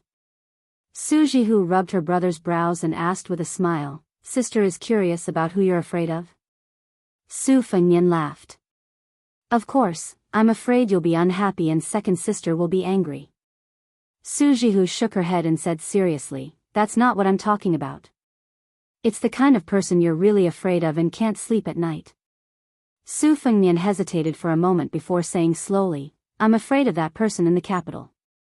I'm afraid he'll feel that it's too troublesome to even borrow a knife to kill someone. In the end, he'll shed all pretense of cordiality and kill the person himself." Chapter 262. Su Jihu grunted in agreement. If the person in the capital was a wise ruler in the normal sense, then so be it, but things were not so simple. His diligence had almost reached an abnormal level. Logically speaking, this kind of abnormal diligence could only appear in the founding emperors of commoners. However, ever since he ascended the throne, his drive to govern the world was like an old farmer who had saved up all his life to buy a few acres of land. He was simply cautious and conscientious and tireless. Last year, the Ministry of Rights had a shocking record. In the 7 days after New Year's Day, he had received more than 1,500 memorials from the 3 provinces and 6 ministries, more than 3,600 matters. In reality, this emperor's royal study was lit up almost every night until the 3rd watch. It was rumored that the great eunuch Han Daoist had to risk his life several times to remonstrate and plead for more rain and dew in the harem. Once, this person summoned relatives from Jiangnan and wrote a poem. In it, he jokingly said, "The officials have slept, but I have not slept, and the officials have not risen, but I have risen." It was rumored that once this poem came out, no one in the court dared to question Grand Secretary Zhang Jiulu's governance. With such great talent and strategy, as well as being extraordinarily diligent, which meritorious official would not be afraid? Loyal officials were afraid of muddle-headed rulers, but powerful officials were most afraid of wise rulers. As the saying goes, a new emperor brings new officials. This was just a bit more glossy and warm than cooking the hound after the cunning rabbit had died. However, it also exposed all the mysteries. How many old officials did not accompany the old ruler to continue their loyalty in the underworld? Su Fengnian continued, "I'm afraid of Su Xiao." Su Jihu was surprised and joked, "That's strange. Anyone in the world can be afraid of the king of Bailiang, but you're afraid of our father?" Su Fengnian muttered, afraid that Su Xiao is old." Su Jihu was silent. Su Fengnian calmly said, "Then I'm afraid that Chen Jibao will rebel." Su Jihu nodded. This answer was within reason. Chen Jibao was not only a talented general, but also a talented general. Apart from experience, he was not inferior to the king of Bailiang, Su Xiao. Otherwise, he would not have earned the 2 nicknames of War Immortal and Villain Butcher. In terms of ruthlessness, he was superior to Su Xiao. To be friends with such an ambitious and ruthless character was undoubtedly a blessing, but to be enemies was a great misfortune. In front of the western wall, Jiang Bingxing witnessed the scene of his wife and son being dragged to death with blood dripping from the corners of their mouths. Although it was not recorded in any official or unofficial history, all the authorities after the end of the spring and autumn period still had lingering fears. In the Shangyin Academy, there was once a top military official who said that if Chen Jibao and the only remaining military expert, Gu Jiantang, were given 100,000 soldiers each, the chances of victory would be 50-50. However, if they were given 300,000 soldiers, Chen Jibao would definitely win. Of course, this was under the premise that the battlefield was not taken into account, but it was enough to prove Chen Jibao's terrifying strength. The imperial court did not dare to overly suppress Su Xiao, partly because they were afraid that Chen Jibao would use this as an excuse to rebel. After all, that person in the capital had long been fascinated by the white-clothed war immortal. Su Fengnian suddenly smiled, squinted his eyes, and said softly, "In the end, I'm afraid of old Huang." Su Jihu was completely dumbfounded, his face full of doubts. Su Fengnian smiled and said, "When I was traveling with him, I was always on tenterhooks, afraid that he would die. Without old Huang, how could I walk 6,000 miles? 300 miles was enough for me to die of exhaustion, hunger, and boredom." Su Fengnian looked at his elder sister, Su Jihu, and said, "We have endured 6,000 miles, and old Huang is not dead. I am not dead, neither of us is dead. But why did old Huang run to that bullshit martial emperor city and die?" Naturally, Su Jihu could not give an answer. Su Fengnian raised his head and said, "Dying in Western Shu is not a bad thing. After all, it is his hometown." Su Jihu cried. Su Fengnian laughed involuntarily, and helped to wipe away her tears. "Sister, why are you crying? When old Huang was feeding your horse, every time you saw this old man with a missing front tooth, you would not be happy." Su Jihu glared at him. Su Fengnian finally said, "Jiang and I remember the first time we met. She was still a little girl, and she was already carrying a grudge against her country and family. Actually, she did not know much about national grudges, but if she was asked to take revenge against Su Xiao, a coward like her who was afraid of thunder, ghosts, and anything else, she would not dare to do so. She looked around with her eyes wide open, and in the end, I was the one who was the easiest to deal with. If she did not look for me, who else could she look for? Apart from her identity as Princess Taiping, what else was special about her? Her hands would get cold when she made a snowman, and she would not get tired when she washed clothes. After seeing me practicing my saber on Mount Wudang, she was even more afraid of the hardships of martial arts. This narrow-minded girl was not too stupid. With my support, she dared to go against Princess Suizhu. Did she really think that we were princesses on equal footing? Later, she was afraid that her heart would soften, so she wrote a death vow. In the end, she was ruthlessly taught a lesson by second sister who had returned to Beiliang. Didn't she still bear a grudge against me? Not only was she narrow-minded, she was also stingy.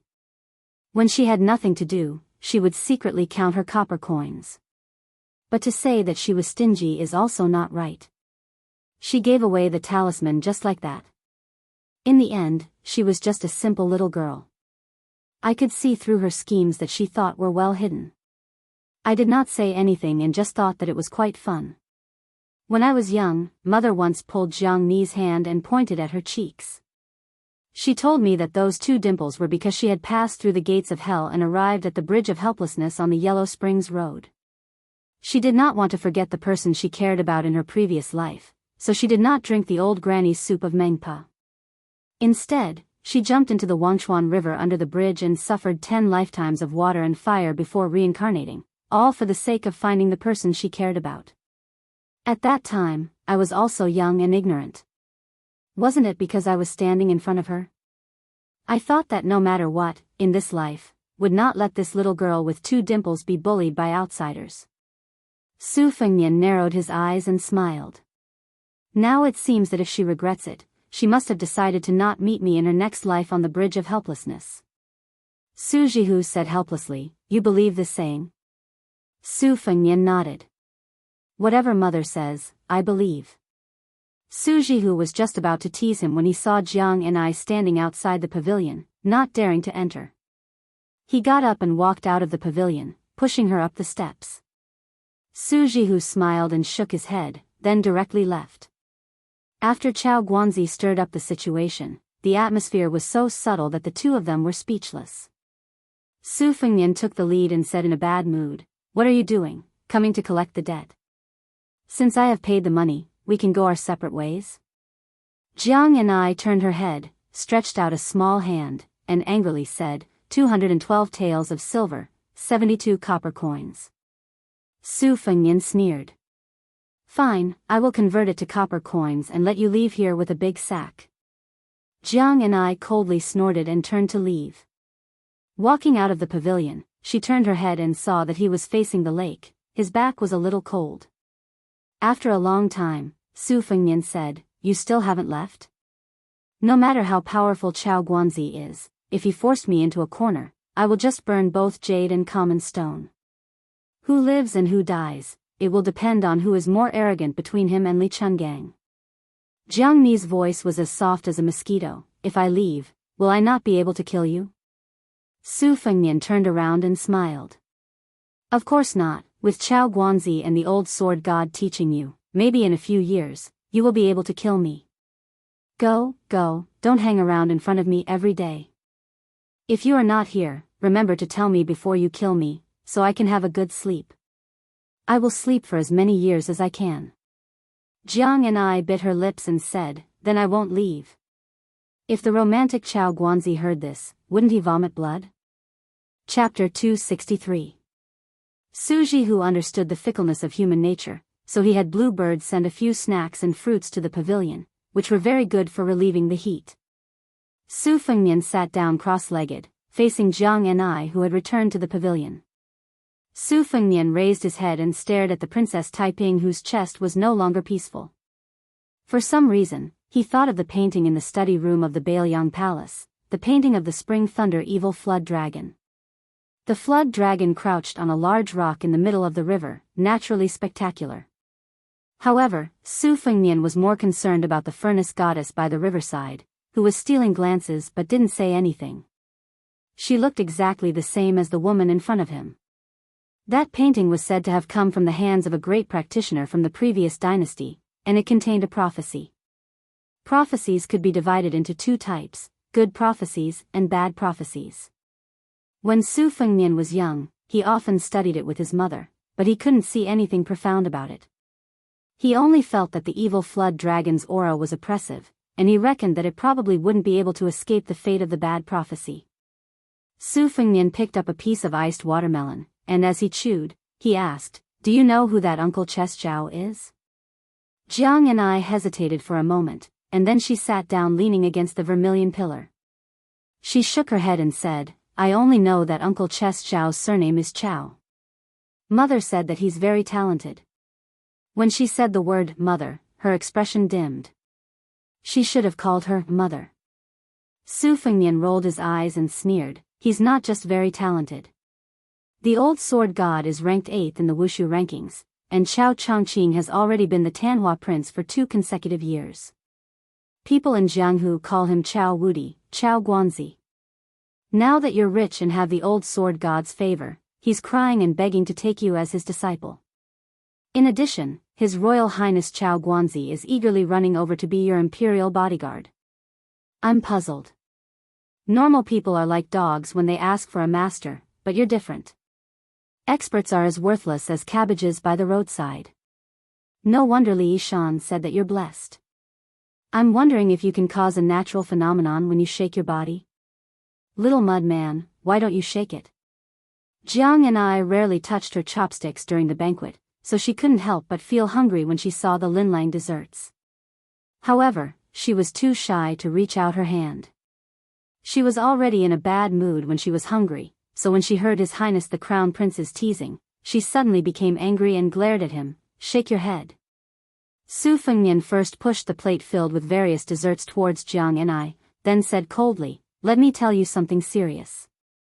Practicing martial arts is like practicing Taoism. You can't escape from the 5 words, root, technique, companions, wealth, and location. The root is the bone structure, it's the most important. However, I believe that no matter how bad your talent is, it shouldn't be too bad." Next was the Dharma, which was the Dharma gate. Entering the Tao without a gate was like pouring water on a stubborn stone. One's life was less than 100 years. With a famous teacher leading the way, you'll be able to achieve twice the result with half the effort. In this regard, you're even luckier than I am. I was only able to survive in the common reed marsh because I obtained Wudang's great yellow courtyard. You have Chao Chongqing and Li Chungang, 2 great masters who only appear once every 100 years, teaching you wholeheartedly. In the Lu mansion. I can't easily ask the old sword god for advice. If I enter the Bailiang army, I may not be able to concentrate on practicing martial arts. You are different. You have Chao Changqing to protect you. Even if he wants to use your Taiping princess name to revive the country, you can still live without worries. If you lose, you will just run away from Jianghu. If you win, you may become the second female emperor in 100 years. At that time, even if you can't practice martial arts, killing me will be as easy as snapping your fingers. Only an idiot wouldn't do this kind of business without any capital.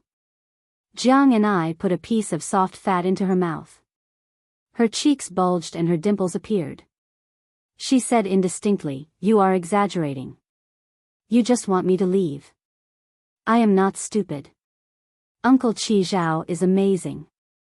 But how difficult is it to revive the country? The king of Bailiang has 300,000 Bailiang cavalry and he still doesn't dare to be emperor. So what if Uncle Qi Zhao is the third most powerful expert in the world? Can he defeat 300,000 people? If I leave, I won't be able to kill you for the rest of my life. Do you think I will let you succeed? Su Fengnian said with a smile, "Oh, you are not really stupid." Jiang and I swallowed the snack and picked up a bowl of crystal sugar lotus seed lily. After eating it, she felt refreshed. Su Fengnian crossed his arms and put his knees on the spring thunder embroidered winter saber. He said with a smile, "Then you can kill me if you stay by my side? Count with your fingers how many beauties we've met along the way. I have big sister Yu and Auntie Shu by my side now. They're so aggressive here. Look at yourself." Su Fengnian loosened his 10 fingers and made a cupping gesture in front of his chest. Jiang and I was angry. She used her sleeve to wipe her mouth. She raised her eyebrows and said angrily, "Burden. You can taste the sour taste of lotus seed lily in your mouth?" Su Fengnian rolled his eyes and continued, "Okay, let's not talk about this. Let's talk about her appearance and figure. Princess Jing'an Pei Nanwei is not beautiful? She is a great beauty on the rouge scale. She doesn't even accept money for her studies. She can even play chess with me to relieve my boredom. You have nothing to do with this." Jiang and I turned a deaf ear.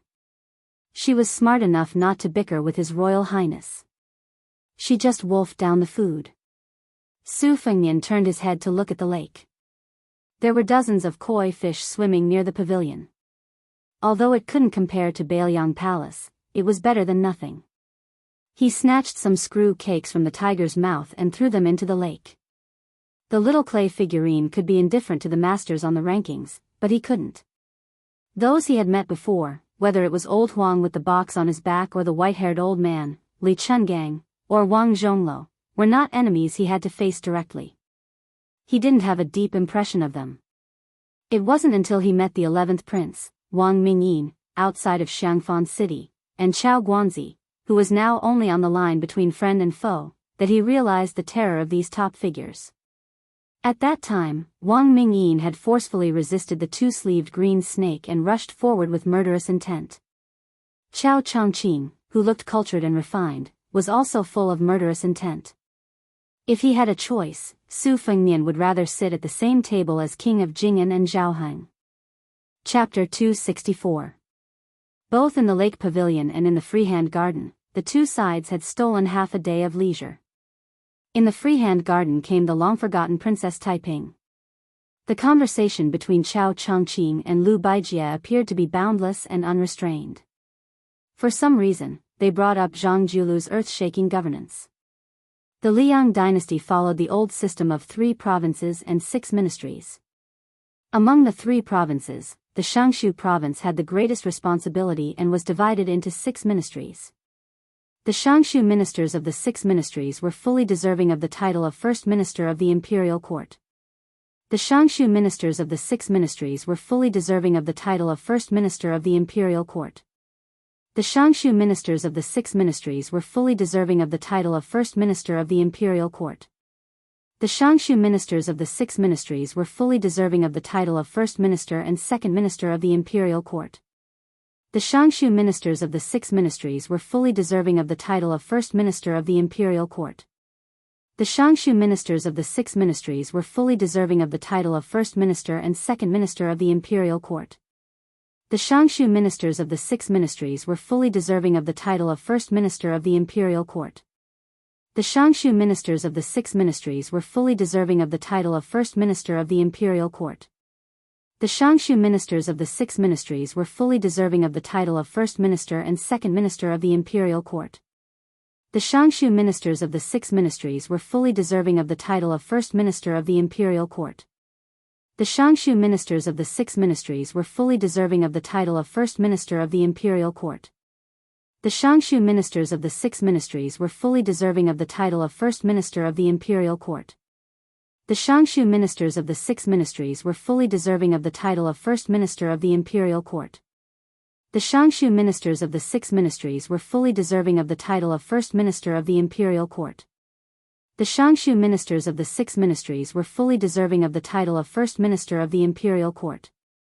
The Xianxia ministers of the six ministries were fully deserving of the title of First Minister of the Imperial Court. The Xianxia ministers of the six ministries were fully deserving of the title of First Minister of the Imperial Court. The Xianxia ministers of the six ministries were fully deserving of the title of First Minister of the Imperial Court. The Xianxia ministers of the six ministries were fully deserving of the title of First Minister of the Imperial Court. The Xianxia ministers of the six ministries were fully deserving of the title of First Minister of the Imperial Court. The Xianxia ministers of the six ministries were fully deserving of the title of First Minister of the Imperial Court. The Xianxia ministers of the six ministries at that time, it immediately attracted a lot of criticism. Firstly, it was said that this purple-bearded, blue-eyed man had forgotten his roots. Secondly, it was said that he only dared to pick soft persimmons to bully. Qiao Chongqing said softly, selecting scholars for poetry is an ancient method. Of course, it's empty and unrefined. Writing a good poem may not be able to govern the world well. But if we select Confucian scholars according to Zhang Bian's 8-paragraph essay, it's hard to say how big the pros and cons are. Mr. Tangxi Lu Baijie said with a laugh, I originally thought that Mr. Chao's method of dealing with Grand Secretary Zhang was a forceful whipping. Qiao Chongqing shook his head and said, a carp leaping over the dragon's gate. Zhang Julu is personally erecting a dragon's gate for the scholars. This kind of grand and magnificent style is only inferior to Huang Longshi. Once this method was put out, if it was successful and spread throughout the world, it would be equivalent to finding a smooth path for the poor scholars. The foundation of the rich and powerful families would be shaken again. Zhang Julu was indeed talented in economics. He was well aware of the principle that it was better to let loose than to block the will of the people. The spring and autumn period was precisely because he had completely blocked the path of the people's advancement, which led to the chaos. It's just that those aristocratic families aren't all blind. At this point, Qiao Chongqing stopped talking. Lu Baijie couldn't help but smile wryly. Didn't the open-minded elder brother Lu Daolin also detest the 8th stage? Let alone people like Yuan Jiangyan. It was only because Zhang Julu was currently favored like the sun in the midday sky, the emperor supporting him without holding back, that he had to swallow his anger. No matter how great the favor was, there would always be a day when it would weaken. When the time came, the rich and powerful families would erupt in anger. What would happen to Zhang Julu, heaven knew. With Zhang Julu's insight, it wasn't necessarily that he didn't see this hidden danger. The deeper the rebound, the greater the danger. It was just that he didn't know why this first pillar of the dynasty always insisted on doing this. Qiao Chongqing was outside of the situation. Moreover, unlike Lu Baijie, who had been focused on martial arts for many years, he could see the general trend of the world more clearly. The reason why he admired that blue-eyed man was because this person had a deep fear of Bailiang Su Shao, and even had a prejudice against the big shots of the Ministry of War headed by Gu Jiantang. However, it wasn't limited to the struggle for power in the imperial court. In the true sense, he was resolute in his plans for the long-term stability of the dynasty.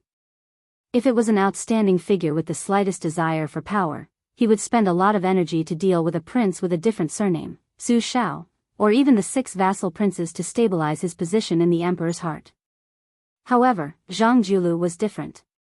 For the sake of the overall situation, he was willing to work together with Gu Jiantang to plan things together, and could confide in the elders of the 8 kingdoms. Qiao Changqing was good at observing the situation and was good at judging the situation. He could roughly see that Zhang Julu might have done a great favor to the Liang dynasty when he was alive, so much so that even the title of chief scholar and posthumous title of Wenzheng were insufficient to describe his great achievements. However, after his death, he would most likely bring disaster to his family. He was far less intelligent than the black-clothed sickly tiger Yang Taisui. Qiao Changqing sighed in his heart. As scholars, we will not pass on this responsibility. It is a pity that Zhang Julu was not born in West Chu. Lu Baijie wanted to say something but hesitated. Qiao Changqing smiled and said, Tang Shi, if you have something to say, say it. Lu Baijie, who had already guessed the inside story, went straight to the point and asked, is he not afraid that His Royal Highness will take the initiative to join forces with Zhao Go? Not only will he be able to keep Princess Taiping, but he will also be able to express his loyalty to the court? Qiao Changqing laughed and said, that is good. To tell you the truth, this kind of seemingly unreasonable move is exactly what Qiao Changqing wants. The old god of swords, who had been kicking at the side, laughed coldly and interrupted, don't worry. That Su fellow is not that stupid. Qiao Changqing did not think much of it. He slowly got up and walked out of the freehand garden. The old man with the sheepskin fur coat sighed and said, this old man can roughly guess how this fellow will end up. Scholars are full of evil tricks. Sigh, it looks like that Su fellow is going to lose this time. The green-clothed Chao Guanzi came to the pavilion. Jiang and I just happened to come out of the pavilion and stand on the steps. Qiao Changqing bowed and said, if the princess wants to marry into the Bailiang Palace, Qiao Changqing can leave today. Jiang and I looked as if he had been struck by lightning, his face pale. If some things are not said clearly and you deceive yourself and others, you can be muddle-headed for the rest of your life and play around easily. But if it is said clearly, even immortals have no leeway to mediate.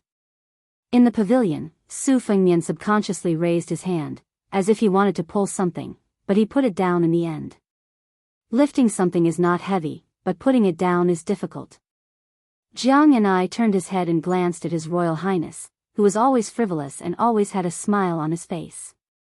Su Fengmian, who was sitting cross-legged on the bench, smiled and waved his hand. Qiao Changqing said expressionlessly, Qiao Changqing will definitely keep his promise. Su Fengmian withdrew his smile and only said one word. Scram. Chapter 265. His Royal Highness gritted his teeth and said, scram, to everyone's satisfaction. As a result, the entire pavilion cracked inch by inch. Su Fengmian accompanied Jiang and I, who had regained her identity as Princess Taiping, as they walked slowly with their backs to the pavilion. When Su Jihu, the old sword god, and the others heard the commotion and rushed over, they only saw Su Fengmian sitting in the dust. It was hard to tell whether he was embarrassed or angry. Su Jihu, who loved her brother the most, couldn't hide the anger on her face. She wished she could use the military seal to encircle and annihilate the rebellious Chao Guanzi. In the past 2 days, there were 2 major events in Yangchun City. One was the gathering of famous people in Baogua Temple. The other was Gu Jintang's former subordinates leading troops into the city. They were undoubtedly targeting the Crown Prince of Bailiang. With the connections Su Jihu had accumulated in Gangnam-do over the years, it wasn't that he couldn't take advantage of the situation. At the very least, he could make Qiao Changqing unable to continue acting mysterious. However, Su Fengmian, who had been warned by the pavilion's destruction, didn't crazily fight Qiao Changqing to the death. He got up and walked toward his elder sister Su Jihu.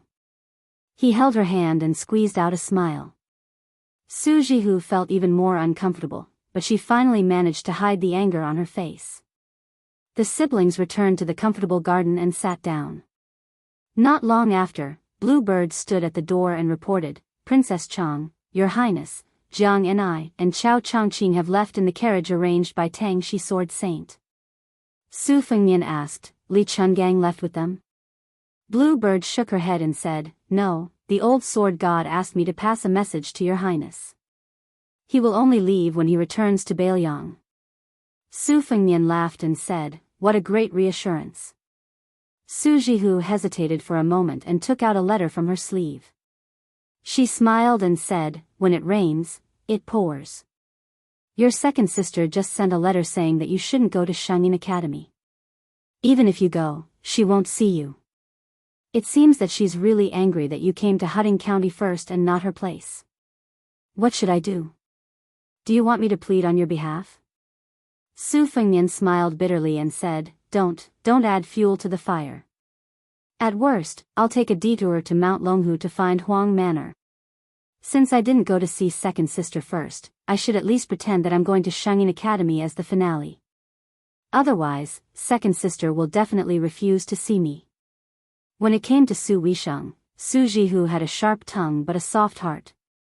After all, they were sisters. He nodded and said softly, "Your second sister is very ambitious. She cares about you very much.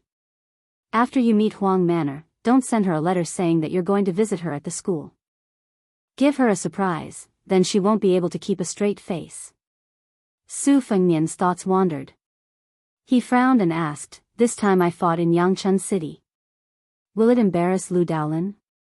Su Jihu said confidently, "It's not a big deal. The position of the Chancellor of the Imperial College is noble, but it's not as practical as the position of Minister of the Six Ministries. In the past, we had to be careful of our Confucian demeanor and couldn't lower ourselves to do it. This time, we suffered a loss, but we might gain a blessing in disguise. Moreover, Uncle has already made up his mind to take up a position in the Ministry of War. Although the rich families compete for power, Gu Jiantang has always been in charge of the Ministry of War. Among the 6 ministries, the members of the aristocratic families in the Ministry of War have the least say. This time, even if they don't get along with Madame Lu, they'll have to pinch their noses and agree. If the head of the Lu family can take charge of another ministry, Madame Lu will have a higher status. She won't have to be bullied by both sides like before. The scholars of the various halls, the heads of the 2 provinces, the 6 ministers, and the assistant ministers of the 6 ministries. There are more than 20 people in total. These people can be considered the first line of officials in the capital. Whether or not a family can gain power depends on whether or not they can occupy 1 or 2 of these positions. Because the palace secretariat has been reluctant to part with its head of the palace secretariat for a long time, the dozen or so great yellow sects all have their own positions. Moreover, that person in the capital doesn't allow these people to band together. Instead, they're not as powerful as the 6 ministries. Su Fengnian sighed, "Just thinking about it gives me a headache." Su Jihu asked, "You're letting them go just like that?" Su Fengnian said helplessly, "Chao Zhangqing, this fellow is an old sparrow on the Spring God Lake. What kind of storms and waves hasn't he seen before? The fact that he didn't make a move against me is already giving face to Jiang and I. In front of me were 2 paths. The first was to hope that Li Chungang would go all out and pull in Zhao Go, the government, and the military to kill Chao Changqing together. If I offended him too much like this, it would ruin Chao Changqing's overall situation. Once he escapes, let alone me, perhaps even Su Shao would have to brace himself to deal with his assassination.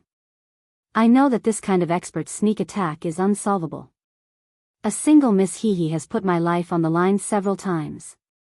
If Chao Changqing wants to kill someone, only that person in the capital can barely maintain a stalemate.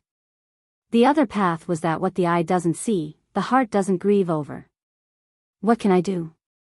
What can I do when my skills are not as good as his? Jianghu is a dangerous place. As a result, if one drifts in Jianghu, how can one not suffer a blade? This was what Wen Hua said, and it really made sense. Otherwise, I would like to heroically say to Chao Guanzi that if he has the ability, then come and fight me. But can I? It's possible that as soon as I finished speaking, my head would be taken away. Su Jihu patted the back of His Royal Highness's hand and consoled, "The sooner you master the Beiliang cavalry, the sooner you don't have to be afraid of anyone." Su Fengnian smiled, "Sis, don't worry. The 6,000 li that I walked with old Huang was not in vain. My heart won't be broken so easily. Wen Hua's dog mouth can't spit out ivory, but how can he not suffer a blade? There's another sentence after that, it's very chewy. Su Jihu curiously asked, let's hear it. Su Fengnian laughed and said, if one drifts in Jianghu, how can one always suffer a blade? Su Jihu clutched his stomach and laughed until tears suddenly flowed out of his eyes. It wasn't clear whether he was amused or sad. This was the second time today that Su Fengnian helped his elder sister wipe away her tears. He gently said, sis, it's about time for me to leave. If you continue crying, I won't be able to leave. Su Jihu suppressed the reluctance in his heart and pretended to be magnanimous. Go, go, go. I originally wanted to introduce you to some beauties with clean backgrounds. The women in Gangnam-do are all fresh and beautiful. It's better that you leave, lest my heir Qiao's soul is distracted. Su Fengnian laughed involuntarily and said, that girl heir Qiao is muddle-headed or blind. Why would she fall for me? Su Jihu's eyes unknowingly filled with tears again. He laughed with a sobbing tone. Do you think that everyone is as heartless as that girl Jiang and I? You leave just like that. Even if you raise a dog, you've already developed feelings for it. Su Fengnian sighed, sis, you've gone overboard. Su Jihu heavily exhaled and said indignantly, it's not easy for her either.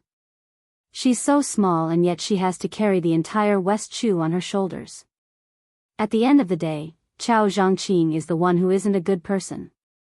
Entering the imperial palace 3 times in these years sounds quite heroic, but in the end, he still has to use Jiang and I, this young girl, as a scapegoat. He really can't protect his reputation. Su Fengnian stood up and said, I'm going out for a walk. Su Jihu worriedly asked, are you all right? Su Fengnian made a pig's face before Su Jihu let him go. Blue Bird did not follow.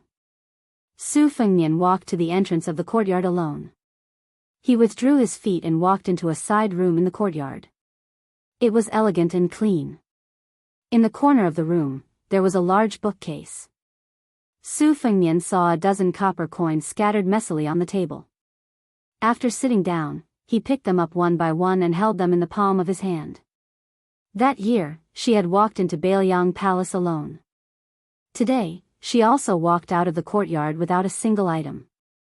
Su Fengnian stacked the copper coins on the table and rested his chin on the table in a daze. He noticed that his chin was a little wet and suddenly came to his senses. He laughed bitterly and then his eyes became firm. He wiped his hand and put away the copper coins. He hurriedly walked out of the room to get the sword case and the horse from the stable. He rode out alone. On the official road, he caught up with Chao Changqing's carriage. Chao Changqing slowly stopped the carriage. He did not deliberately make things difficult for His Royal Highness who had spoken disrespectfully. Just riding alone was enough of his sincerity. Chao Changqing could even kill His Majesty the Emperor. Why would he fuss over the word scram? If he had not discovered the truth, Chao Guanzi could have slowly ended things.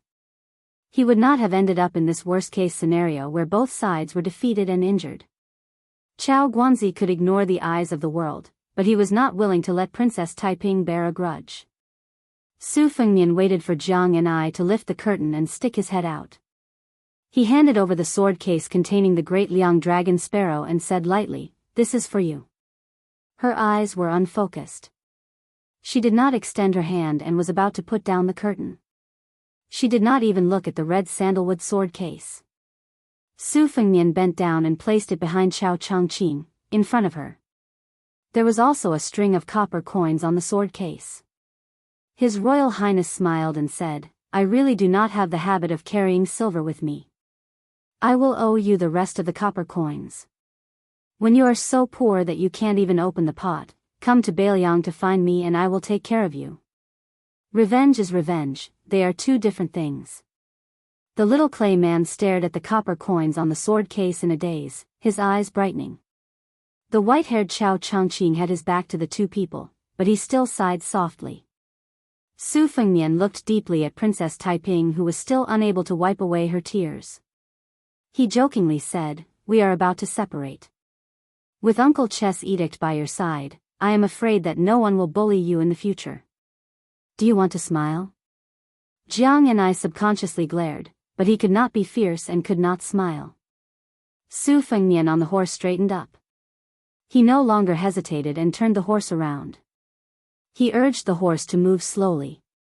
The horse had only taken a few steps when His Royal Highness pulled the reins and stopped the horse. He said in a deep voice, "Chao Changqing." Chao Guanzi did not need Su Fengnian to speak. He calmly said, "Zhao Go is nothing." When the princess was not here, Chao Changqing allowed them to jump around. "This time, I will let them all die." Su Fengnian did not speak anymore. He urged the horse to gallop away. Jiang and I held the sword case and sat back in the carriage. He quietly put a copper coin that was tightly clenched in his palm and covered in sweat together with the other 10. Chao Changqing murmured, "This person is generous." Chapter 266. Because it was a 5,000-word chapter, uploading was a bit late. Coincidentally, King of Bailiang Su Shao was just about to leave the capital when Great General Gu Jiantang returned from Liao to attend the morning court. Today's morning court was not held in the Hall of Preserving Peace, but rather in the Hall of Cultivating Spirit, which was normally used for holding court. Outside the southern gate, Grand Secretary Zhang Jiulu led the Zhang faction, the military general of the Ministry of War, the Green faction led by Wen Taiyi and Hong Lingshu, and the old Grand Preceptor of West Chu, Sun Shiji, who had been silently criticized by the local dignitaries of the Liang dynasty as a servant of 2 surnames, led the old and new nobles of the 8 countries. Grand Secretary Zhang had always arrived at the court at the right time, neither too early nor too late. Together with the Green factions Wen and Hong, the 2 pillars behind Shangzhu Guolu Feiqi, they were both old, so under normal circumstances, they would arrive rather late. On the contrary, it was the snow-white-browed Sun Shiji who always arrived outside the Tai and Imperial Gate early, to show that he was an old steed in the stable, but he was used to being taciturn. This old man, who was once known as West Chu's twin Jade Annulus along with the spring and autumn Marshal Saint Yi Baikue, now occupied a high position in the dynasty, in charge of a province, with the power to rebuke, and the responsibility to admonish. After entering the dynasty, he never retreated, never spoke in general terms. Sun Shiji had a head full of white hair, his skin wrinkled like an old pine tree. His health was not too good. From time to time he would catch a cold in winter and suffer from heatstroke in summer. His Majesty even made an exception for this old official, granting him a seat. However, right now, it looked like old man Sun's spirit was still flourishing. Around him gathered a group of old and new remnants of the 8 countries, all of them about 60 years old. The second generation of new remnants didn't mind openly standing together with the other 3 factions, exchanging polite greetings, talking about some harmless and amusing matters. Sun Shiji raised his head, seeing 2 colleagues walking over from the distance. The old Grand Preceptor's expression was cold. When the civil and military officials all sensed the appearance of these 2, they immediately shut their mouths. One of the 2 wore first-rank embroidered crane civil official robes, purple beard and blue eyes. His figure was tall, his appearance clear and unique, his steps unhurried. The other person was dressed in a first-rank martial official uniform embroidered with a qilin, a pair of long and narrow red phoenix eyes. When he looked at people and things, his eyes would always be narrowed. Not only did he not give others a feeling of elegance and charm, he instead added a bit of gloominess. His steps were firm. This person got off the carriage with Grand Secretary Zhang Jiulu and walked over together. Perhaps it was because his steps were faster. At first, the 2 walked side by side, but they gradually passed Grand Secretary Zhang by a body's length. However, he still didn't seem to realize that this was inappropriate, directly walking towards Taiyan Gate. Of all the civil and military officials in the imperial court, only Great General Gu didn't bother with trifles like this. Gu Jintang's way of doing things was a bit domineering, but his speech was still respectful. He didn't speak with Gu Party's direct line of descent, instead first greeting Sun Shiji. Old Sun nodded with a smile. The old man didn't have any bad feelings towards this famous general from the spring and autumn period. After all, the ones who destroyed West Chu were Su Rentu and Chen Bai, this pair of adopted father and son. The Imperial Secretariat's Great Yellow Gate was the Son of Heaven's inner court officials. This Great Yellow Gate was not a eunuch's Great Yellow Gate, the two couldn't be mentioned in the same breath. Only the Imperial Secretariat's Great Yellow Gate was closest to the Emperor, not losing out in the slightest to the eunuchs in the palace. Moreover, the Great and Great Yellow Gate's reputation in the scholarly world were all excellent, so they were the most confident in front of the eunuchs, wishing they could seize the opportunity to purge the Emperor's side to show their true colors as loyal officials. As a result, they were greatly feared by the eunuchs. As a result, the Imperial Secretariat's Great Yellow Gate's status was noble and illustrious. More than 10 of them were popular in the imperial court, but they didn't stand on their own against the 4 factions, and instead dispersed. There was a large disparity in the age of this group. There was no lack of older people like Sun Shiji, and there was a large number of people like Gu Jiantang. The youngest ones were not even 30 years old. One of the newest members of the Big Yellow sect was a foreigner.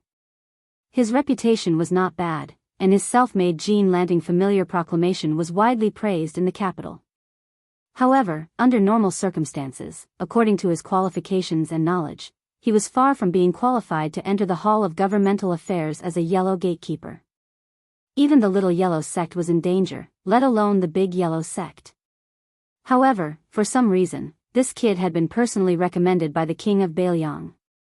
Not long ago, before Su Dajua had arrived in the capital, Jean Lanting's edict to enter the Hall of Governmental Affairs had been quickly sent to the northwest. This was the first official morning court session for the Emperor of Jinhuang. This kid was born in an ordinary noble family and did not have a strong foundation in the capital. The arrogant officials in the capital also did not like this lucky guy. They could not afford to offend the King of Bailiang. Are you a student of the King of Bailiang? Fine, we won't find trouble with you, but if you want to have a good chat with you, there's no way. So what if you're the new Great Yellow Gate? How many big shots in the capital have been eyeing this position? In the end, a nobody from outside the capital snatched a big piece of fat meat from their bowl. How could they not be angry? Jean Lanting, who had never interacted with the officials in the capital, seemed a little uneasy. He stood alone in the corner, being stared at by the cold eyes all around him, and his body was covered in sweat. The complacency he had when he first entered the capital was swept clean. There was even a casual rider from the nearby Wuxia province who sneered, "People say that the Northwest barbarians are monkeys wearing hats." I didn't believe it in the past, but now it seems like it's true. Soon after, several other young and strong officials who were colleagues of the Wuxia province, such as the Wuxia province official, laughed and repeated the word, "sure enough." This made the isolated and helpless Jean Lanting really want to dig a hole and crawl into it. Jean Lanting now truly felt the xenophobia of the capital's officials. His body was weak, his personality also not that resolute. After suffering this type of grievance that he had never expected to encounter before, his eyes immediately turned completely red, actually showing signs of tears. This even more so provoked the sneers and mockery of some of the officials who were the best at bullying the weak. At this time, Grand Secretary Zhang Julu looked over from the distance. When he saw this scene, he frowned slightly, stopping his steps. Gu Jiantang originally intended for Grand Secretary Zhang to enter the imperial city first, but when he saw the Grand Secretary turn around and walk away, Great General Gu didn't stand on ceremony either, taking the lead to walk through the main gate. The Gu generals naturally followed in a line. Sun Shiji and Green Party's 2 great consecrators also followed closely behind. In the court, Zhang Party's influence was the greatest, their numbers the most numerous. Before the Grand Secretary entered the city gates, they obviously didn't dare act blindly without thinking. They could only stop where they were, all of them looking towards the Grand Secretary. They looked at each other in dismay, all of them seeing the confusion in each other's eyes. The extremely dignified Zhang Julu arrived at the crestfallen Jean Lanting's side, saying with a gentle smile, "Jean Huang men, a few days ago, I thickened my skin and specially asked Chancellor Huan for a few blades of Lanting Sichuan. That old fellow's heart ached as if he was cutting his own flesh. Only when I returned to the manor and gave it a try did I realize why old man Huan viewed it as his favorite. It really was as light as a cicada's wing, unable to make a sound. If you don't mind, I would like to ask you, the supervisor of Lanting Sichuan, for a few more blades of Sichuan. Jean Lanting raised his head, an expression of disbelief on his face. He mumbled, not daring to say anything. Those officials who were originally waiting to watch a good show slowly dispersed, no longer daring to openly ridicule this outsider who was lucky enough to occupy a high position. Grand Secretary Zhang didn't seem to mind either. He patted Jean Lanting's shoulder, and when he brushed past him, he said indifferently, "Only a gentleman can avoid cliques and pursue personal interests. Let others laugh today, but there's no harm in seeing who laughs 10 years later." Jean Lanting's legs went soft, almost about to kneel down for that figure. A gentleman would die for his bosom friend. This dynasty's Gaozu established the belt system, from the son of heaven to the feudal lords, princes, ministers, as well as third rank and above, they were allowed to use a jade belt. The amount of jade embedded in the belt was also regulated by Ming law. The current dynasty's great pillar state Su Shao, because of his outstanding military achievements, the late emperor bestowed a white jade belt embedded with 15 pieces of jade. The great general Gu Jiantang received 13 pieces of jade. When it came to the current son of heaven, the number of belts bestowed upon him was few and far between. Qin Jibao, who was publicly revered by the son of heaven, was bestowed a purple belt embedded with 12 pieces of jade. After the old Grand Secretary passed away from illness, Grand Secretary Zhang Julu, who had risen more than 10 ranks in 2 years, was bestowed 4 purple belts, one embedded with gold, and the other embedded with jade was 6, 10, 13, increasing in that order. The current dynasty's court uniform belt was inlaid with jade as the most respected material, followed by gold, silver, copper, and iron. Unless the emperor bestowed it specially, it could not exceed the official rank. The standard of a jade belt could not exceed a lightning pool, but it was an ancient custom for gentlemen to love jade. The imperial court didn't forbid the hanging of jade pendants at the waist. Jean Lanting followed the civil and military officials into the city gate. Along the way, jade pendants were knocked, making ding-dong sounds, creating a clear and ethereal sound. Jean Lanting's mind swayed. This was precisely the center of the entire Liang dynasty. Chapter 267. Compared to Lu Daolin's resignation as the right chancellor of the Imperial College, which was approved by the emperor, the entry of the nameless Jean Lanting into the secretariat seemed insignificant. The case of Bailiang's air killing of scholars in Gangnam-do immediately caused a huge uproar in the capital where the ears and eyes were the most informed. There were 30,000 imperial scholars in the Imperial College. Their emotions were aroused and they were noisy. Even though they knew that the prince with a different surname was still in the capital, they still couldn't stop the explosive discussion of these future pillars of the dynasty. The Imperial College in Great and City was originally very small, limiting admission to members of the imperial family, relatives, and the descendants of third-rank meritorious officials. It was expanded during the time of the late emperor, adding 5 halls, 6 halls, and 18 floors. When the spring and autumn period ended and the world was unified, the Imperial College completely opened its doors. Now, it already accommodated 30,000 students. The buildings of the Imperial College stretched for 10 miles, magnificent and unprecedented. The Imperial College had 2 chancellors on the left and right, similar to Shangyin Academy.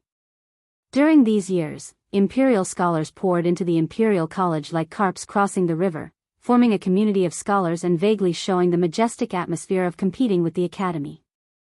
As the right chancellor, Lu Daolin, the head of the Lu family in Yangzhou, had a position only below Left Chancellor Huan Wen, who was once from the same school as Grand Secretary Zhang. This time, due to the vicious actions of his in-laws in Gangnam-do, his reputation was damaged.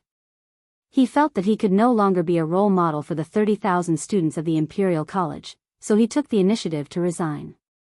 As for whether or not Left Chancellor Huan Wen added fuel to the fire, perhaps only Lu Daolin, who was involved in the situation, knew. Lu Daolin had closed his doors and declined visitors these days, making people feel that Chancellor Lu, who had failed miserably this time, was truly disheartened. Lu Daolin sat behind the desk, holding a saint's book. His expression was calm, without a hint of dejection. The head butler walked over quickly and only slowed down when he reached the door. He bowed and said, "Master, de Zhugua is here to visit." Unexpectedly, Lu Daolin thought for a moment and said in a deep voice, "Open the middle door." The head butler had a strange expression on his face. Reporting to Master, de Zhugua said that it was troublesome to open the middle gate, so he went in from the side gate. "He will be here soon." Lu Daolin smiled and shook his head, feeling a little helpless. He stood up and straightened his clothes. Just as he stepped out of the study, he saw a hunchbacked man walking in from the inner corridor. This old man suddenly hugged his neck and laughed as if he was criticizing him. "In-law, oh in-law, you're not being honest. The Demoyai courier station is only a few steps away from here." "What? Did you insist that I come to see you? Can't you sell me some face? What kind of in-law are you?" One of them was the powerful king of Bailiang, and the other was the former chancellor of the Imperial College. When the two families met, the latter was hugged by the neck and almost couldn't breathe. Fortunately, the chief butler had served the Lu family all his life, so he didn't look away. Lu Daolin, who had a good reputation in the north and south, and who was recognized as having a deep understanding of ancient customs, could only tilt his neck and say helplessly, "De Zhugua, this is not proper." Su Shao let go and walked into the study with his hands behind his back. Lu Daolin signaled for the chief butler to close the door. Only the in-laws, who were the center of attention, were left in the study. Su Shao sat casually on the chair and asked with a smile, "Suddenly you don't have an official position. Does your heart feel empty?" Lu Daolin smiled. "It's okay." Su Shao waved his hand and said directly, "I won't beat around the bush with you. Just say it. There are 6 ministries in the Ministry of Works. Where do you want to go? Tell me clearly. Of course, you don't have to think about the Ministry of War. Gu Jiantang, that bastard, has always seen it as his wife in his bed. He'll get angry with anyone who goes there. As for the Ministry of Appointments, it's also difficult. Zhang Baiyan's territory is made of iron, so it's almost impossible to get in. As for the Ministry of Justice, it's not suitable for you to go. Ministry of Rights, Ministry of Revenue, Ministry of Works. In-law, pick one. If you want me to leave the capital earlier, you'll have to give me some capital." Although Lu Daolin had this intention long ago, since he couldn't stay in the Imperial College and couldn't compete with Huan Wen for so many years, he might as well find another way. However, no matter what, in the past, the Imperial College's chancellors were the top-notch officials. At the time, the Hall of Governmental Affairs didn't set up provincial magistrates for the 2 provinces. Even the highly respected Sun Shiji was only a left servant, so the 2 chancellors became the top-notch officials. Speaking of which, since Lu Daolin had only lost to Huan Wen in the Imperial College these years, he naturally cultivated many of his confidants. It could be said that he had students all over the world. His only regret was that if he went to one of the 6 ministries, he probably wouldn't be able to get the title of Grand Secretary in this lifetime. No matter how open-minded Lu Daolin was, in the end, he couldn't escape the stereotype of a famous scholar. However, this time he took a step back and didn't hurt his heart. His Majesty also hinted that he should enter one of the ministries. Lu Daolin thought that the Ministry of Rights was the most likely place for him to go. He originally felt a little regretful, but when he received a letter from his clan brother, Lu Baijie, saying that he wanted to fight for the position of Assistant Minister of War, Lu Daolin immediately became very happy. In this way, it was the best time to go to the Ministry of Rights. Otherwise, it would touch the bottom line of the other 3 families in Yangzhou. Lu Daolin did not want to complicate things at this time. Anyway, as long as his brother Lu Baijie was willing to be an official, everything would be settled. For the Lu family and the scholars group of Yangzhou, this was a great blessing. There was no one around, so he no longer called Su Shao a pillar of the country. After calling him in-law, Lu Daolin smiled and said implicitly, "Minister Lu is old and unwell."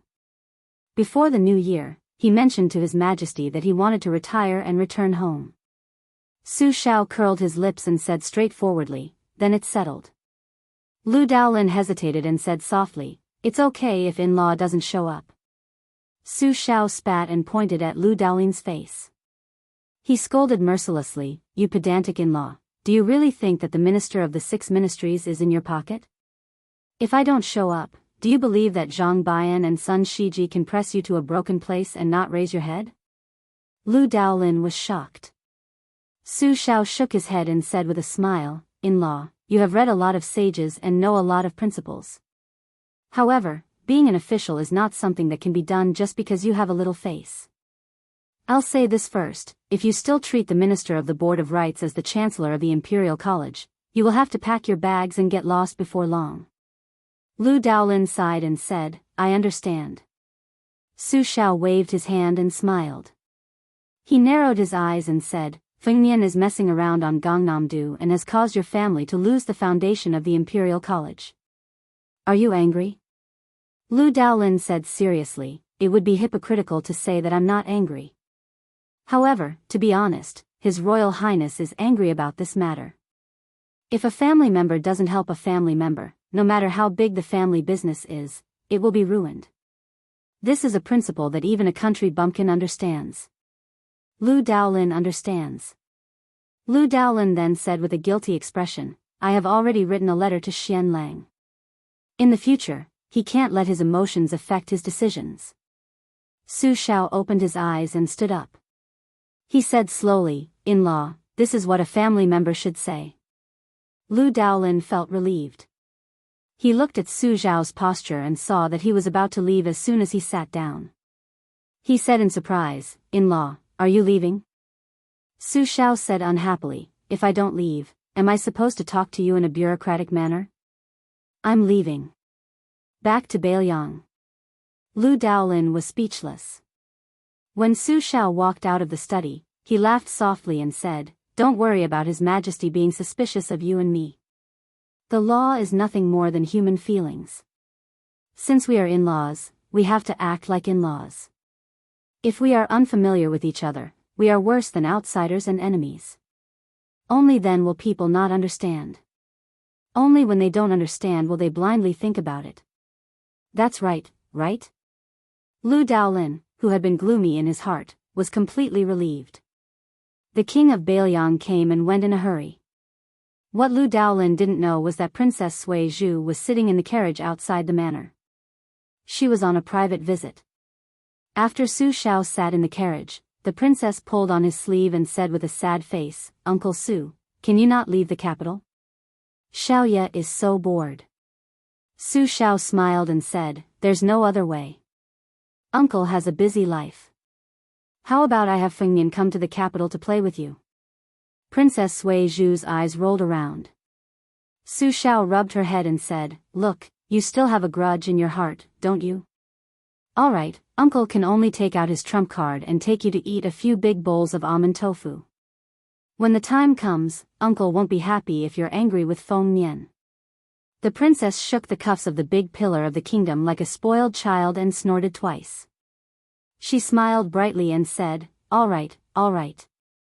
For Uncle Su's sake, I won't lower myself to that guy's level." On this day, he and Princess Sui Zhu ate a bowl of almond tofu that cost 3 copper coins. According to the history books, this was the last time the king of Beiliang, Su Shao, entered or left the capital. After the king of Beiliang, who was still wearing the clothes of a rich man, left the city, he walked out of the carriage and looked at the towering city wall with his hands in his sleeves. Beside him stood the sickly tiger in black, Yang Taisui. Su Shao sighed and said, "Bald donkey Yang, after today, we probably won't see each other again in this lifetime, right?" The state preceptor nodded woodenly. Su Shao smiled and said, "Whoever dies last, remember to go to the grave and offer wine on the tomb." Yang Taisui said calmly, "I'm poor and can't afford good wine, so I'll definitely die first." "It's a profit." Su Shao reached out and rubbed the state preceptor's bald head and said, You're not even willing to suffer a small loss in your life. It's a loss to be your brother." The two who had overturned 8 countries while chatting and laughing parted just like that. The old monk in black stood in place and watched the carriage go away. He rubbed his bald head and finally lowered his head and put his palms together. The only person in the world who could make this old monk bow his head willingly was Su Shao of Beiliang.